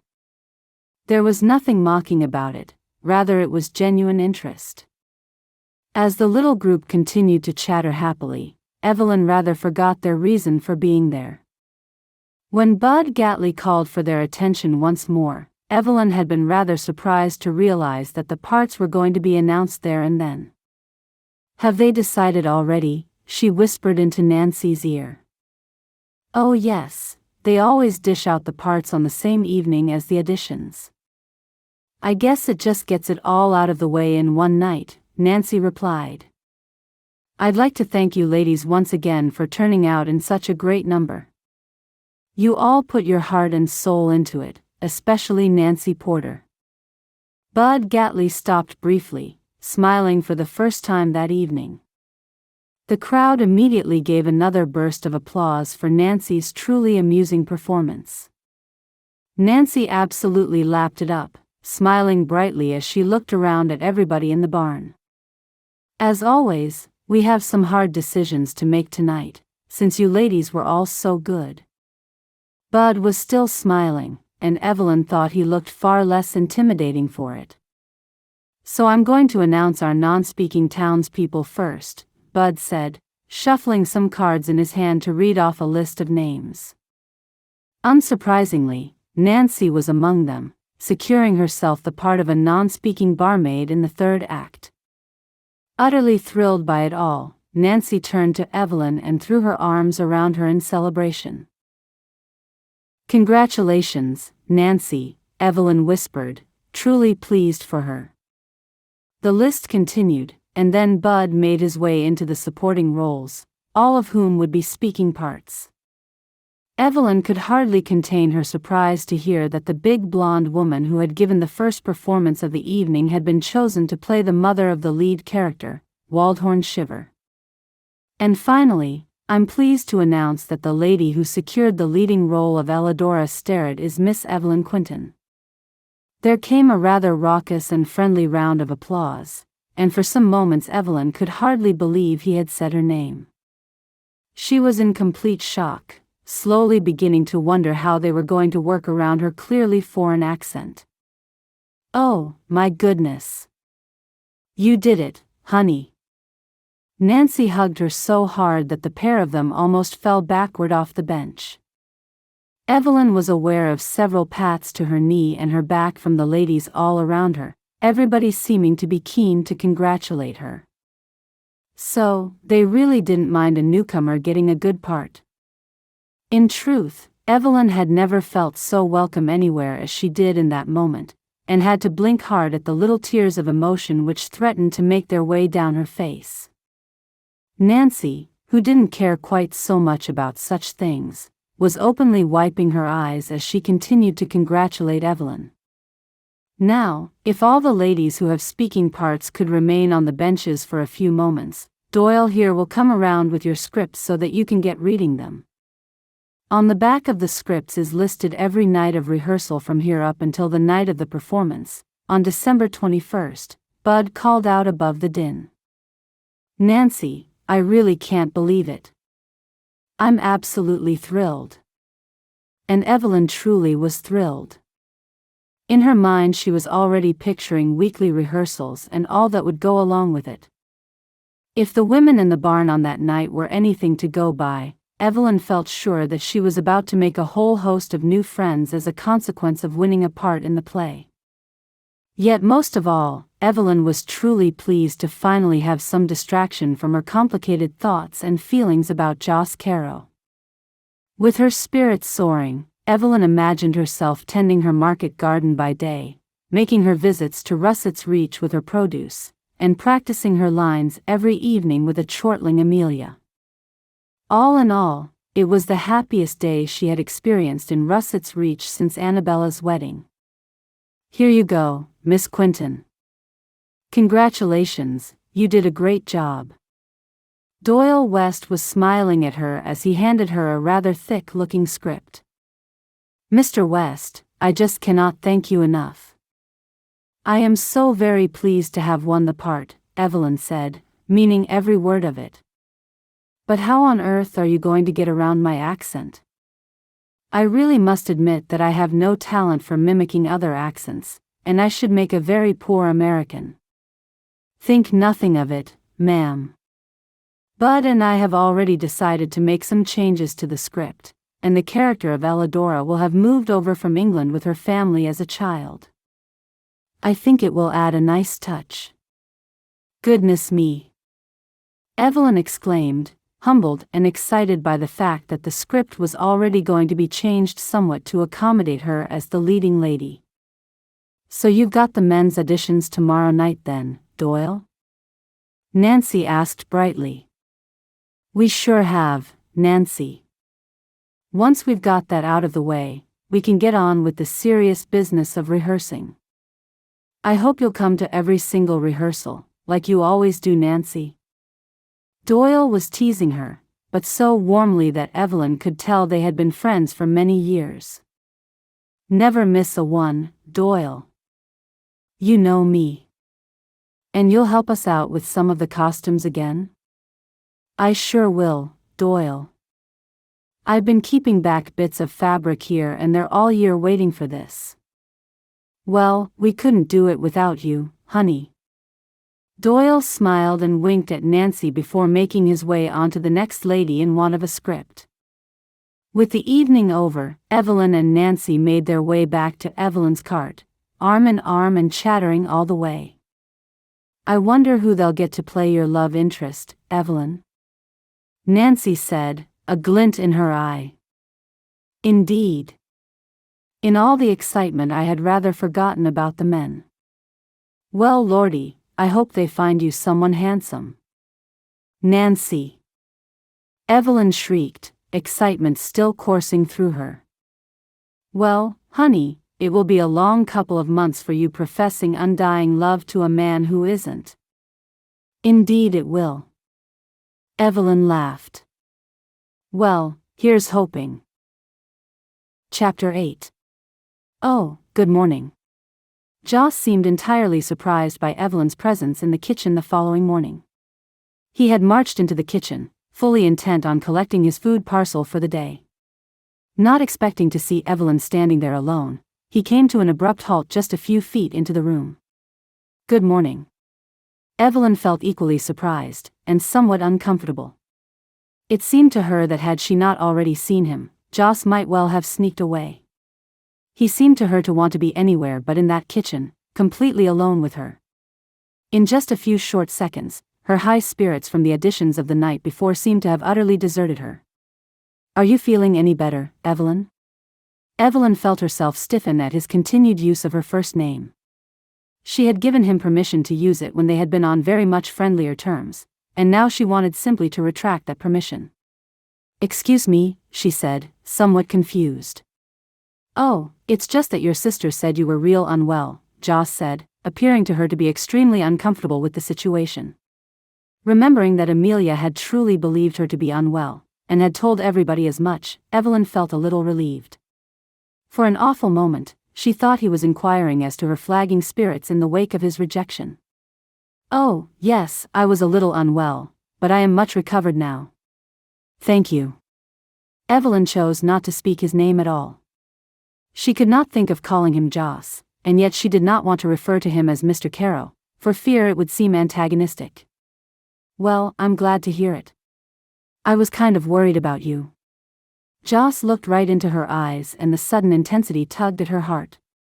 Above all things, Evelyn did not want his pity. Pity would simply exacerbate her feelings of rejection, however kindly it might be meant. As she shyly returned his gaze, Joss Carrow seemed to her to be almost heartbreakingly handsome. In truth, he had not appeared so to her when she had first met him, rather her attraction to him had grown over time. However, since he had kissed her, the attraction she felt for him had taken on a life of its own. Was she fooling herself that thoughts of the wonderfully and handsome Mr. Burkett and the excitement of the play would really take her thoughts away from the man she had found herself falling in love with? "There really is no need to worry about me." Evelyn did what she could to keep her tone light but formal. Joss simply nodded at her in response and seemed to stand, somewhat helplessly, searching about for something else to say. "I believe you've taken your first crates of produce down to Mr. Pulver's store." Joss' face seemed almost relieved to have found another safe subject to discuss with her. "Indeed I have. In fact, I intend to drive into Russett's Reach this morning and find out if anything has been sold." Evelyn gave a light smile, wondering at the effort it took to produce it. "Well, I sure hope you've sold plenty," Joss said with a smile. He was clearly finding it equally as difficult as she was. "And how are you finding the horse and cart?" He seemed immediately to regret his question, and Evelyn knew why. As soon as he had said it, she herself had been transported back to the moment in which he had kissed her so passionately. Without a doubt, Joss was dwelling upon exactly the same thing. Despite her best efforts at a neutral feeling, Evelyn could feel her cheeks burning and knew full well that her blush must surely be visible to him. "I'm getting the hang of it now, thank you very much," Evelyn croaked, her mouth going suddenly dry. "Well, I guess I better get out on the ranch." Joss took a tentative step forward and reached out for one of the food parcels. "Thanks for my food, Evelyn." Joss risked another look at her face before nodding appreciatively at her and turning to go. "You're welcome," she said simply, relieved to see him go. The encounter in the kitchen seemed to taint her day. Even as she helped Amelia rake over their new plot, still she could not fully engage in the playful conversation. "I knew you'd get the lead role, Evelyn," Amelia said, once again trying to coax her sister into conversation. "Well, I didn't. I rather thought I had made a mess of things, if I'm completely honest," Evelyn said, somewhat flatly as she began to rake. "Evelyn, is something wrong?" "No, nothing at all, Amelia." Evelyn was trying to lighten her tone and failing miserably. "You're not feeling unwell again, are you?" Amelia's voice was so full of concern that Evelyn could have cried. To have such a kind and caring sister and yet feel herself to be unable to open up to her completely made Evelyn feel a little sad and somewhat angry with herself. "I suppose I'm just a little tired, Amelia. In truth, I hardly slept last night when I got to bed. I was so excited about the play." "When is your first rehearsal?" "In just a few days' time. I must say, I'm rather looking forward to it." Evelyn tried to remember the fact that the play was supposed to be something of a diversion for her. If nothing else, her encounter with Joss in the kitchen that morning should have highlighted the need for that further still. "I wonder who will be playing the grumpy yet irresistible Waldhorn Shiver?" Amelia said, her amusement beginning to rise. "Yes, I have rather wondered that myself." The more Amelia spoke, the better Evelyn felt. Evelyn forced herself to imagine the handsome Brett Burkett playing the role of leading man, and found the idea far from unpleasing. "What are you smiling at?" Amelia missed nothing. "I was just remembering Nancy's hilarious performance last night." Evelyn regretted the little white lie, and yet knew she could not speak the truth. Whatever would her sister think if she started to tell her about the handsome stranger she had met in town? "I wish I'd been there," Amelia said, her voice full of regret.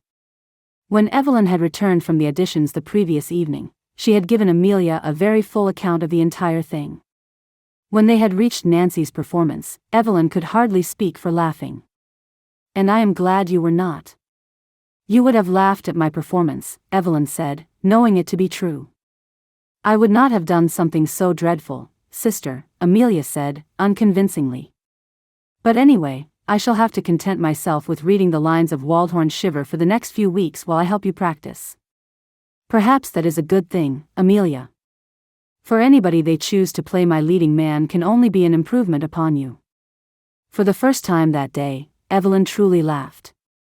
"I must say, I rather find your ingratitude staggering," Amelia said, in an attempted hurt voice which simply ended in raucous laughter. "Isn't it just?"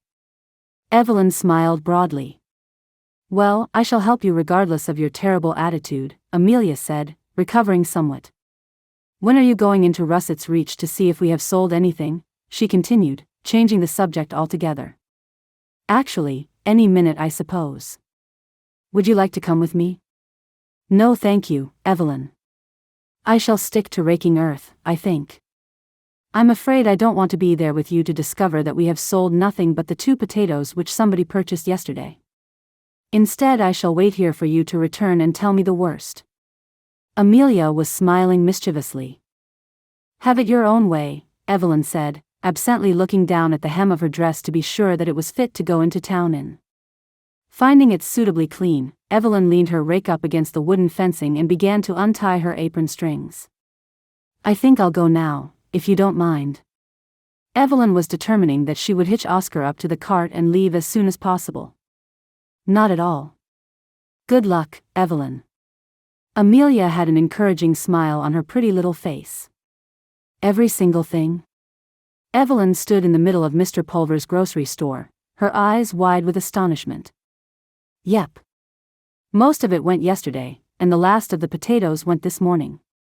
Mr. Pulver was laughing at her a little. "I simply cannot believe it." "I can, Miss Quentin. Everything you brought around yesterday was of the highest quality, and my customers like that." "Oh, I can't thank you enough, Mr. Pulver." Evelyn was so excited once more. "So, may I bring some more tomorrow?" "Of course you can, Miss Quentin. In fact, you can bring a little more this time, if you have it."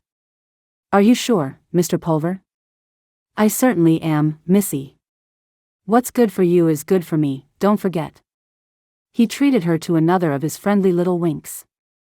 As Evelyn left the grocery store, she felt that she was floating rather than walking. She had not imagined for one moment that everything she had taken to Mr. Pulver the day before would have sold. Evelyn was so excited that she wanted to share her good news immediately. Courting a moment's indecision, she wondered if she should get back in the cart and hurry home to Amelia, or race up the street on foot and tell Nancy Porter. Well, hello again. Her minor agony of indecision was interrupted by Brett Burkett. Hello again, Mr. Burkett, Evelyn said, smiling at him most genuinely. Once again, she was struck by how very handsome he was. Not heartbreakingly handsome as she had found Joss to be just that morning, but rather classically handsome, with his fine dress and his dark good looks. What was wrong with her having her head turned by two different men? So how did you do? He asked, tilting his head in the direction of the grocery store. Excellently, Mr. Burkett. I have sold every piece. Congratulations, Miss Quentin. I think that calls for a celebration, don't you? What sort of celebration? Evelyn could hear a sudden nervousness in her voice. Don't look so worried, Miss Quentin. I was just going to suggest we go to Mrs. Denton's dining rooms for some tea and cake, he said, his low laugh seeming to resonate within the walls of her own chest. Oh, I don't know, Mr. Burkett. For some reason, Evelyn felt like a frightened child. At the same time, she could have kicked herself for her obvious display of inexperience. You'll be quite safe with me, Miss Quentin, promise. Brett Burkett took a step back from her and held his hands up in a placating fashion. Of course, Mr. Burkett. Evelyn laughed, although her nervousness had not entirely gone. And I should very much like some tea and cake. Not only was Evelyn determined not to hurt the man's feelings, but she also rather liked him and was keen to find out a little more about him. Nancy had painted him as something of a man of mystery, although Evelyn knew that there was a very good chance that that was not entirely the case. Then shall we? He said, holding out his arm for her to take. Apart from her father's, Evelyn had never taken a man's arm before. As they strode languidly down the street towards Mrs. Denton's dining rooms, Evelyn felt suddenly rather grown up. Furthermore, to be on the arm of such a good-looking man, Evelyn could not help but feel a stirring of pride within her. As soon as they entered the dining rooms, Brett Burkett chose a table and immediately pulled out a chair for Evelyn to sit on. He really was every bit the American gentleman, and Evelyn felt rather excited to be in his company. Hello again, Mr. Burkett. What can I get for you? Mrs. Denton had bustled over, her tiny notebook in hand, ready to take their order. The middle-aged lady smiled very sweetly at Evelyn, and seemed to be in complete approval of the handsome young man's choice of company. Why thank you, Mrs. Denton. Could we have a pot of tea and some of your lovely cakes, ma'am? You certainly can, Mr. Burkett, she said, more than impressed with him. Mrs. Denton scribbled down their order and smiled before bustling away to see to it. I haven't been in here before, Evelyn said, looking about her with interest. It's rather nice, isn't it? Sure is. I'm here quite a bit, since my current landlady doesn't offer meals in with my rent. Oh dear, does she not? Evelyn had so many questions she wanted to ask, yet the drive to be ladylike was still strong within her. Indeed, she does not, Miss Quentin. But I suppose you eat at a good, solid table every evening, Miss Quentin? Indeed, we all sit down at the same time. We rather prepare things together as well, myself, my sisters, and Mrs. Carrow, so I have to say it really is very nice. There sure is nothing quite like a family meal, Miss Quentin. No indeed. Do you have a large family? Well, my only real family are my two sisters, Annabella and Amelia. Although Ashley Quentin is my brother-in-law, so I suppose I ought to count him as family also. He is married to my sister, Annabella. Evelyn could hardly believe how much information she was parting with and how very quickly. So you came here with your sisters, then? In a manner of speaking.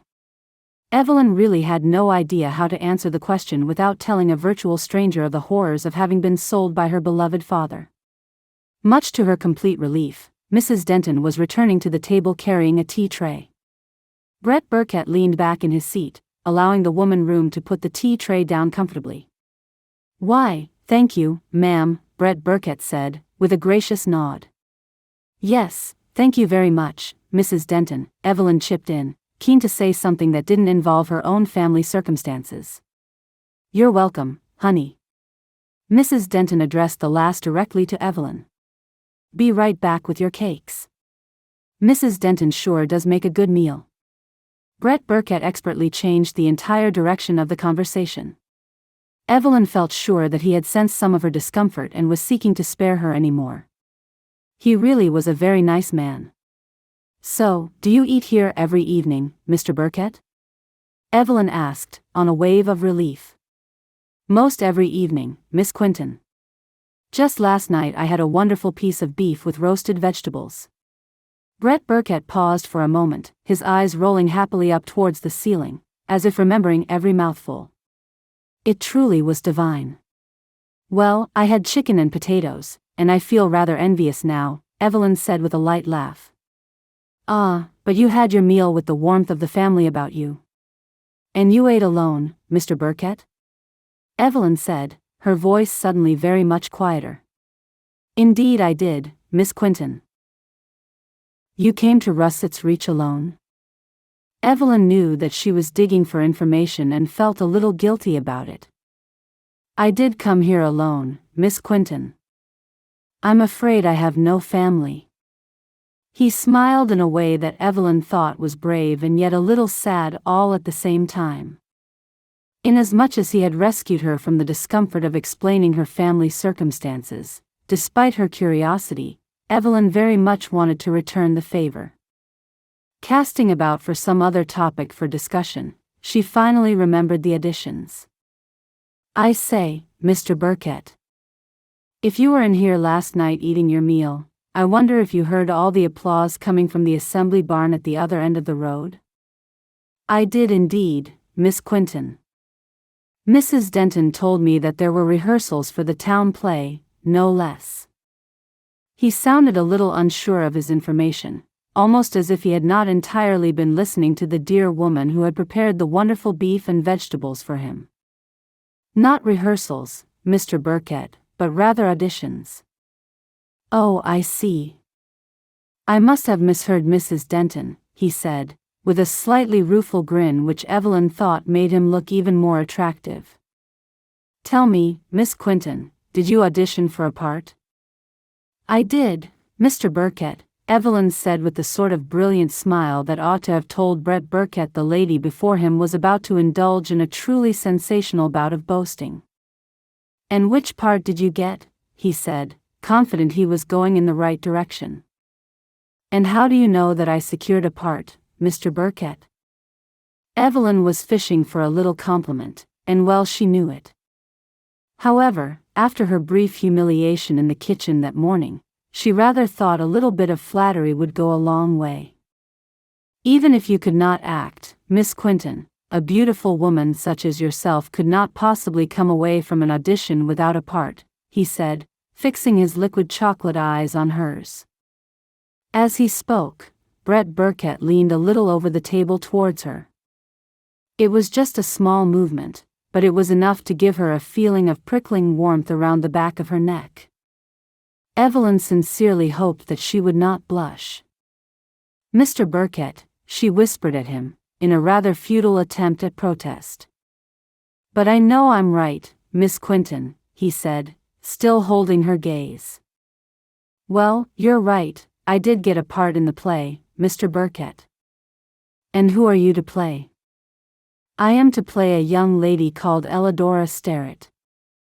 And is she the leading lady? He asked, and Evelyn felt she could detect a slight amusement in his tone. Right again, Mr. Burkett. She is the leading lady. Then I am in a position to be congratulating you for the second time this day, he said smiling. Mrs. Denton returned with a small tray of cakes and some unusually dainty plates. Thank you, Mrs. Denton. Evelyn smiled up at her. Mrs. Denton clearly approved of such a pretty girl with nice manners. You're welcome, honey. Enjoy them. As Mrs. Denton bustled away once more, Brett Burkett put a small golden cake onto one of the plates and placed it before Evelyn.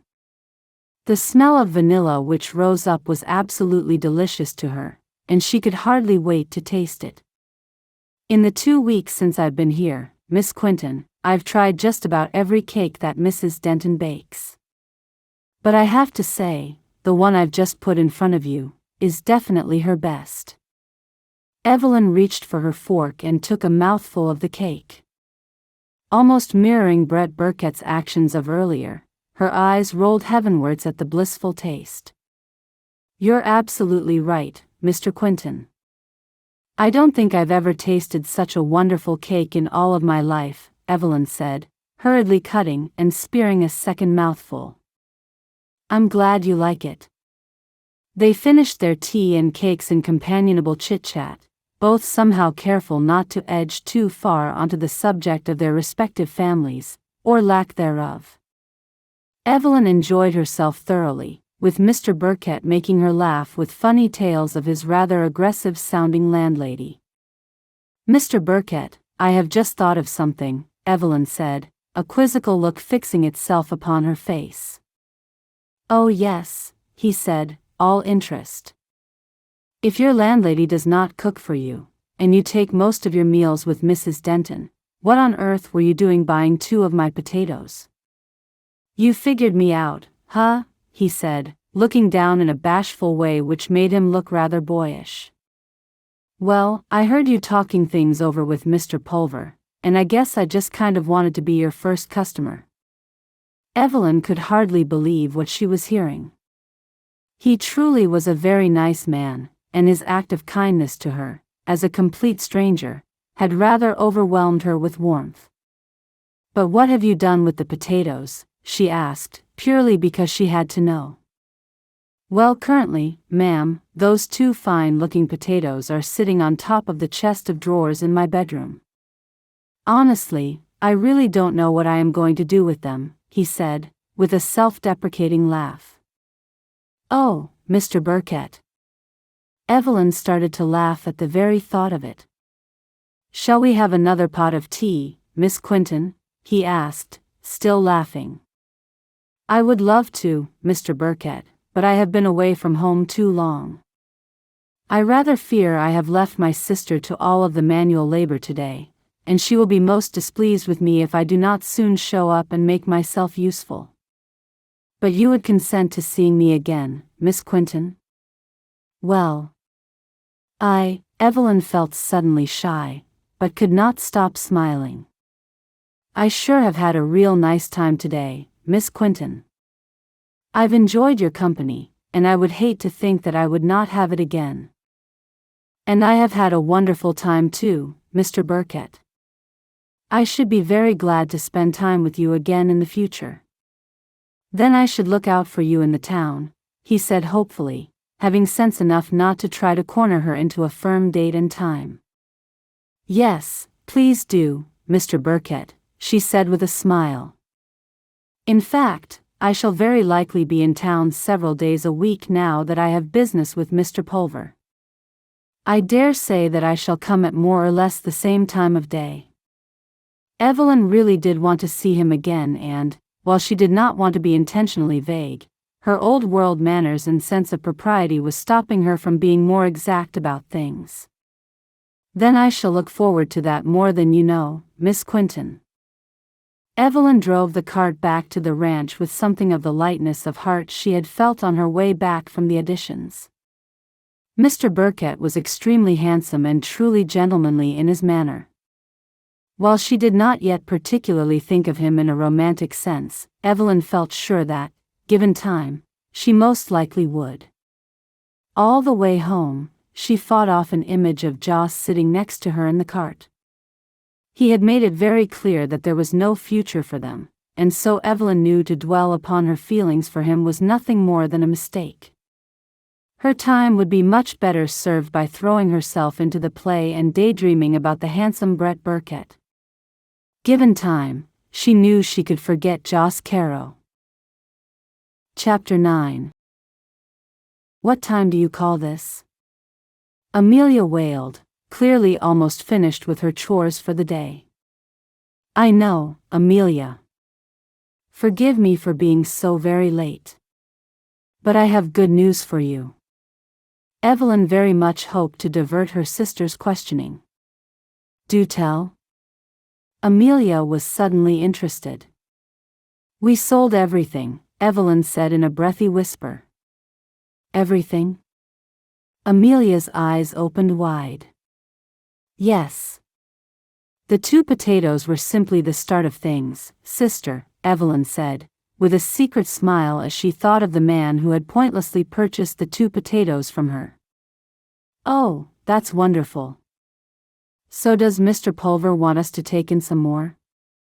Yes, and he said we could take some extra this time, if we have it.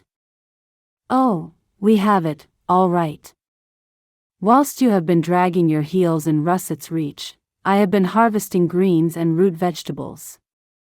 And there's plenty of potatoes too.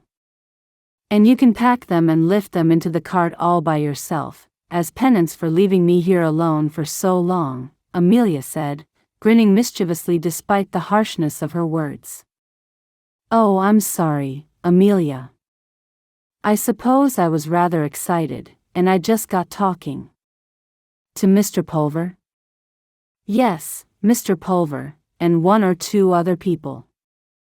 It was all so very pleasant, I would have felt rather rude leaving. Evelyn found herself rather deviating from the truth once more. Still, she did not want her sister to worry herself about the handsome stranger who was showing such an interest.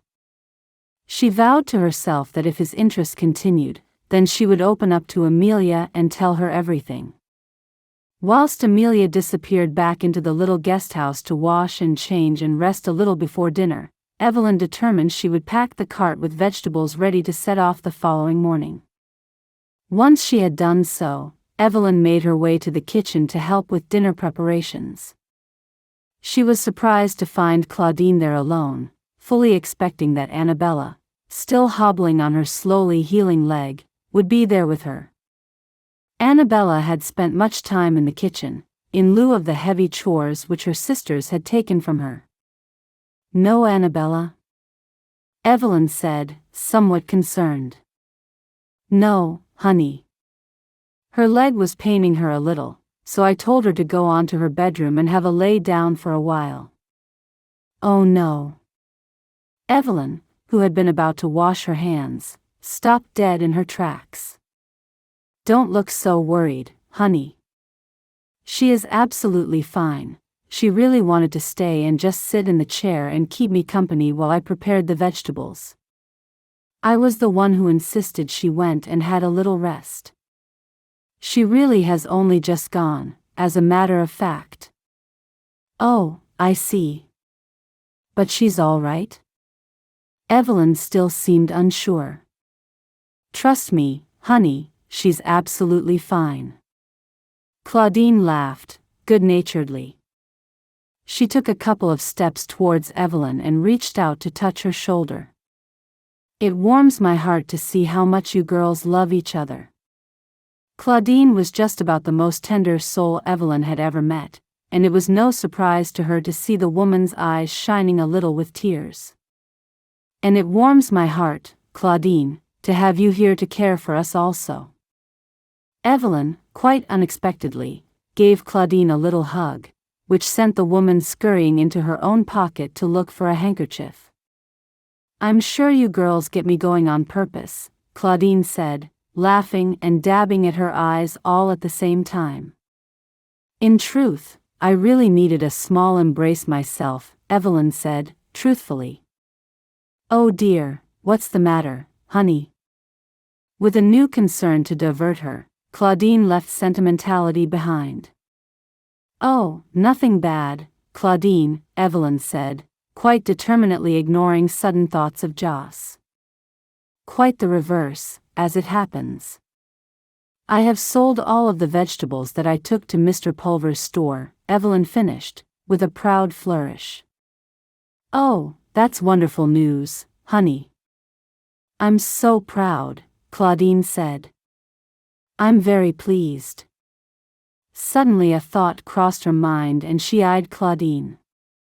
I must make you promise me that you did not drive into town yesterday afternoon and buy up all of my stock yourself. Now, why would I do that? Claudine said, starting to laugh. You know why. You would do anything to make my sisters and I happy. Well, that's true. But I have to admit, honey, I hadn't thought of anything quite so clever as that, otherwise, I might have done it. You really are a treasure, Claudine, Evelyn said, hastily washing her hands. Now, what can I do to help? You can peel and chop those carrots, if you don't mind, Claudine began. You know, I can see your vegetables being a real success in Russet's Reach. These carrots really are just the sweetest I've ever tasted.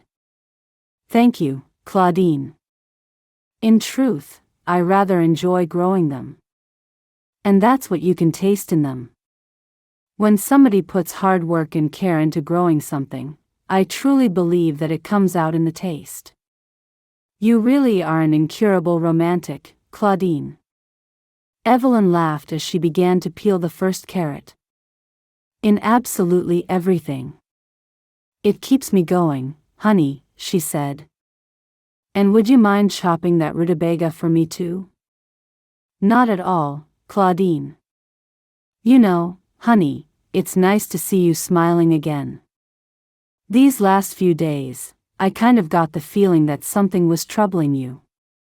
Claudine was ever the gentle interrogator. I must admit, I really was feeling rather out of sorts. But I'm very much better now, thank you. You certainly seem much happier today, Evelyn. What's changed? Despite being gentle, tender, and occasionally misguided, Claudine Carrow was still as sharp as a pin. Well, there is the little matter of selling all our vegetables for one thing.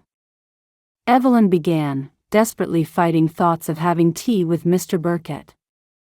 Oh, and then of course, there is the town play, Evelyn said, with a contrived aura of mystery. The town play? Not only did Claudine stop chopping, but she put her knife down altogether. Yes indeed, Claudine. I went to the auditions last night. Evelyn was determined to deliver her news piece by piece, not only to tease Claudine, but to enjoy her slowly building reactions. Well, I didn't know you were interested in plays. Did you get a part, honey? Claudine was clearly excited. Not only did I get a part, Claudine, but I got the part of the leading lady. Well, goodness me. That is truly wonderful, honey, Claudine said, still reeling in shock.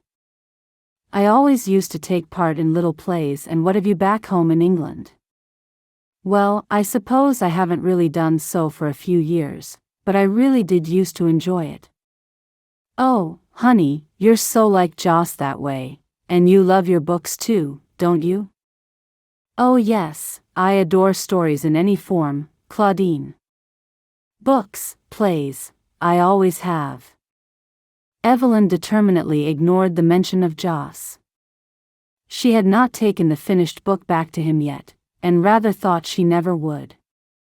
What had once seemed like a comfortable arrangement now seemed entirely impossible. Still, she was sure there must be another way to get hold of new books. And tell me, what is the play about this year? Claudine asked as she tentatively resumed her chopping. Well, I suppose you would call it a romance, really. There is a man who is not too keen, a woman who is all too keen, a terrible accident and a happy ending. Evelyn summed the play up with comical brevity. That sure sounds like one of Bud Gately's all right, Claudine said, clearly an attendee at every single one of them. So I take it you'll come to the performance, Claudine? Evelyn said, lightly. I never miss it, but this year it will be extra special. Claudine smiled, her little nose wrinkling, as cute as a rabbit. Oh, that is kind of you, Claudine, Evelyn said, rather moved. And I'm more than happy to help you rehearse, honey. I've gotten quite good at reading lines over the years. And of course, Joss can help you too. Joss? Evelyn could do nothing to hide the surprise in her tone. Why yes, honey. Claudine said, beaming at her. Joss loves taking part in it. There's not been a year gone by when he didn't get a good role. Joss is auditioning for the play? Evelyn fought against openly displaying her disquiet. He sure is. He will have set off by now for town, I should think. He's not having dinner with us, at any rate, Claudine said, seemingly surprised that Evelyn did not know all of this already.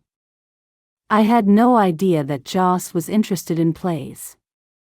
I mean, I know he reads them, but I really didn't think he would have an interest in acting. Oh honey, he loves it.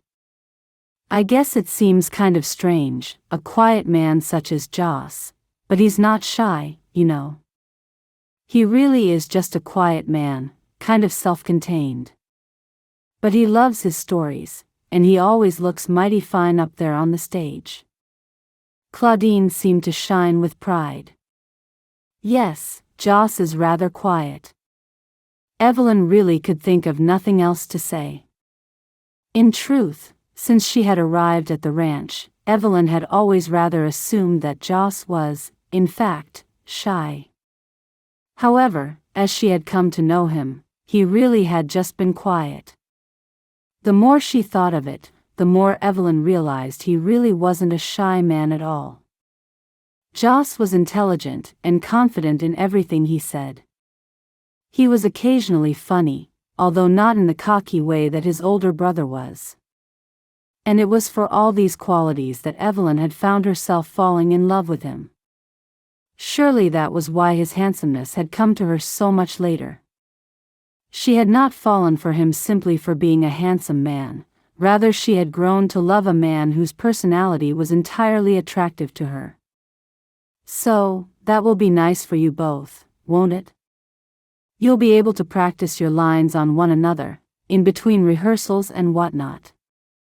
Yes, it shall. Claudine continued to happily get on with the meal preparation, little realizing the full gamut of emotions racing through Evelyn. 3rd of November 1866. Dear Father, once again I find myself writing to you with very little idea if you shall ever read this. I'm rather beginning to wonder if I am not using these letters of mine as a rather anonymous diary, rather than genuine correspondence. However, in light of the fact that you have never once responded, I shall not trouble myself to dwell upon the matter one way or the other. Notwithstanding, should this letter actually reach you, I sincerely hope it finds you well. Much has happened since I last wrote to you, not least of all that I have secured the role of leading lady in the town play. It's rather a simple little tale, and nothing near as complicated as some of the little performances I used to be involved in back home. As I remember, you always rather seemed to enjoy seeing me take part in the silly little productions of my youth. I have to wonder what you would think at seeing me in this one. A lonely English voice amongst the myriad of warm and friendly American ones. They really are such wonderful people, Father. They even changed the play a little to accommodate my foreign accent. I don't remember ever meeting such wonderful people in England, and can truthfully tell you that I do not miss home one little bit. Perhaps you should congratulate yourself on selling your daughters away to such a wonderful country. I shall leave that to your conscience. I still find my feelings towards Joss Carrow a little complicated. A friend of mine, called Nancy, leads me to believe that Joss suffered a romantic disappointment a few years ago, and has rather found himself unable to open his heart to anyone else. In some respects, I must admit to finding myself a little annoyed at his attitude. After all, as a woman I have rather less reason to trust men, have I not? Especially since the last man I trusted sold me. Again, forgive my venting spleen, I dare say I have not truly forgiven you. Still, my faith in my own worth as a woman has been restored to some degree. As it transpires, another equally handsome man has rather taken an interest in me. His name is Brett Burkett and, although he is as yet a little mysterious, he is most engaging and attentive. He also strikes me as being rather kind-hearted. He did, in fact, buy 2 potatoes from me that he had absolutely no need for. If you would like me to explain that a little further, you will have to apply to me in writing, Father. In fact, Mr. Burkett is so very pleasant and so very handsome that I wonder if one day I might be able to fall in love with him. I really do rather hope so, for it shall give me some hope of forgetting about Joss Carrow. I have come to hold Joss in such high regard that I wish I had never met him. And so you see I am in a quandary, Father. I'm being gently pursued by a handsome man whom I do not yet love, whilst all the time I am trying to forget about a man I do. In truth, I have rather determined to attempt to fix my heart upon Mr. Brett Burkett. He is of such a warm and friendly disposition that I am sure I could not fail to love him in the end. I am determined to put every effort into forgetting about my feelings for Joss Carrow. He has made it very clear that there is no hope for us romantically, and I know it would be folly for me to hold on to any hope whatsoever in that regard. And yet I find it is so difficult to let go of the idea of him. He is such a clever man, and we have so much in common. He loves stories, as I do, and seemingly in any form. In some ways, I think it would be easier if we did not share that particular interest, for it is so dear to me that it seems, somehow, to draw him closer into my heart. Whatever shall I do? Perhaps, if you do read this, you would care to write back and advise me in some way. Perhaps that is the only thing left that you can now do for me, Father. I live in hope. With much love, Evelyn. Chapter 10. Oh please, little chicken. Please lift up for me, Evelyn pleaded. With a sigh she looked back down at the empty basket. A full 10 minutes and she had yet to seize a single egg. The hens seemed to have a way of looking at Evelyn which rather unnerved her. With their beady little eyes and jerky movements, Evelyn could not help but feel they were scowling at her and scorning her for her attempts to steal their eggs. Oh, for heaven's sake, just lift up. Evelyn was trying a different approach, making herself appear very much more aggressive than she really was. Even the chickens didn't believe it. That's more like it, Joss's voice behind her entirely startled her. I reckon they'll respond better to the harsher tone of voice. He had begun to laugh. They respond to nothing I do or say, Joss, they quite simply hate me, Evelyn said with an air of complete exasperation. In that moment, she entirely regretted the use of his first name. It had quite simply just slipped out, and at a time when she had determined to maintain a certain distance from him.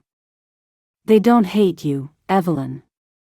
They're just not used to someone showing them as much consideration as you do.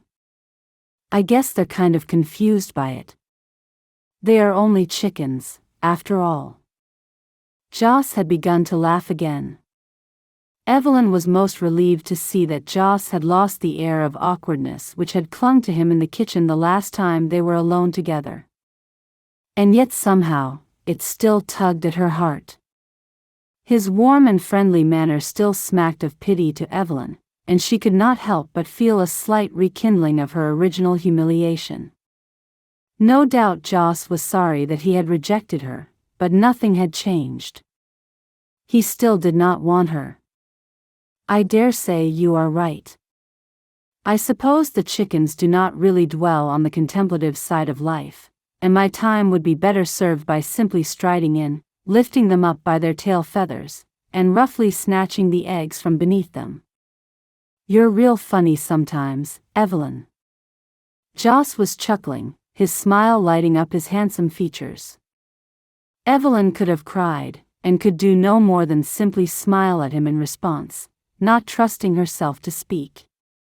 "And I believe you are to be my leading lady in the play," Joss said, quite unexpectedly. "I beg your pardon?" Suddenly, Evelyn had her voice back. "His leading lady?" "Yes. I went to the men's audition and got the part of Waldhorn Shiver," he said, as if it should have come as no surprise to her. "You did?" Evelyn said, rather sharply. "You seem almost as surprised as you did when you discovered that I read books." His tone was just a little accusatory. "I'm not surprised that you managed to get the leading role, Joss." Once again, she could have bitten through her own tongue for using his first name. "I have no doubt whatsoever that you are a very competent actor." "I'm not surprised at all, I'm just..." Evelyn did not know what to say. "I mean, I hope you do not think that I auditioned myself simply because I thought that you, well, I didn't even know that you would be interested in the play at all. That's not why I became involved." "Evelyn, that had not crossed my mind," Joss said, seeming a little taken aback. "In fact, I'm very pleased for you that you got a part. You have a right to take part in anything that goes on in Russett's Reach. After all, you live here." "I realize that," Evelyn said, feeling somewhat dejected. "Look, I was so very pleased to get a part in the play, and I really do not want to have to give it up. In truth, I do not know what I shall say to Mr. Gatley after he was so kind." "Evelyn, for pity's sake. I came in here to congratulate you, not to demand that you back out of the play. What sort of a man do you think I am?" "I don't know, Joss." "What sort of a man are you?" Evelyn instantly regretted the ice in her voice. She knew that the short sentence contained so much more than the simple question implied. The look on Joss's face was enough to tell her that he knew she was very far from forgiving him for kissing her and rejecting her. "I already apologized for my behavior, Evelyn," he said, the smile he'd walked into the barn with nothing but a distant memory. "Yes, you did," Evelyn said, in the flattest tone imaginable. "And I don't want to give up my part either. And I wouldn't ask you to. I just think that the roles we have both won have turned out to be rather unfortunate, don't you? Does it have to be so? I just feel awkward about it. I rather think the whole thing will be most uncomfortable." Evelyn could feel her throat tightening, so much so that she thought her voice sounded a little different. She felt so terribly emotional at that moment that she wished that Joss would simply leave the barn. "It doesn't have to be awkward," he said, his eyes searching for her and finding them entirely elusive. "I wish we could be friends." Evelyn swallowed hard, trying to release the tension in her throat. She could not believe that the man who had kissed her was so keen to forget it all and resign her to the role of a simple friend. How could he not realize how much the very thought of it would hurt her? Evelyn had been so looking forward to the play and the preparations for it, truly thinking that it would be the ideal distraction to take her mind off Joss. Although she knew it was not his fault, she could not help but be angry with him for securing the one part in the play that was guaranteed to entirely ruin it for her. Perhaps the only sensible course of action would be for her to relinquish her role, however kind it had been of the local playwrights to make such adjustments as to accommodate her. "I dare say I had better continue with the egg collecting," Evelyn said, determined to speak no more about the play and equally determined not to agree to simply be his friend. "Maybe I could help you with that?" Joss made to take a step towards her. "No," Evelyn said most determinedly, holding up a hand as if to physically bar him. "I mean, no thank you. I'm sure I shall manage perfectly all right on my own." "As you wish," Joss said, sighing in resignation as he turned to leave. When Evelyn was absolutely sure that Joss had gone, she finally allowed the first angry tear to roll down her cheek. Joss, finding it impossible to sleep, sat bolt upright in bed. If he did not find slumber soon, he knew he would have a long day ahead of him out on the ranch. It was hard work, and harder still when you'd been awake for 2 days straight. For several hours he had lain in bed stoically pushing thoughts of Evelyn from his mind. As he sat up in the darkness, Joss began to wonder if it wasn't the very effort of trying not to think about her which was, indeed, keeping him awake. In truth, Joss had felt unsettled for some time, but never more so than when he had left the barn the last time he and Evelyn had been alone. "What sort of man are you?" The sentence seemed to follow him everywhere, for days on end. He tried to see himself with Evelyn's eyes, and did not like what he saw. The idea that she may see him as the sort of man who would kiss her as a simple amusement was something that he had not, until then, contemplated. Of course, he did not really know that this was what she thought of him, but he had unwillingly nurtured the idea for days, and it had grown into rather a healthy size. So much so, in fact, that he considered telling her all about Cara Vernon, in the hope that she would see he had no other choice. Yet once more he was unconvinced. She might listen, and decide that she could be the one woman he could trust, doing whatever she could to edge him onto a path he knew he did not want to walk down. However, there was also a very good chance that she was now too angry for that. Certainly her countenance in the barn had suggested as such. Perhaps she would not even hear him out if he told her what had happened between him and Cara. Maybe it was already too late for what?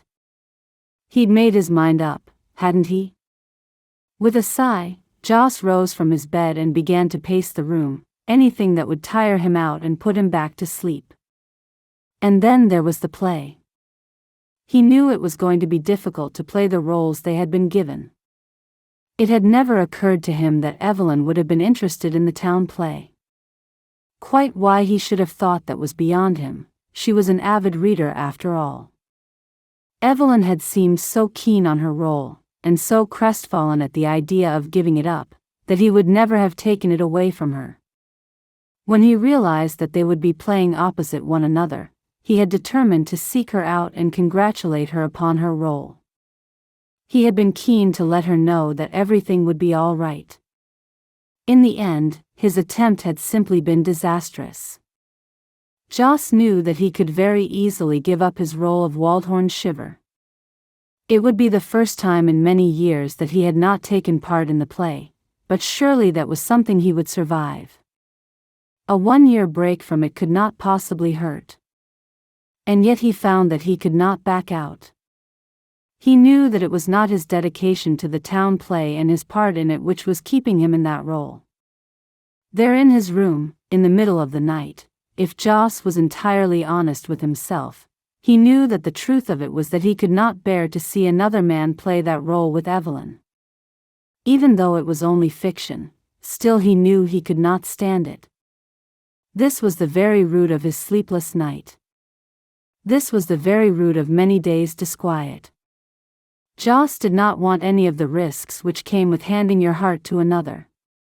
He did not want to feel so open to attack, the way he had been with Cara Vernon. But at the same time, he wanted Evelyn Quentin so much that he could not stop thinking about her. So much, in fact, that the very idea of her playing the fictitious role with another man made him feel as if he had swallowed a rock and it was laying heavily in his stomach. Joss groaned audibly as he heard the rooster giving up his first call of the morning. Knowing that he had no more than 2 hours left in which to try to sleep, Joss got back into his bed and stared pointlessly at the ceiling. Chapter 11. "It is a genuine offer of assistance, Evelyn," Amelia began. "I already told you that I would be here to rehearse your lines with you. Although I still don't understand why you can't rehearse them with Joss, since he is actually in the play." "I'm just not ready to yet," Evelyn said, more sharply than she had intended. Is everything all right, Evelyn? Amelia said, instantly concerned. Of course it is, Amelia. I just don't want to rehearse my lines with Joss yet until I have tried them out a little while. Which is why I have offered to help you. We are going around in circles here. Well, as long as you don't keep mocking the whole thing, Amelia. I promise not to mock, but in all honesty I cannot entirely promise not to laugh. Not at you, dear sister, but rather at the plot and script itself. Oh well, all right then. Just try to keep your comments to a minimum please, Evelyn said, struggling to smile.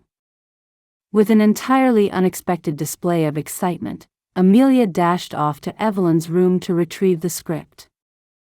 Evelyn knew that her sister only wanted to help, and ordinarily Amelia's merriment would not have affected her in the slightest.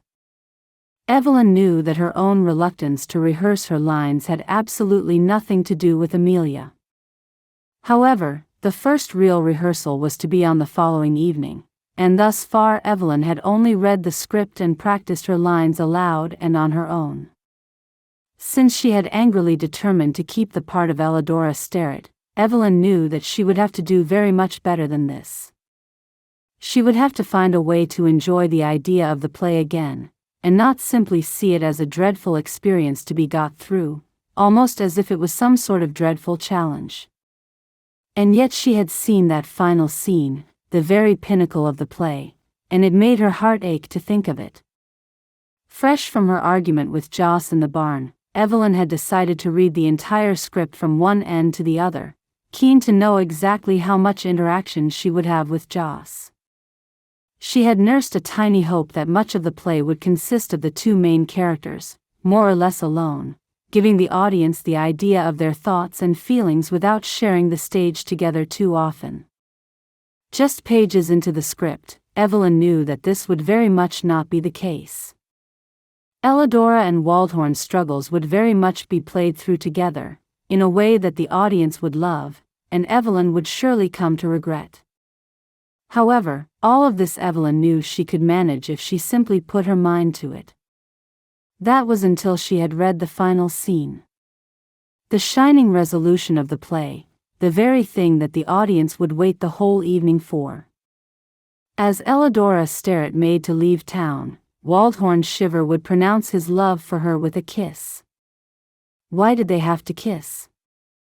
What a dreadful reminder of her own humiliation. Although nobody else knew of it, and would think their actions nothing more than simple fiction, Evelyn would feel it very deeply. She would once again be confronted with the details of his rejection of her, and she would have to cope with the immediate aftermath in front of a whole town full of watching eyes.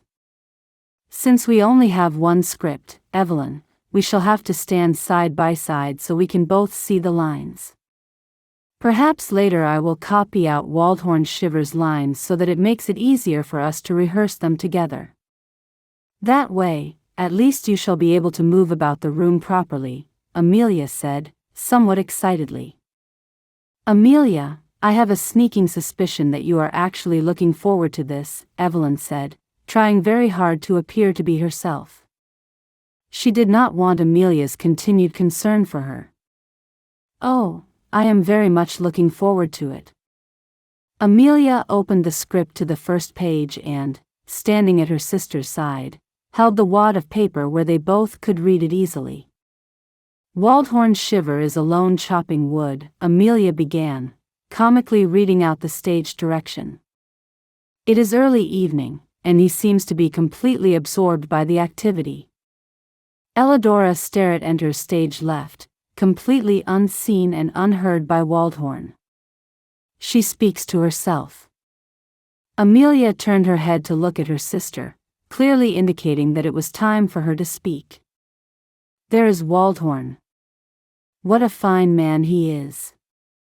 Elidora takes a few steps further onto the stage, casting her head down a little sadly. Amelia expertly supplied stage direction. But he never looks at me or even listens to what I say. I sure wish I could find some way of letting him know how I feel, Evelyn continued, in character. That sounds awfully American, Amelia said, breaking the spell of the moment. What does? Evelyn said, a little impatiently. I sure wish I could find some way of letting him know how I feel. An English person just wouldn't say it that way. Yes, but there are to be some alterations to the script to accommodate me. I don't know what they are yet, so I can only go with what I have. Perhaps you should start to amend it yourself. I mean, instead of that line you could say I do wish I could find some way of letting him know how I feel. It's only changing one word, and it seems a much more natural thing for you to say, Amelia said, desperately trying to be helpful. I see what you're saying, Amelia, but it is rather too complicated, I'm afraid. I think I would much rather wait until Bud Gatley amends the script, otherwise I could potentially have 3 different versions of the same line in my head. Oh yes, of course. Imagine how complicated that could get on opening night, Amelia said with a giggle. Well, shall we continue? Evelyn was keen to get on with it. Yes, of course. Forgive my interruption. Not at all, Amelia. Elladora continues to walk sadly about the stage. Waldhorn stops chopping wood and looks out across the audience before speaking. Amelia continued, pausing a little before taking her first line as Waldhorn shiver. Yet another night in which I prepare my own meal, she said in a mock deep voice. If only I had a woman in my life. Amelia finished and was choking back giggles. So what is it? Evelyn asked, a little exasperation clear in her voice. Well, I'm rather going off Waldhorn's shiver already. He only wants a woman there to prepare his meals. Amelia. I'm sorry, Evelyn, I couldn't help it, Amelia said, most apologetically. If only I had a woman in my life, Amelia repeated in her gruff voice, quite unnecessarily before continuing with the lines. Then I would not be so alone. But a woman would want the one thing I can't give. A woman would want love. A woman would want me to cherish her forever and make promises I cannot give. More giggles. Evelyn raised her eyebrows and gave her sister a stern look as her mouth went a little dry as her mind irresistibly set about drawing parallels. Amelia continued with her stage direction. Waldhorn resumes his wood chopping and Elladora pauses in her stride and looks out across the audience before speaking. Amelia looked at Evelyn and unnecessarily nodded for her to speak. If only he could see me. If only he could love me as I love him, Evelyn trailed off, sighing loudly. What's the matter, Evelyn? Amelia said, somewhat surprised that her sister was now interrupting the order of things. Oh, you're right, Amelia. It really is the most dreadful little play, Evelyn said, not entirely truthfully. As overdone and as dramatic as these opening lines were, it was not them in their entirety which had stopped her in her tracks. Staring almost blindly at the script, Evelyn wondered how she could ever say these words to Joss without them both thinking of the situation which lay between them. Oh no, Evelyn, I cannot cope with this. It is my duty to berate the play, and yours to defend it wholeheartedly. Amelia looked so serious that Evelyn could not help but laugh. She really would have to get over her feelings and just get on with it. It was just a play, after all, not real life. As long as she identified with Elladora Sterrett's hopelessness, Evelyn would struggle her way through every rehearsal. She was stronger than this and no man would cause her such heartache. Evelyn was determined not to be Elladora Sterrett. She would not stand and stare and wish the man she loved would love her back. No, she was Evelyn Quentin, she would carry on with her life. Joss Carrow was not the only man on the planet, and Brett Burkett was the very proof of that. Elidora Sterrett did not have another man waiting in the wings, his eyes full of interest for her.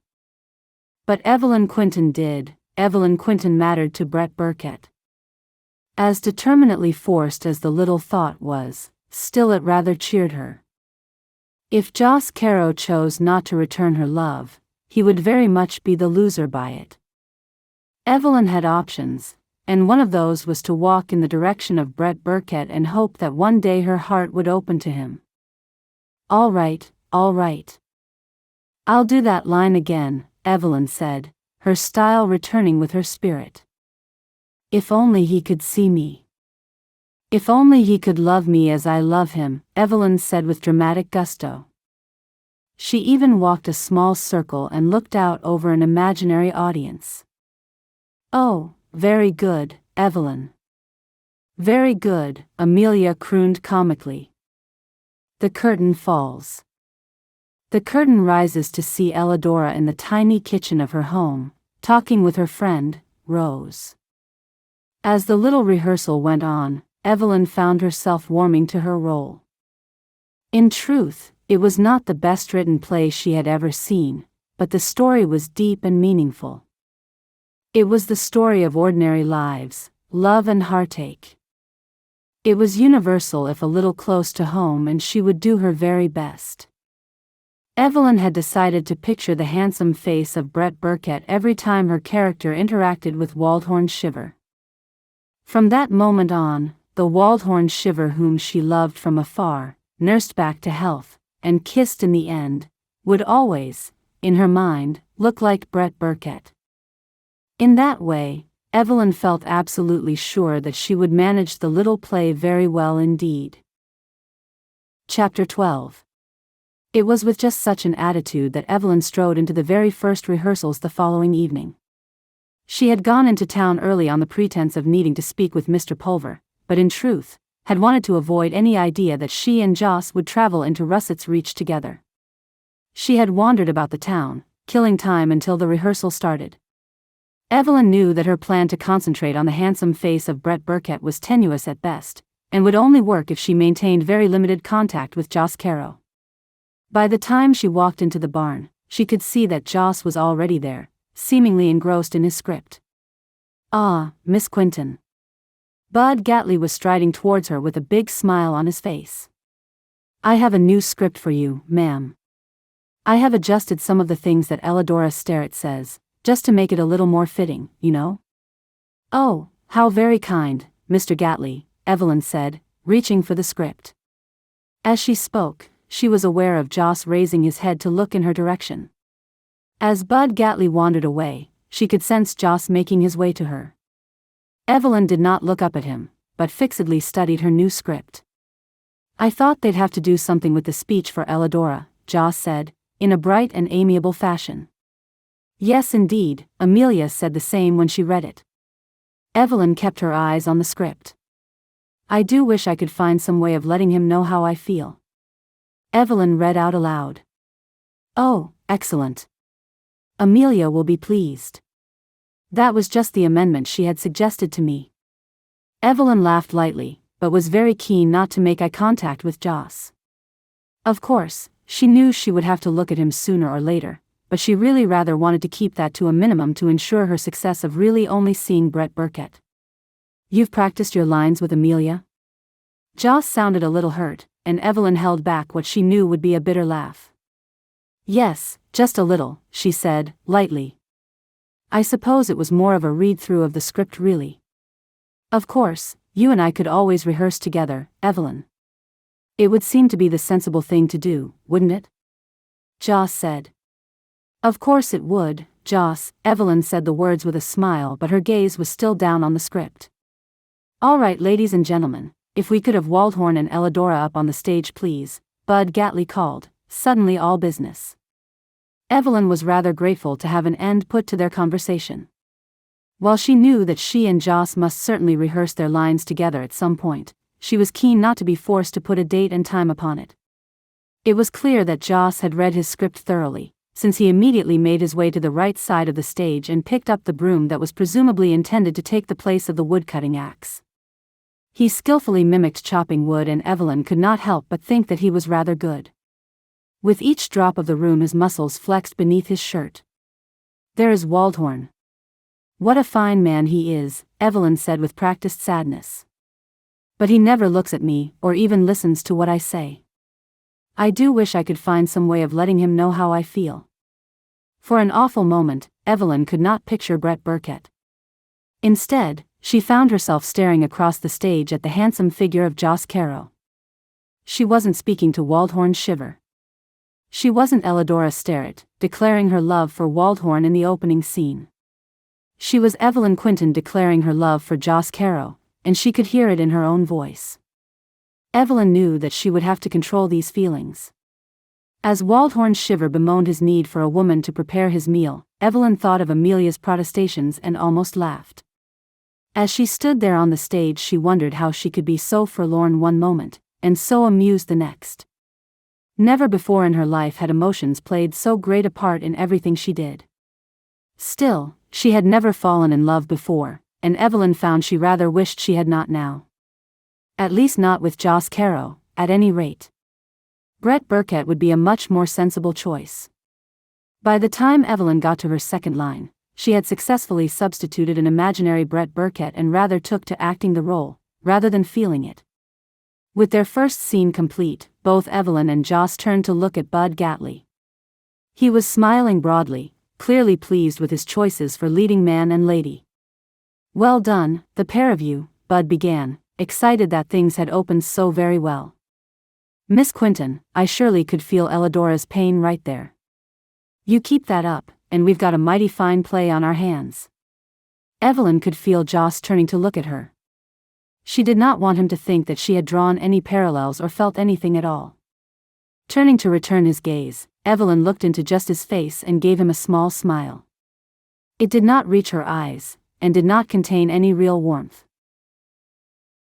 Some days later, Evelyn was driving the cart into Russett's Reach with yet another consignment of freshly picked vegetables. She was getting to grips with the play, and even recited several of her lines to herself as she drove into town. She had been concentrating willfully upon Brett Burkett, and began to think she really did rather like him.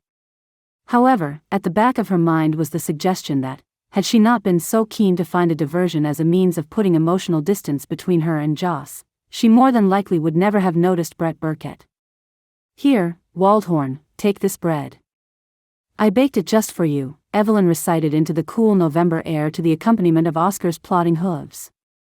Trying very hard to ignore an image of Amelia laughing heartily at the idea that freshly baked bread could genuinely signify the deepest of love, Evelyn took on Waldhorn Shiver's character. "I'll take it this time, Elidora, but you've got to stop baking for me, honey."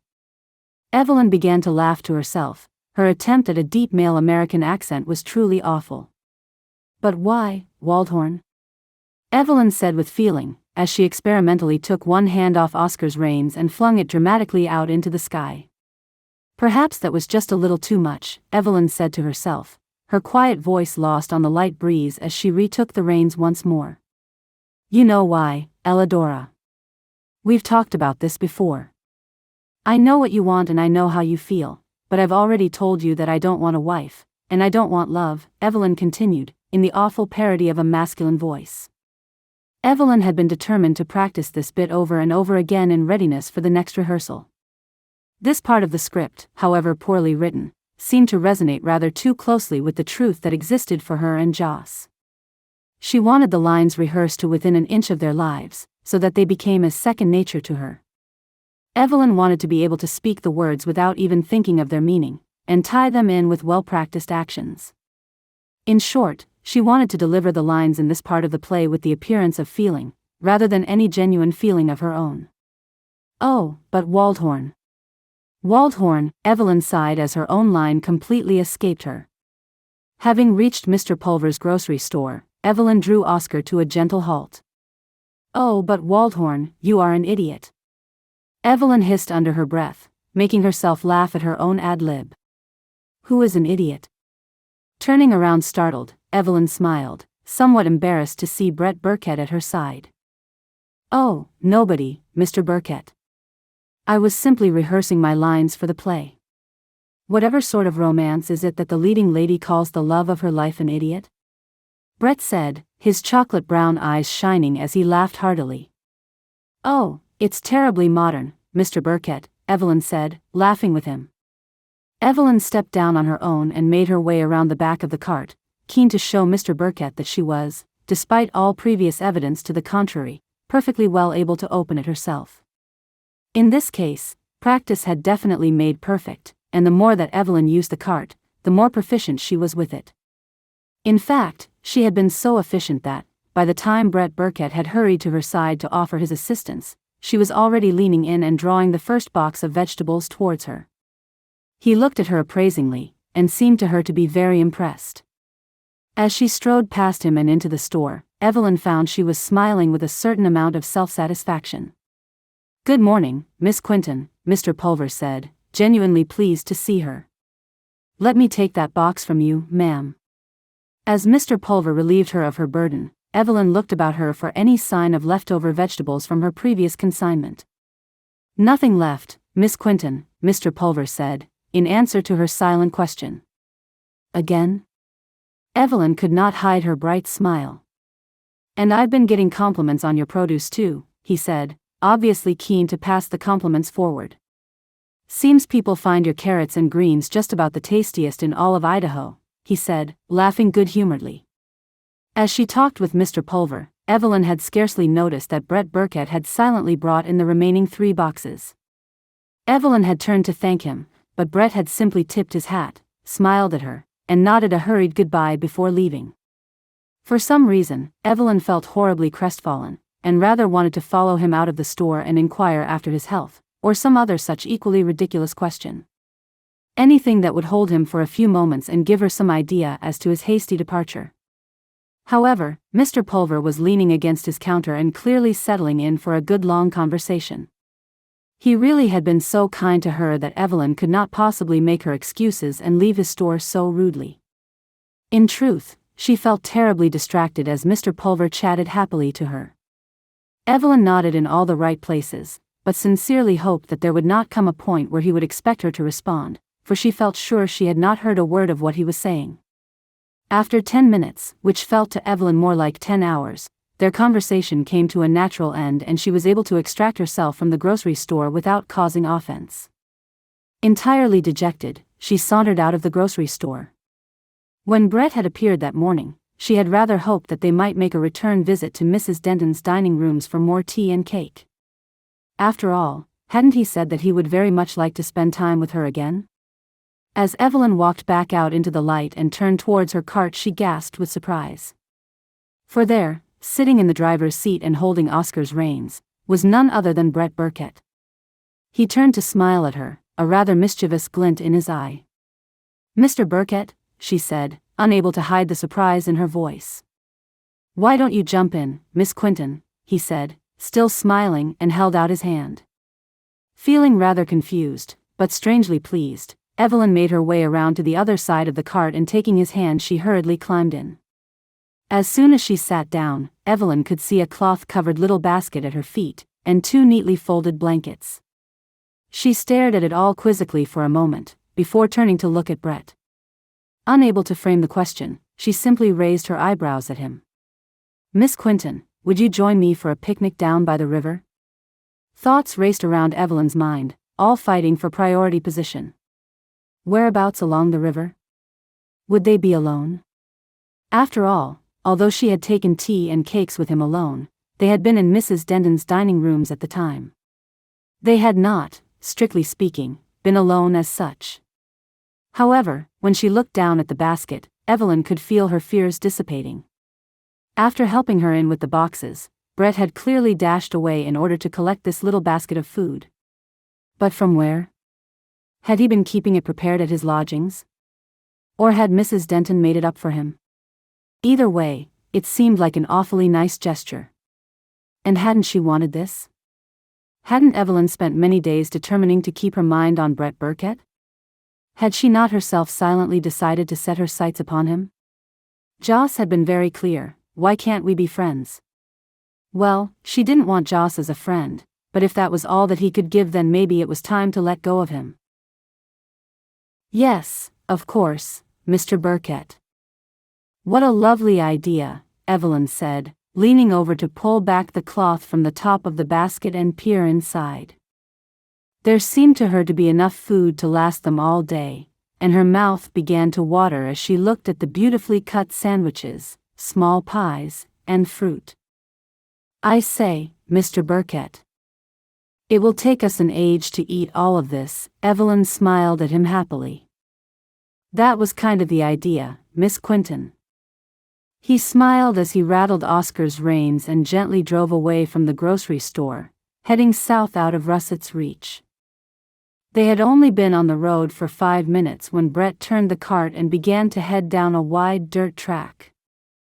This little track here takes us right down to the riverbank, Miss Quentin, Brett said in response to her little gasp of concern. Don't worry, the horse will manage it just fine, and there's plenty of space for turning at the bottom so we can come back up again. Goodness me. However did you find this place? Evelyn said, realizing that the track opened out at the bottom into an area of lush green, thick foliage. As Brett drew the cart to a halt, they were no more than a few feet from the rushing water's edge. I found this place almost as soon as I came to Russett's Reach. I took my horse out and had a really good look around, and kind of stumbled upon this place. Anyway, I've been back many a time. It's kind of peaceful. Brett jumped down from the cart and hurried around to Evelyn's side to help her down. Reaching back into the cart, he took the 2 blankets and tucked them under his arm, before sliding the basket towards him and lifting it out.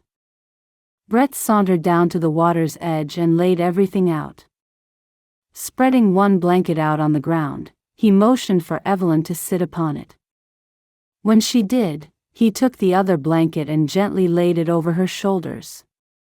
I guess it's a little chilly this time of year for a picnic, Miss Quentin, but I really wanted to find somewhere other than Mrs. Denton's dining rooms for us to spend some time together.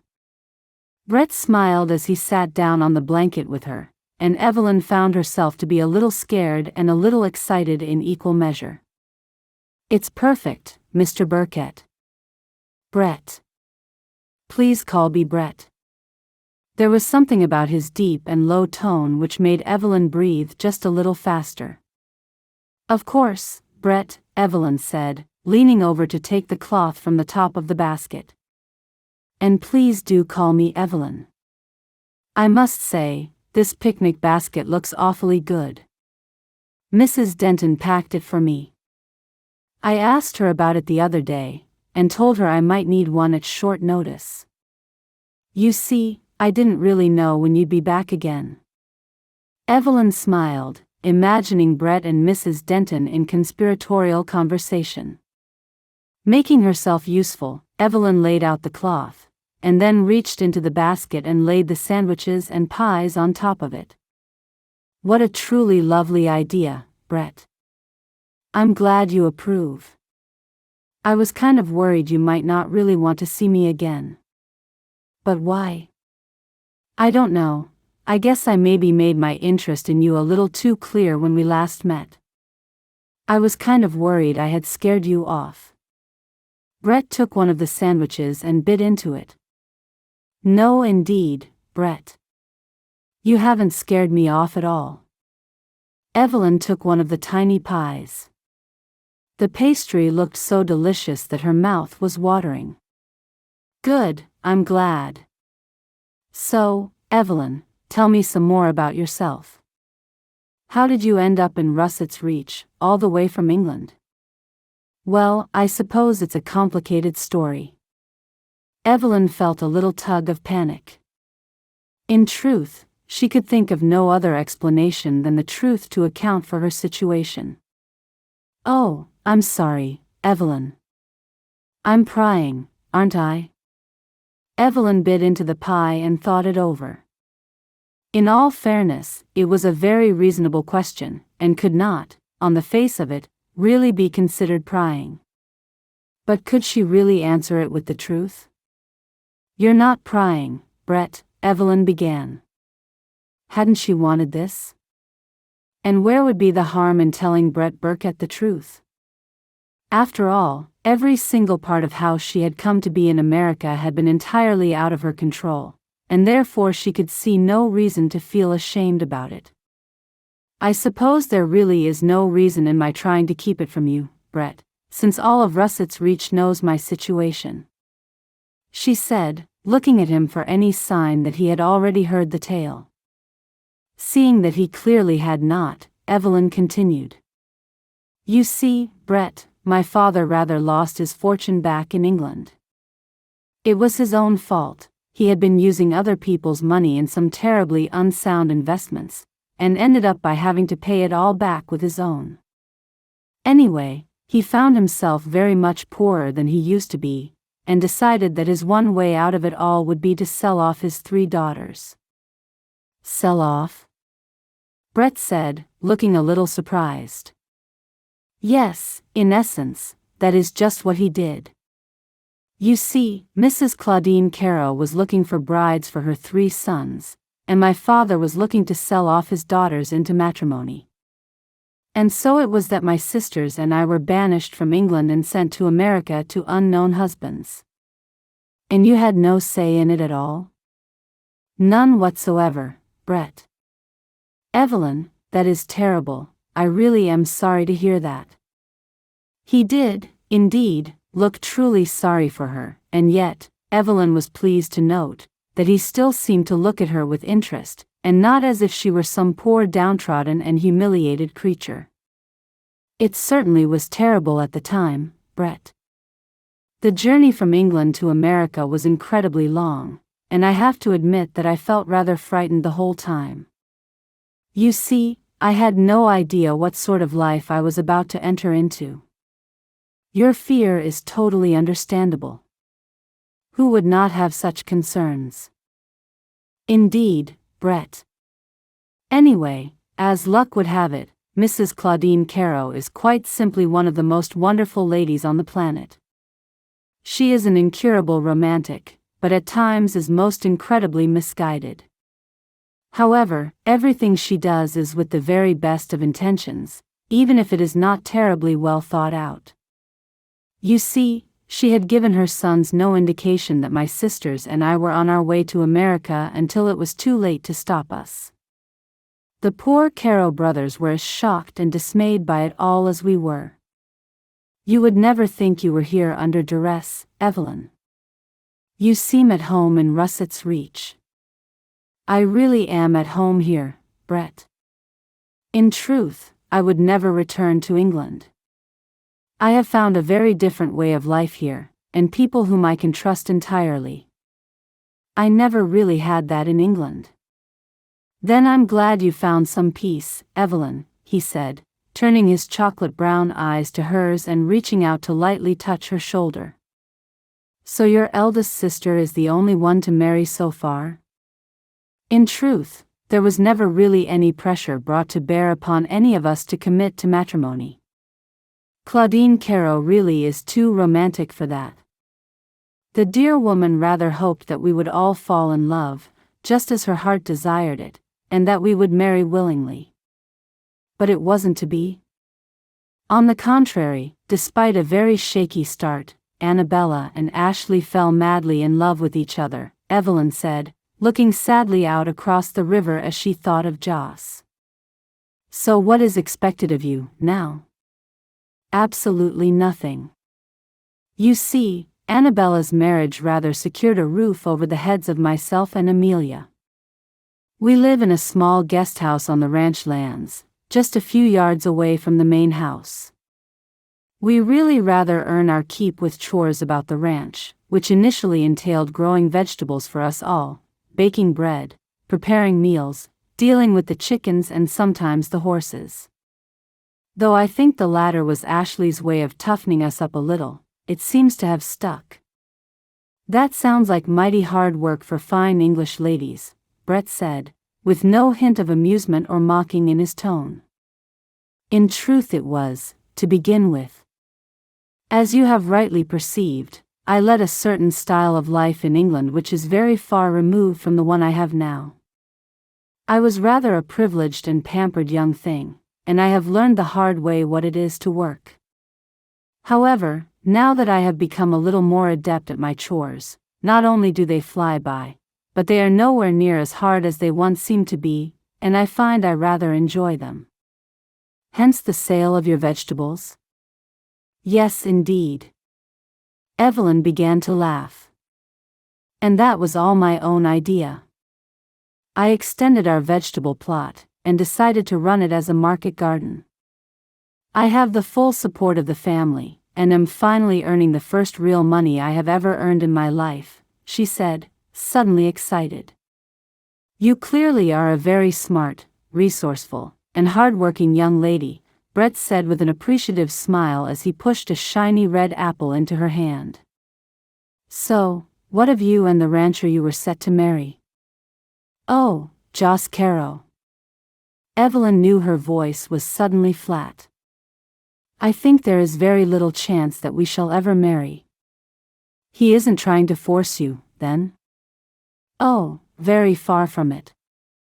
Evelyn gave a bitter little laugh. I'm the very last person on earth whom Joss Carrow would wish to marry. Well, pardon my strong language, ma'am, but Joss Carrow strikes me as nothing more than a blind fool. You are very much excused, Brett. Evelyn gave him a smile despite the fact that her heart felt as if it was breaking. Chapter 13. A picnic with Brett Burkett? Nancy's eyes were wide. Why am I only just hearing about this? She reached out and playfully swatted Evelyn's hand. Evelyn lost several moments laughing at her friend's look of mock outrage. She had arrived to collect Nancy for the second rehearsal, but had turned up purposefully early in the hope of having some tea and a few minutes' conversation with her. Nancy had just closed the haberdashery, and had been tidying away a few things when Evelyn's face had appeared at the window. Nancy had been pleased to see her, and truly delighted that they would have time for tea before they left. This is the first time I have seen you since last rehearsal, and the picnic was a few days after that. But you should have come straight down to me afterward, Nancy said, like a dog with a bone. Nancy, do you want to continue to waste time chastising me, or would you like to hear the details? Evelyn said with a smirk that clearly indicated she knew she had delivered the winning line. Oh yes, all right, of course I want the details. Nancy capitulated. As Nancy said about boiling the water and preparing the pot, Evelyn gave her all the details of the picnic, starting from the very moment she had drawn up in the cart outside Mr. Pulver's grocery store. He already had a basket prepared? Nancy said, her bright round eyes making her look like a young girl. I don't think it was prepared, exactly. Rather, I think he had an arrangement with Mrs. Denton to prepare one at speed and on short notice. Oh, that's Mrs. Denton all right.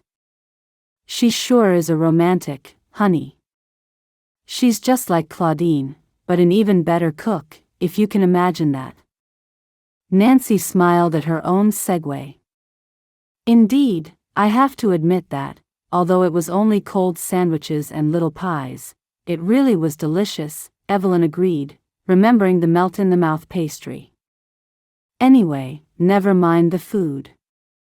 What did the two of you talk about? Evelyn absolutely adored Nancy.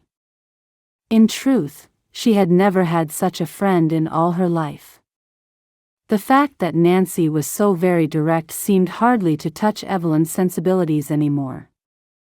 Not one of her friends in England would have come to the point so very quickly, if at all. Indeed, if they had managed to get to the point where they wanted to know what two people had discussed in a private meeting, it would have taken them at least a fortnight's worth of solid talking to get there. Evelyn almost laughed to herself as she finally came to the conclusion that life was simply too short to do things the English way. She would take one Nancy over 10 of her young English friends any time. We rather got onto the subject of my circumstances. It seemed to happen quite quickly, and I suddenly found myself telling him all about my father, and how my sisters and I came to be here in Russett's Reach. Well, you know the story, Evelyn said, lowering her eyes a little. I sure do know the story, honey, and am glad I do. Your daddy's loss is very much Nancy Porter's gain. I have found myself 3 brand new friends.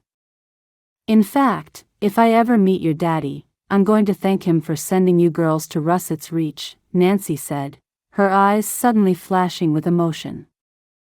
Maybe I will give him a piece of my mind for the way he did it. Oh, I say. Nancy, you shall have me in tears. Evelyn was blinking hard at the sudden surge of feeling within her. Really, you rather snuck that one up on me. I can't help myself. I never had English friends before. Nancy gave an adorable high-pitched giggle. Anyway, what did he say when you told him it all?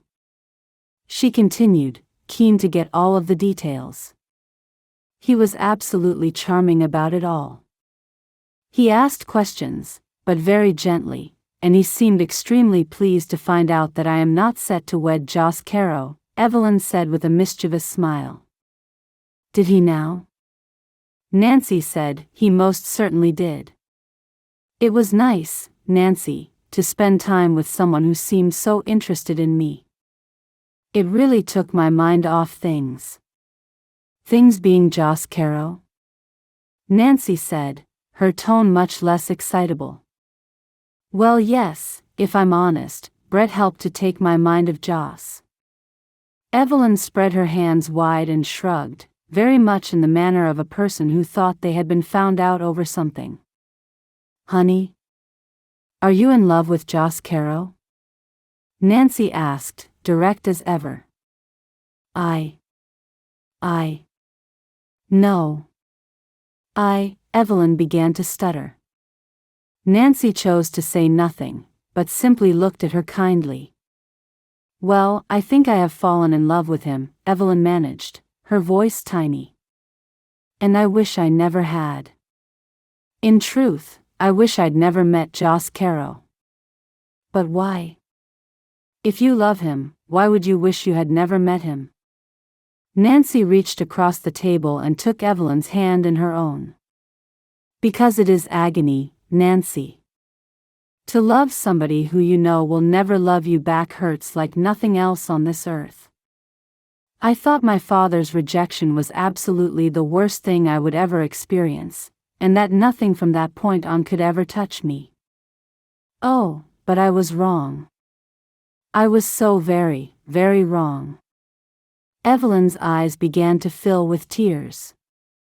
Although she had done rather a good job of concentrating all of her available attention on the idea of Brett Burkett, still she could not deny the depth of her feelings for Joss Carrow. As wonderful, friendly, and gentlemanly as Brett Burkett was, Joss Carrow was the man who read books and could talk to her about them. He was the man who liked plays, and was keen to act in them. He was young, handsome, and mild-mannered, and everything that Evelyn had ever dreamed of. Oh honey, I'm so sorry to upset you. But, Nancy stopped for a moment, chewing her bottom lip thoughtfully. But I really don't think you can truthfully say that Joss does not love you, and that he never will. Oh, Nancy, please. He pushed me away, didn't he? No honey, he didn't push you away. He pulled away. And there's a difference? Yes, there's a difference, honey. Joss was the one who moved closer to you, so he must have felt something. The fact that he pulled away might signify nothing more than his inability to trust another woman with his heart. After all, you remember what I told you about Cara Vernon? Yes, I remember, Nancy.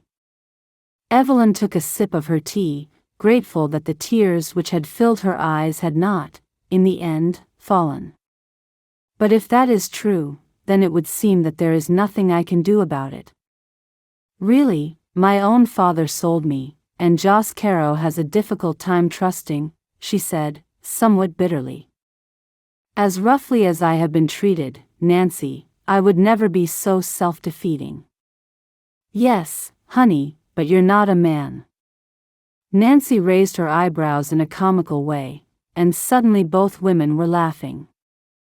Evelyn was truly grateful for the turn in conversation, for she had very much found herself drowning in unwanted emotions. I thank the good Lord for that, Nancy. Evelyn continued to laugh. So what of Brett Burkett? Is he really nothing more than a distraction? Nancy asked, determined to get to the bottom of things. At times he is, if I'm completely honest, Evelyn said, a flash of guilt crossing her face. And yet at other times, he really is very appealing. I could certainly do a lot worse than Brett Burkett. He really is very handsome. Nancy nodded enthusiastically. His manners are rather sweet and old-fashioned. But? Nancy raised a single eyebrow. But we do not have the same connection. I know that I have not spent a great deal of time in Joss Carrow company, but our personalities align on so much that is important to me. I truly think it is that connection which draws me to him. It is the same connection which breaks my heart. So what have you found out about the mystery man of Russett's Reach? Nancy asked, not keen to see her dear friend upset any more than she had been already. Why is he here, for starters? Well, I rather think he came this way in connection with his work. And he's completely alone? He has no family to speak of. At least that is what he told me. And what is his work? What does the man do? Actually. Evelyn stared off a little into the distance. We didn't really get as far as talking about him very much. I rather think I monopolized the conversation with the details of my background. And you didn't ask anything about him? Apart from asking if he had family, no. Evelyn was frowning as if trying to recall every part of their previous conversations. And he didn't offer anything? Nancy said, frowning herself. No, I don't think he did. He seemed to be entirely interested in me. Which is kind of nice, honey, but I think it might be wise to find out a little more about him, Nancy said, almost wincing at her proclamation.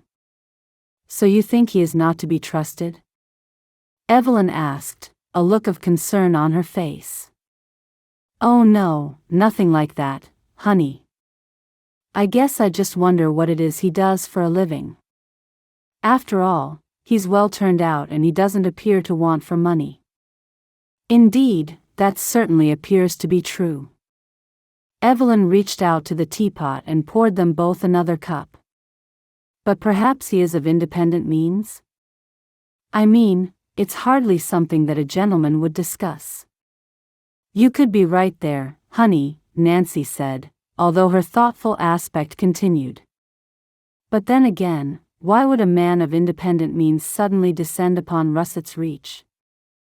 I hadn't really thought about that. In any case, perhaps he actually works for a living.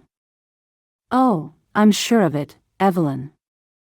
Nancy changed tack entirely, not wanting to do or say anything that would distress her friend any further. You know me, if I can't get a person to tell me everything about them in the first 5 minutes, I'm instantly suspicious. Nancy laughed loudly, although it certainly did not contain the levity of her normal laugh. Next time I see him, Nancy, I shall be very sure to ask Brett Burkett what it is he does for a living. After all, he knows so much of my background that I hardly think the question would seem impertinent, Evelyn said, thoughtfully deciding upon her course of action.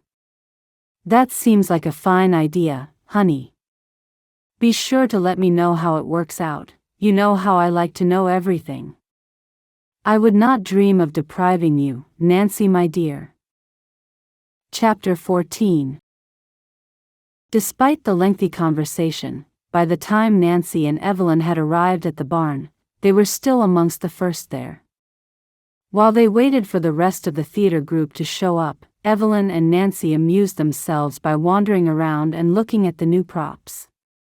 Well, thank the Lord that awful broom has been replaced with a real axe. If I had to watch poor Joss one more time pretending to chop wood with a broom, I would have cried myself to sleep, Nancy said, with high drama. Oh, I know what you mean. Evelyn giggled. And yet, he made it look good, Nancy said and then blushed. Evelyn ignored the remark and looked around to hide the heat in her cheeks. Oh look, somebody has procured an old wrought iron bedstead. Presumably we shall be working on the sickbed scenes this evening. Evelyn was very comfortable with the sickbed scenes, having practiced them thoroughly with Amelia several times already that week. She smiled to herself as she thought of her younger sister laying prostrate on the couch, her face a ridiculous parody of some sort of death mask. Despite her assertion that she would, indeed, rehearse some lines with Joss, she had yet to do so. Over the last days, Evelyn had very much avoided him, and fully intended to continue to do so. The evening's rehearsal had gone without a hitch, and Nancy had very much stolen the show with her part of non-speaking barmaid in the third act. Unable to hide her excitement, Nancy had smiled broadly at her audience as she wordlessly passed a whiskey across the bar to a rather morose Waldhorn shiver. An approving titter of amusement rumbled through the other players as they watched her. Evelyn, however, clamped a hand over her mouth to hold back a rather hearty laugh as she considered what a truly awful actress Nancy was. How was it that she managed to get even a non-speaking part so very wrong? It really was just as well that the whole town of Russetts Reach truly adored Nancy Porter. When the time came for the sickbed scene, Joss inserted himself into the tiny bed and looked for all the world like a seriously ailing man. Evelyn had to admit that he really was rather good. Elladora? Elladora, he called out weakly. Elladora, I need you. Joss reached a limp arm out of the bed, rather convincingly. I am here, Waldhorn. Evelyn rushed to the bedside and neatly dropped to her knees. Reaching out, she took the flailing hand in both of her own, and stared lovingly at the man she was very much trying to picture as Brett Burkett. I'm burning up, Elladora, Joss croaked. Here, Waldhorn. Evelyn took a dry cloth out of the empty pail, pretended to wring it out, and gently dabbed at Joss' forehead and face. As she did so, his eyes met hers and held them there. Evelyn's breath caught in her throat, and she wanted desperately to look away from him. However, she knew that to do so would be to destroy the scene. They were obviously extremely convincing, since there was not a sound to be heard throughout the entire barn but their own voices. How does that feel, Waldhorn? Evelyn almost bit her tongue, for she had nearly said Joss. Better, he croaked. Elladora, I would not have managed this without you, honey. He reached out and pressed his hand upon her face. For a few moments, Evelyn closed her eyes, enjoying the feel of his skin on hers. When she opened her eyes again, Joss was staring at her. The look seemed to hold such intensity that she almost forgot her line. You'd have managed just fine, Waldhorn. You're a strong man, Evelyn crooned, with practiced warmth. Taking Evelyn's hand once more, Joss pulled it towards him, and planted a simple kiss on the back of it. As he did so, his eyes fixed upon hers, and she felt her heart begin to truly race. The touch of his lips, the pull of his sky-blue eyes, it took all her control to not lean forward and bring his hand to her face. Instead she looked down at him and closed her eyes. They remained silent for some seconds, indicating that the scene had come to an end. As they drew apart, there came a most vigorous round of applause from all present. So loud and sudden was it that Evelyn was entirely startled. She looked down at the approving crowd, and caught Nancy's eye. As she did so, she realized that Nancy, in that moment, very much reminded her of Claudine. It was the very same look Claudine would get on her face whenever she was in one of her romantic flights of fancy. "Bravo! Bravo!" Bud Gatley shouted at the top of his voice. "Just you kids be sure to do that exactly this way when it comes to opening night. I swear to God, there won't be a dry eye in the house." Neither Joss nor Evelyn spoke, but both smiled warmly in response. Joss rose up from the bed, and reached out a hand to help Evelyn up from her kneeling position on the floor. "Well done, Evelyn," Joss said quietly to her, unheard by the rest of the crowd. "You too, Joss," Evelyn said, hearing the merest crack in her voice. As Bud Gatley and the rest of the cast chattered excitedly in the wake of their fine performance, Evelyn felt truly appalled. Try as she might, she had not been able to truly substitute Brett Burkett for Joss, and she had felt it very keenly when Joss had looked into her eyes. Swallowing to alleviate her dry throat, Evelyn wondered how she would ever get through the real performance of the play. The events within it too closely mirrored the circumstances of her own life, and if the last few minutes had been anything to go by, the final scenes would all but finish her off. "Not long now, Evelyn. The real performance is just 2 weeks away," Joss said, somewhat awkwardly, as if casting about for something to say to her. In many ways, Evelyn wished he would simply remain silent, for his awkwardness hurt her more than his silence. As she stood on that stage next to Joss Carrow, Evelyn knew that she truly loved him. As long as she stayed in Russet's reach, there would never be an escape for her.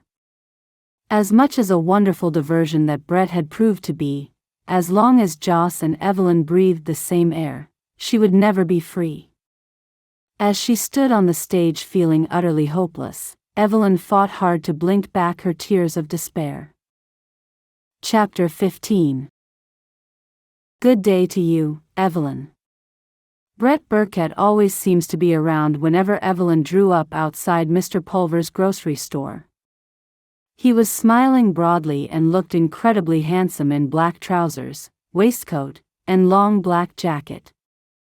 His immaculate white shirt stood out crisply against the black, and Evelyn thought she had never seen him so well turned out.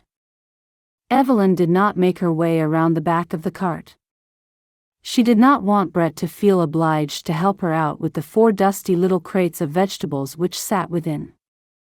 He really did look too well turned out for that. "Good day to you too, Brett. You look very smart today," Evelyn said, her eyebrows raising a little in question. He really did look very handsome indeed, and yet, despite it all, she could not help but think of Joss as she looked at him. "Today is a special day for me, Evelyn," he said with a broad and handsome smile. "At least, I'm kind of hoping it will be." "That sounds very intriguing," Evelyn said, in a parody of nosiness. "Intriguing? I guess so. But somehow it seems more like nerve-wracking to me," he said, looking a little unsure of himself for the very first time since she had met him. "Oh." Evelyn did not know what else to say. She had not yet assimilated her ways with the wonderfully open ways of Nancy Porter. As much as she might like to probe further, Evelyn's upbringing still held her in its grip, and she found that she simply could not. "Listen, Evelyn. When you have finished your business here with Mr. Pulver, would you meet me down by the river?" he asked, somewhat urgently. "I'm going to ride down there now on my horse. I'll wait for you." As he looked at her for confirmation that she would, indeed, appear at the river, Evelyn felt her heart begin to thunder. She wondered what it all meant, but rather felt she had a very good idea. "Oh, yes, of course, I'll meet you. I don't know how long I'll be with Mr. Pulver, because sometimes we get talking, you know," she said, hearing her voice at a much higher pitch, and rather thinking that it sounded like the voice of a stranger. Brett Burkett smiled at her, and briefly touched the brim of his hat before turning and smartly walking away from her. The next half an hour in Mr. Pulver's company was spent in a haze of confusion. Evelyn's concentration wandered terribly, and once or twice she had to ask Mr. Pulver to repeat himself. "You sickening or something, Miss Quentin?" Mr. Pulver's voice was full of concern. "Oh no, Mr. Pulver. Please forgive me, I think I am just a little tired," she said, keen to allay his fears. "Are you sure you're all right? You look kind of pale." His concern, although diminishing, was still evident. "Really, Mr. Pulver, I am just tired. It's probably all the extra time I'm spending rehearsing the play." "Oh yes. And I hear you're very good, Miss Quentin. Everybody's talking about you and Joss Carrow being just about the best stage couple Russett's Reach has ever had." He was smiling broadly at her, and Evelyn could do no more than attempt to return it. Once she had persuaded Mr. Pulver that she was absolutely fine, and they had concluded their business for the day, Evelyn made her way back out to the cart and climbed in. She did not move off for some moments, feeling that she needed a little time to order her thoughts. Brett had looked so very handsome and dapper, and he had seemed a little nervous, which was most unlike him. As far as Evelyn was concerned, this could mean only one thing. In her heart of hearts, Evelyn knew that Brett was about to propose to her. If it was not that, then it was something equally serious, if his countenance had been anything to go by. Although she knew she was not ready to hear a proposal, she rather gathered that she must prepare herself for one, in case it should appear. As she sat in the cart, her hands white from gripping the reins, Evelyn fell to thoughts of Joss. Could she really marry another man? Could Joss really never love her the way she wanted to be loved? Could he really never trust another woman? It had been many weeks since Joss had kissed her and rejected her, and nothing had changed in all of that time. In the last rehearsal they had attended, Joss could not have made his aversion to her any clearer. Evelyn found herself scowling as she recalled every detail. Evelyn had entered the barn that evening with a certain amount of trepidation. She knew in her heart that they would most certainly be rehearsing the final scene of the play, the one in which Waldhorn Shiver finally declared his love for Elladora Sterrett and kissed her. It had been playing on her mind ever since the end of the previous rehearsal, for she knew that surely it was coming. Nancy had not yet arrived at the barn, having a prior engagement with a family member before attending. The two had agreed to meet there, although Evelyn was very well aware that Nancy would likely be late. As soon as she walked in, her eyes immediately found Joss. He was sitting on one of the benches that she and Nancy had sat on when they had taken part in the women's auditions so many weeks before. Joss had stared out across the rough wooden flooring of the barn with such a look of despair that it had stopped Evelyn in her tracks. She studied him for some moments, needing to be sure that she could trust her own eyes and instincts. Joss sat, as still as a statue, entirely unaware that he was being observed. Evelyn's hand moved subconsciously to her chest, and she placed her palm flat over her heart as she watched him. For all the world, Joss Carrow looked like just about the most desolate man she had ever seen. In that moment, he had looked up and straight at her. Evelyn knew that what she saw in his eyes must surely be connected with the fact that they would, at some point in the evening, be expected to kiss. Time seemed almost to stand still, and the evening ground on and on. By the time they reached the final scene, Evelyn felt herself to be truly exhausted and entirely unequal to whatever was to come. "Elladora! Elladora!" Joss shouted across the stage at Evelyn's retreating back. The small suitcase she was carrying, being completely empty, felt light and somewhat ridiculous. In fact, so light was it, that Evelyn had fought an urge to swing it lightly back and forth. Her nerves really were getting the better of her. Slowing to a stop, just off center stage, Evelyn slowly turned around to face Joss. He was walking slowly towards her, holding his arms out wide. "Waldhorn," she said, almost inaudibly. Once again, a pin drop could have been heard throughout the barn. "Elidora, don't leave me." Joss had finally reached her, and stood just inches from her. Evelyn placed the empty suitcase down on the stage, rather expertly making the thing appear to be full and heavy. She straightened up and looked back into the face of Joss. She tried to avoid his eyes, but his seemed to find hers and fix on them. They really were so very blue in comparison with the dark chocolate eyes of Brett Burkett. Joss' brown and blonde hair was so thick, and just in need of a cut. His face was tanned and smooth, and the close proximity of his body was almost overwhelming. He really was heartbreakingly handsome. Evelyn felt her mouth go dry, and was rather glad it was not yet her turn to say anything. "Please, don't leave me," Joss repeated. "But you said it yourself, Waldhorn. You told me that you could never love me." Evelyn felt a horrible surge of emotion. She knew herself to be talking to Joss, and not Waldhorn Shiver. However, she could not help but examine the reality that Joss was not talking to her, but rather to Elidora Sterrett, fictional character. Despite everything that had happened to Evelyn, her heart had never been so close to breaking. "I was wrong, Elidora. I was only trying to fool myself. I have loved you for so long that I cannot remember a time when I did not. I do love you, Elidora. And I love you too." Evelyn finished, although horrified to realize that she had neglected to use the name Waldhorn at the end of her sentence. Fortunately, nobody, Joss included, seemed to notice. Finally, the moment for them to kiss had come, and Evelyn could feel herself shaking in a way which she hoped was not visible. Swallowing hard, she looked into his face, waiting for him to make the next move. Unbelievably, Joss did not move towards her, but rather he turned away from her and looked down from the stage to address Bud Gatley. "I won't put Miss Quentin through it tonight, Bud.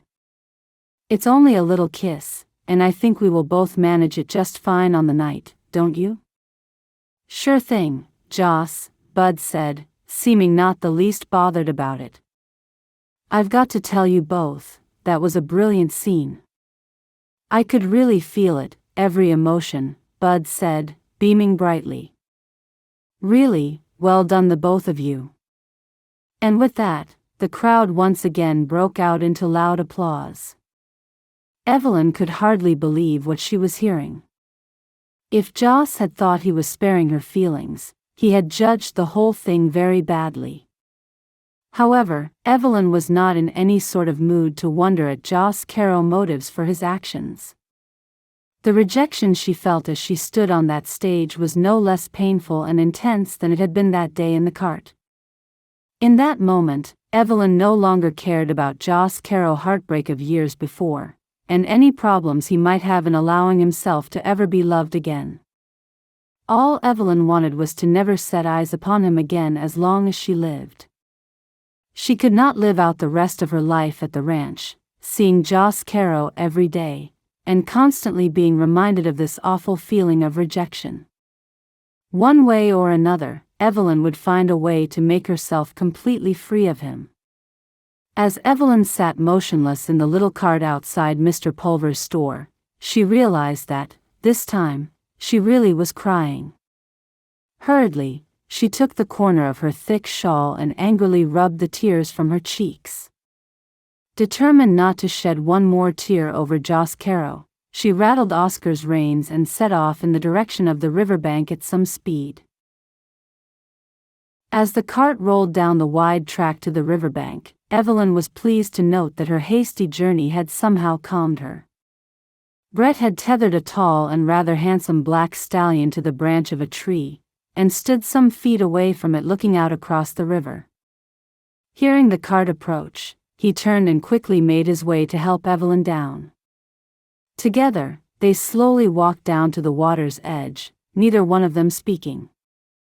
Once they reached the river, Brett turned to her, his face more serious than she had ever seen it. "What is it, Brett?" Evelyn was the first to speak. "I realize I've not known you very long, Evelyn, but I have something very serious to speak to you about." "Then please do say it, Brett," Evelyn said, gently coaxing him. "Evelyn, I fear my time here at Russet's Reach is coming to an end." He paused and looked out across the water. "You're leaving?" "I will be leaving, Evelyn. In just a couple of weeks, I think." "But why?" "Because my work here has not panned out quite as I had hoped it would. I'm afraid that's just the way things are for me. It's time for me to move on to another town and hope I do a little better there. It's just the nature of the business I'm in," he said, turning back to look directly into her eyes. "But what business is it, Brett?" Evelyn was suddenly assailed by an image of Nancy's inquisitive little face. Well, I guess you'd call it money management," Brett said, somewhat noncommittally. "Money management? You mean, you invest other people's money?" Evelyn said, rather confused. The very thought of somebody investing other people's money rather brought to her mind her father's own business and most recent behavior. "Yes, I suppose that's it in a nutshell. Anyway, my business is not exactly flourishing here in Russet's Reach, and so I'm going to move on." "But where to?" "I was thinking that I would most likely go to Boise." "The state capital?" Evelyn said, as if she needed confirmation. She remembered how she had talked of Boise with Joss. He told her how he had visited there on occasion, and bought many of his books in the city. "Yes, the capital.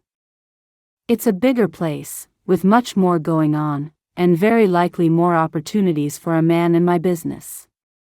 Evelyn felt sure there was very much more going on in such a big city. For a start, it obviously had at least one bookshop, if not many more. Perhaps there were even theaters and playhouses and other such similar amusements. "Well, I can entirely understand your need to leave," Evelyn said, feeling a little sad. She tried to examine her feelings and wondered if she would truly miss him, or if she would really miss him playing his role of diversion. "But I must say that I shall be very sorry to see you leave." "Would you really?" "Yes, Brett, of course I would." "In that case, Evelyn, I have something to ask you." Brett reached out for her hands as he stood facing her. In that moment, Evelyn realized that her very first assumption about his motive for meeting her was very likely to be correct. Suddenly, she felt very nervous indeed. "Evelyn, would you please consider being my wife? I know we've only known each other such a short time, but I just can't get you off my mind, and I really couldn't leave here without at least trying." "Oh, Brett, I really don't know what to say. It's all so sudden." Whilst Evelyn did, indeed, speak truthfully, her mind was working so fast that she began to feel a little lightheaded.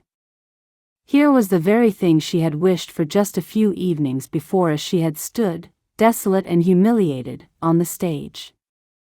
When Joss Carrow had refused to kiss her, hadn't she wanted to be far away from him, and never have to see him again? And now, Brett Burkett was offering her the chance to do just that. "Look, don't give me an answer straight away, Evelyn." Brett gave her hands a little squeeze and peered closer at her face. "But just promise me you'll think about it, that's all I ask." "Of course, I'll think about it, Brett. Believe me, I will not leave you waiting and wondering for too long," she said, squeezing his hands in return. he proposed. Nancy's voice came out in a piercing shriek. She raced to the front door of the shop, closed and locked it, and turned the sign which would indicate that she was closed. Taking Evelyn's hand, Nancy dragged her through the shop out into the back, and pushed her down into one of the little chairs at the kitchen table. He proposed, she repeated, in exactly the same tone of voice. He did, but 20 minutes ago. Evelyn still felt a little shaky. The moment Brett had ridden away from her, she had hastened along the road back into Russett's Reach, and pulled the cart to a sharp halt outside the haberdashery. "Please tell me that you have not given him an answer, honey," Nancy said, sitting down at the table without even bothering to make her customary pot of tea. "No, I have not given him an answer. But I did say that I would not keep him waiting long." No, this is the wrong proposal. "Honey, tell me this truthfully, do you love Brett Burkett?" Nancy asked more forcefully and direct than she had ever been with Evelyn before. Evelyn stammered. "That means that you do not love him," Nancy said, so firmly that she sounded rather strict. "But he's so nice, Nancy. Without the distraction of Joss, I feel sure that I would learn to love him in time." "And if you don't? If you find you are married to a man you do not love, what will you do then?" "I dare say I shall carry on through life the way that many married people do." No, Nancy said, banging her little hand on the tabletop as she spoke. "That just isn't good enough, not for you, honey. And neither is wasting my life wandering around the ranch staring at a man who will never love me. I do not want to live my life with a broken heart, Nancy." "I know, honey." Nancy's tone softened considerably. "But this seems all too sudden. I mean, where is he intending to go to now that he is leaving Russett's Reach?" "Boise," Evelyn said, simply. "But why does he need to leave town?" "Because his business is not working out well here. Brett thinks that he will find more opportunities in Boise." "And what is his business, exactly?" "He's in money management," Evelyn said, wrinkling her nose a little at her clumsy pronouncement. "I think he invests people's money for them or something along those lines." "Something along those lines, honey?" "That's a little vague," Nancy said, her brows knitting together in consternation. "Nancy, he had just asked me to marry him. I was rather too flustered to take it all in properly." "I'm sorry, honey. I realize that I must seem so objectionable. But please believe me, I'm just worried about you, not to mention the fact that it would break my heart to see you leave Russett's Reach. It would break my heart to say goodbye to you too, Nancy. But as far as Brett is concerned, you really do not need to worry about me. Anyway, I have yet to give him an answer. I promise you that I shall think about it most deeply before I make my choice." "You would really leave this place? This place is now your home. You would leave it just to escape the pain of seeing Joss every day?" Nancy asked, solemnly. "I'm afraid I rather think I would," Evelyn said, meaning every word of it. "And your sisters?"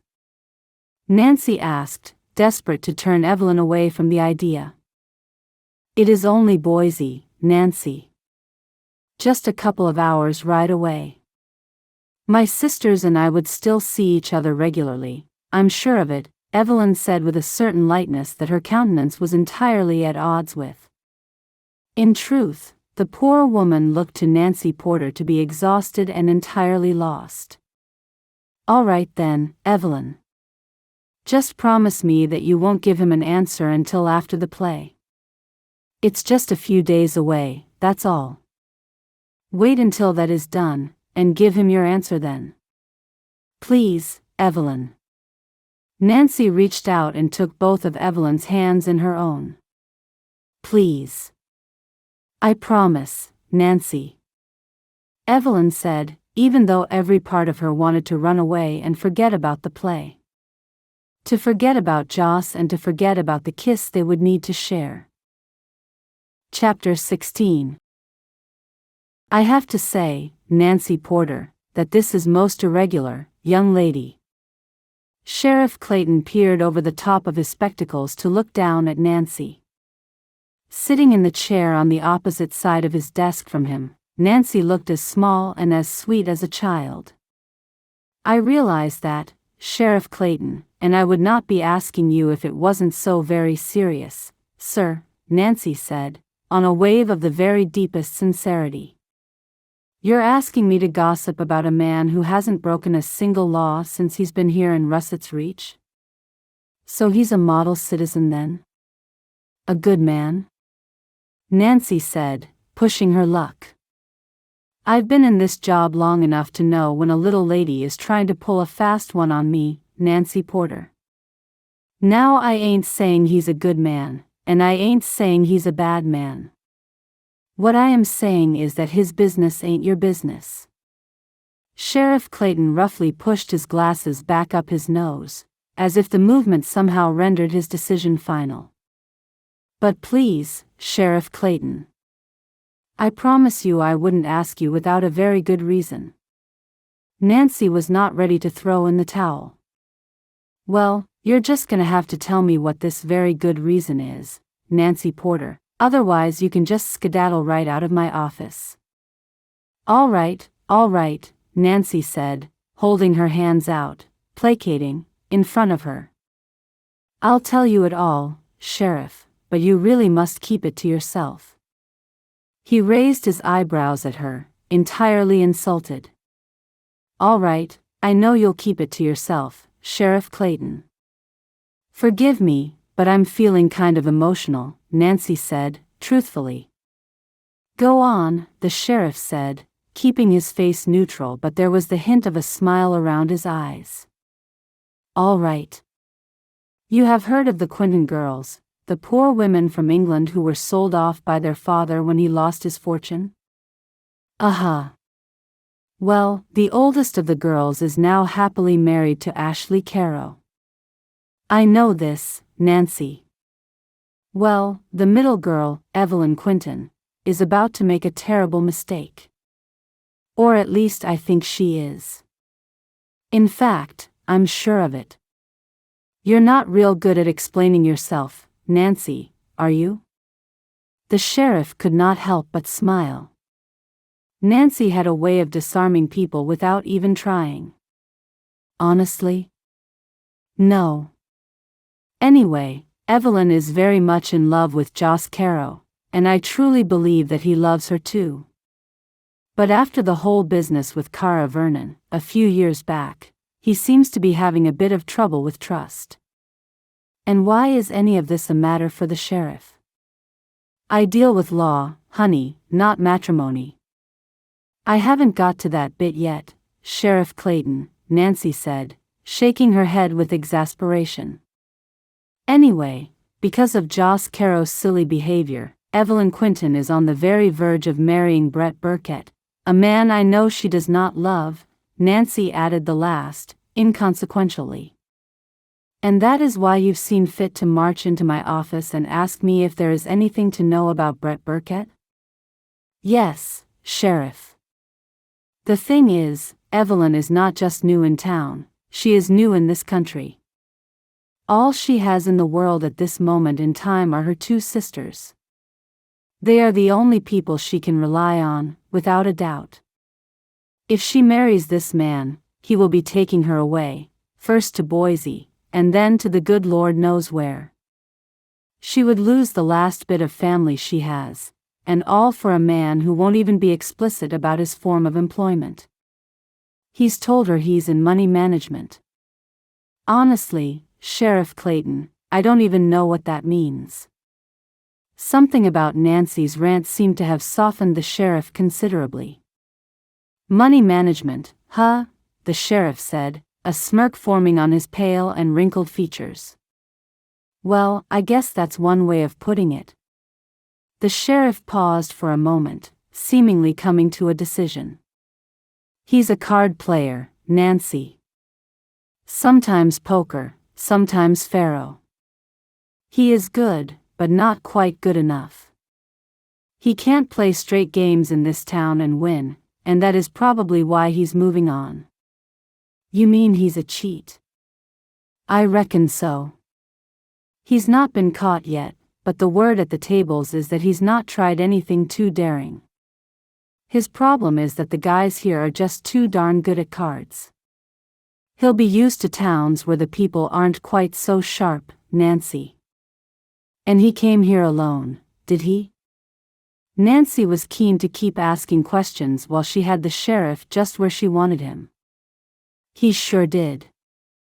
He's got just about the cheapest lodgings in town, eats at Ma Denton's every night, and visits Dolores Bell's place about 3 times a week. Dolores Bell's place? The brothel? Nancy shrieked. Single man in a new town. It happens, the sheriff said, without judgment. Well, not to my friends, it doesn't. Nancy rose to her feet so fast that she nearly knocked her chair over. Hold your horses there, Nancy Porter. Now just what exactly are you going to be doing with this bit of information I've given you? Well, Now you listen to me, Blondie. None of this came from me, do you hear? If anybody challenges you, this is nothing more than a little rumor you've heard on the breeze of Russet's Reach. You do not, under any circumstances, tie me up in what seems to be a dreadfully complicated business. From here on in, you're on your own. I understand, Sheriff. And I thank you. Nancy raced around the desk to kiss the top of the man's bald head, before turning to run out of his office. As Nancy sped across the plains on horseback, she was relieved to see the figure of Joss Carrow in the distance, mercifully alone. She had not given much thought to how she would explain herself if he happened to be in company with his brothers, so she was more than pleased to find that she would not have to concern herself with that at least. The clattering of her horse's hooves across the dry ground alerted Joss to her presence before she reached within 100 yards of him. Nancy, he said, his jaw dropping in confusion. As you see me, she began. You get yourself down from that horse, Joss Carrow. I need to speak to you, Nancy said, in harsher tones than she had ever used on anybody in her life. Without thinking to question her, Joss jumped down from his horse, and watched in amusement as the tiny Nancy seemed to slide down the side of her horse, gripping the saddle until her feet were just inches from the ground and she deemed it safe to let go. What's the matter? Joss said, beginning to come back to his senses a little. Evelyn Quentin is the matter. Why, what's wrong with Evelyn? Joss seemed suitably concerned. She is about to make the biggest mistake of her life purely and simply because you have seen fit to reject her. Nancy almost spat the words at him. I hardly see how that is any of your business, Nancy Porter. Joss was immediately giving as good as he got. She's my friend, Joss Carrow, so you can bet your bottom dollar it's my business. And what's the mistake she's about to make? Joss asked, despite his obvious annoyance with Nancy. Well, she's about to marry herself a no-good man who she doesn't really know, doesn't love a bit, and isn't necessarily safe with, just so that she doesn't have to break her heart every time she looks at you. What man? Joss took an involuntary step towards her. Nancy could see that he was completely shocked by the news. Brett Burkett. That guy who's just come into town. But he's a stranger.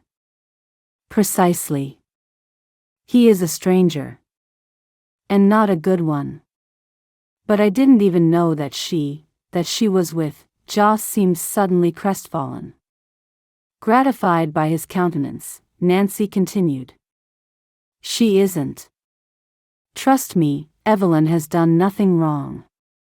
The man bought her a cup of tea at Ma Denton's, and has been fawning and polite every time he's seen Evelyn outside Mr. Pulver's store. And that's the truth of it. And she's agreed to marry him? Joss said, incredulously. Not yet, Joss, but I have a horrible feeling that she will. He is leaving town, and he's asked her to go with him. But why would she leave town? Joss Carrow, you are wearing out my last nerve. Can't you see what your rejection has done to her? She loves you, you fool. Nancy felt so furious that if she could have reached, she would have struck him. I know she does, Nancy. But if you remember rightly, Cara Vernon loved me too. Oh, grow up, Joss Carrow. If you're waiting for Cara Vernon to ride back into town, you're gonna have a damn long wait. I'm not waiting for Cara Vernon, Nancy Porter. I don't care if I never see that woman again as long as I live. Then what is your problem? My problem is simple. What I felt for Cara Vernon is nothing in comparison with what I feel for Evelyn Quentin. I love Evelyn so much it scares the dickens out of me. Cara leaving was bad enough, and I don't even want to think what it would be like if Evelyn did the same thing to me. But that's the whole point, Joss. Evelyn will leave. She will leave with Brett Burkett, a card cheat who will undoubtedly make her life as miserable as you are about to make your own. So why don't you just tell Evelyn the truth about Brett Burkett? Because, Joss, that girl has been hurt and disappointed enough. Her father sold her, the man she loved kissed her and threw her to one side, and I am not about to tell her that the only man showing interest in her is nothing more than a cheat and a liar. Oh, I see. The wind was very most definitely gone from Joss's sails. He said nothing for several seconds, apparently digesting everything that Nancy had just told him. I have made her promise not to give Brett Burkett an answer before the play is over. You have until then, Joss, to put this right. I've given you every fact I have, and the rest is up to you now. The play? Why did you make her wait until then? Joss asked, pointlessly. I was panicking, all right? It just popped into my head, and I said it. Now help me back up onto this horse, or I'll be walking all the way back to Russett's Reach. I really am looking forward to the performance tonight, Evelyn, Amelia said, as she inspected the gown she intended to wear for the event.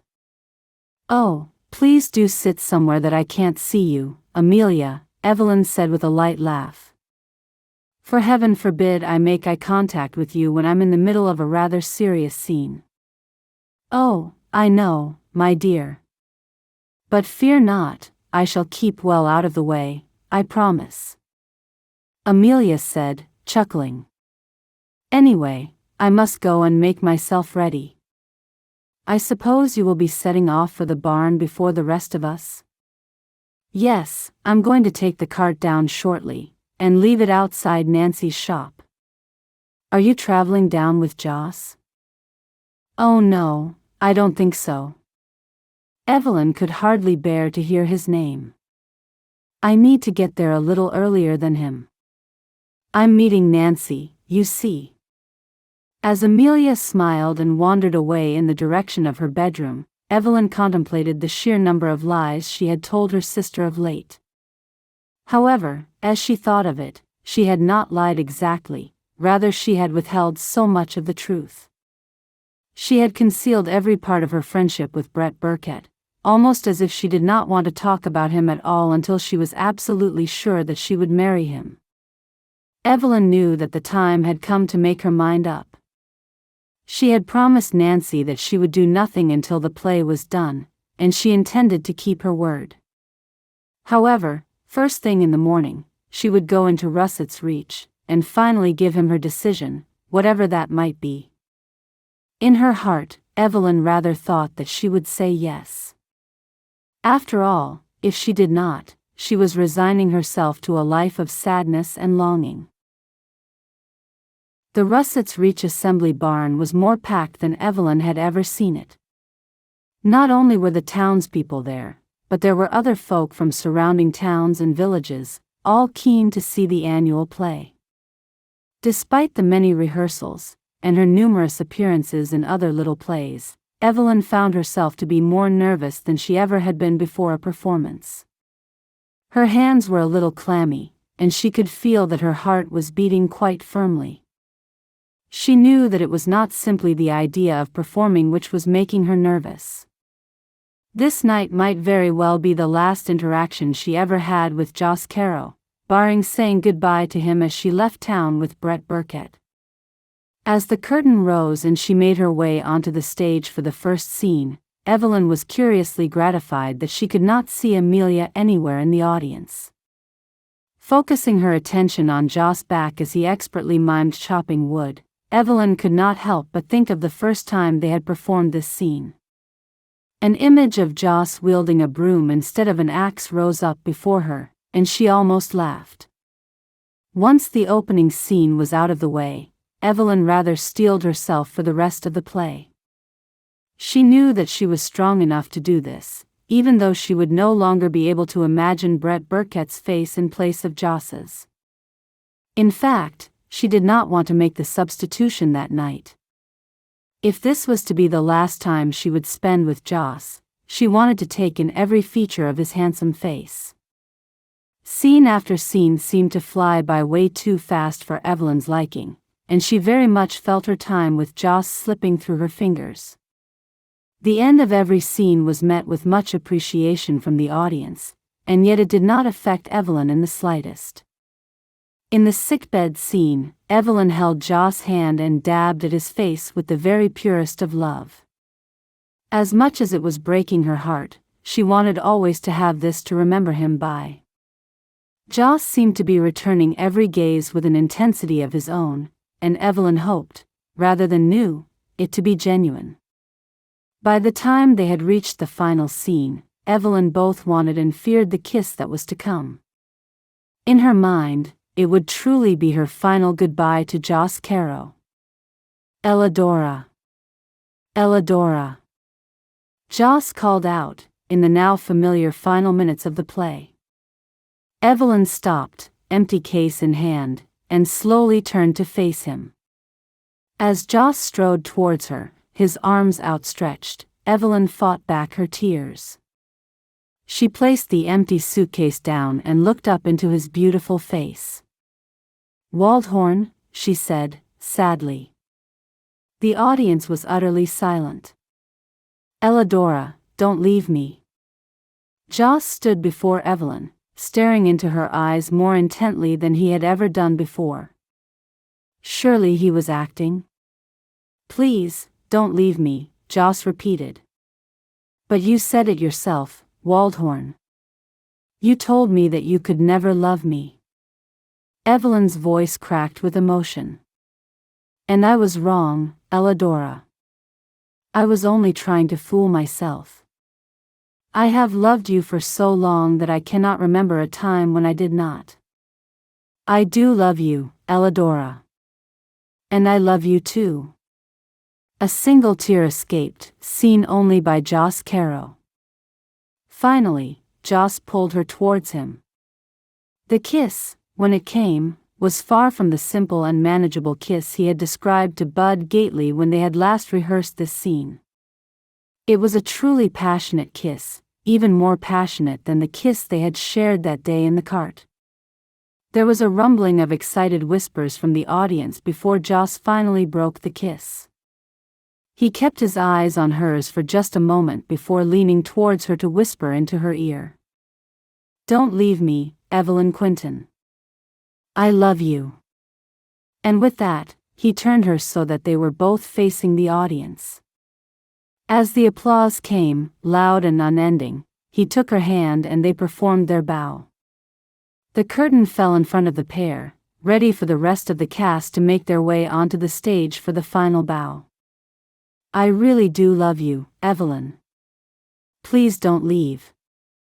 "Is this real?" she asked, tears rolling down her cheeks. It's real. Stay. Marry me. Joss pulled her back into his arms and kissed her deeply. By the time he released her, the curtain was almost up and the audience, somewhat amazed by their continued embrace, clapped thunderously. Epilogue. You know, Nancy, I hardly thought this day would ever come. Evelyn sought out her friend at the earliest opportunity. Oh, I never had any doubts, honey. Oh, Nancy. I truly do not believe you, Evelyn said, laughing gaily. Well, that's up to you, honey, but I know what I know. Nancy said, with a wink. Of course, Nancy had known nothing of the sort. From the moment she had delivered the ultimatum to Joss Carrow, Nancy truly had not known if he would do the right thing in the end. Nancy had felt the sadness and tension building between them throughout the entire performance, but whereas the audience simply thought they were getting superb value for their money, Nancy knew they were really getting raw emotion and real life.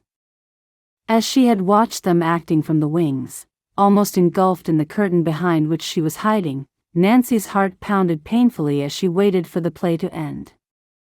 She had been a witness to his rejection of Evelyn in the rehearsal of that kiss, and she couldn't begin to imagine how it would all end up with both Joss and Evelyn so full of emotions. However, the moment they embraced, Nancy knew that she had her happy ending right there. She had cried like a baby and dabbed at her tears on the thick velvet curtain she was hiding behind. Hey Nancy, do you mind if I dance with Evelyn for a while? Joss said, smiling brilliantly down at his little adversary. Well, as of an hour ago, you are her husband. I guess I'll just have to step aside, Nancy said, grinning back at him. Joss and Nancy had never again discussed the events of that day out on the plains, and Nancy had never given Evelyn the details of Brett Burkett which she had discovered from Sheriff Clayton. In the end, there had simply been no need, and she was pleased that Evelyn was able to let Brett Burkett down with her customary sweet kindness. The handsome stranger simply left town, never to be discussed again. They make a good couple, don't they? Claudine had crept up to Nancy, startling her somewhat. They really do, Claudine. I think they're going to be just as happy as Annabella and Ashley, Nancy said with a smile and a squeeze of Claudine's hand. I know that somewhere along the line, you had a hand in all of this, Nancy Porter. Just the same way as I know you did what you could to get Ashley and Annabella together, Claudine said, in a conspiratorial whisper. Well, I guess you just do what you can, Claudine.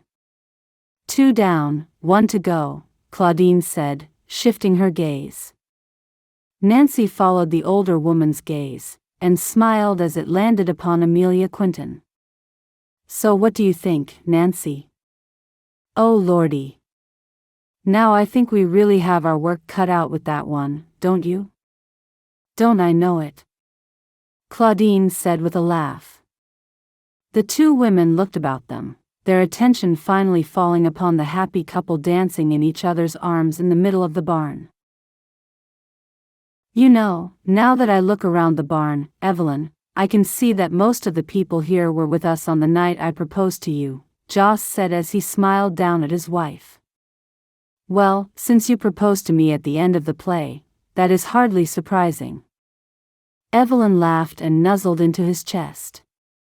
I've got to tell you, I'm so glad that Bud Gatley is here today. So am I, Joss. But is there any particular reason? Evelyn thought his statement wanted exploration. If it hadn't been for that great man's dreadful plays, and his awful over-the-top, dramatic lines, I really don't think I'd have found a way to tell you how I feel about you. Well, I have to say I'm glad you found your own voice since then. I don't think I could have managed if you spoke to me in Bud Gatley style for the rest of our lives. Evelyn chuckled, holding tightly on to her new husband. No, honey, I don't need Bud anymore to write the lines for me, or to tell you how much I love you.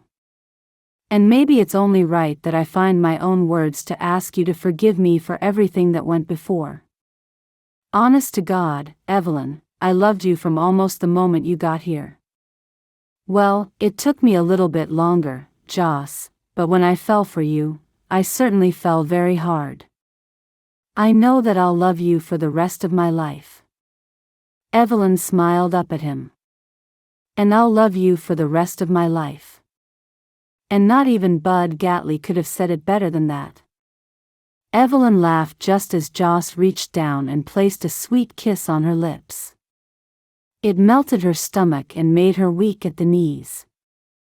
Luckily, she was in the arms of a strong man who caught her and held her close. Thank you for listening to the second book in author Indiana Wake's The Brides of Russett's Reach series. If you enjoyed Evelyn, The Wrong Proposal, you'll love the third book, Amelia, A Leaf on the Breeze. Subscribe to Indiana's YouTube channel today and be the first to know when she releases free audiobooks.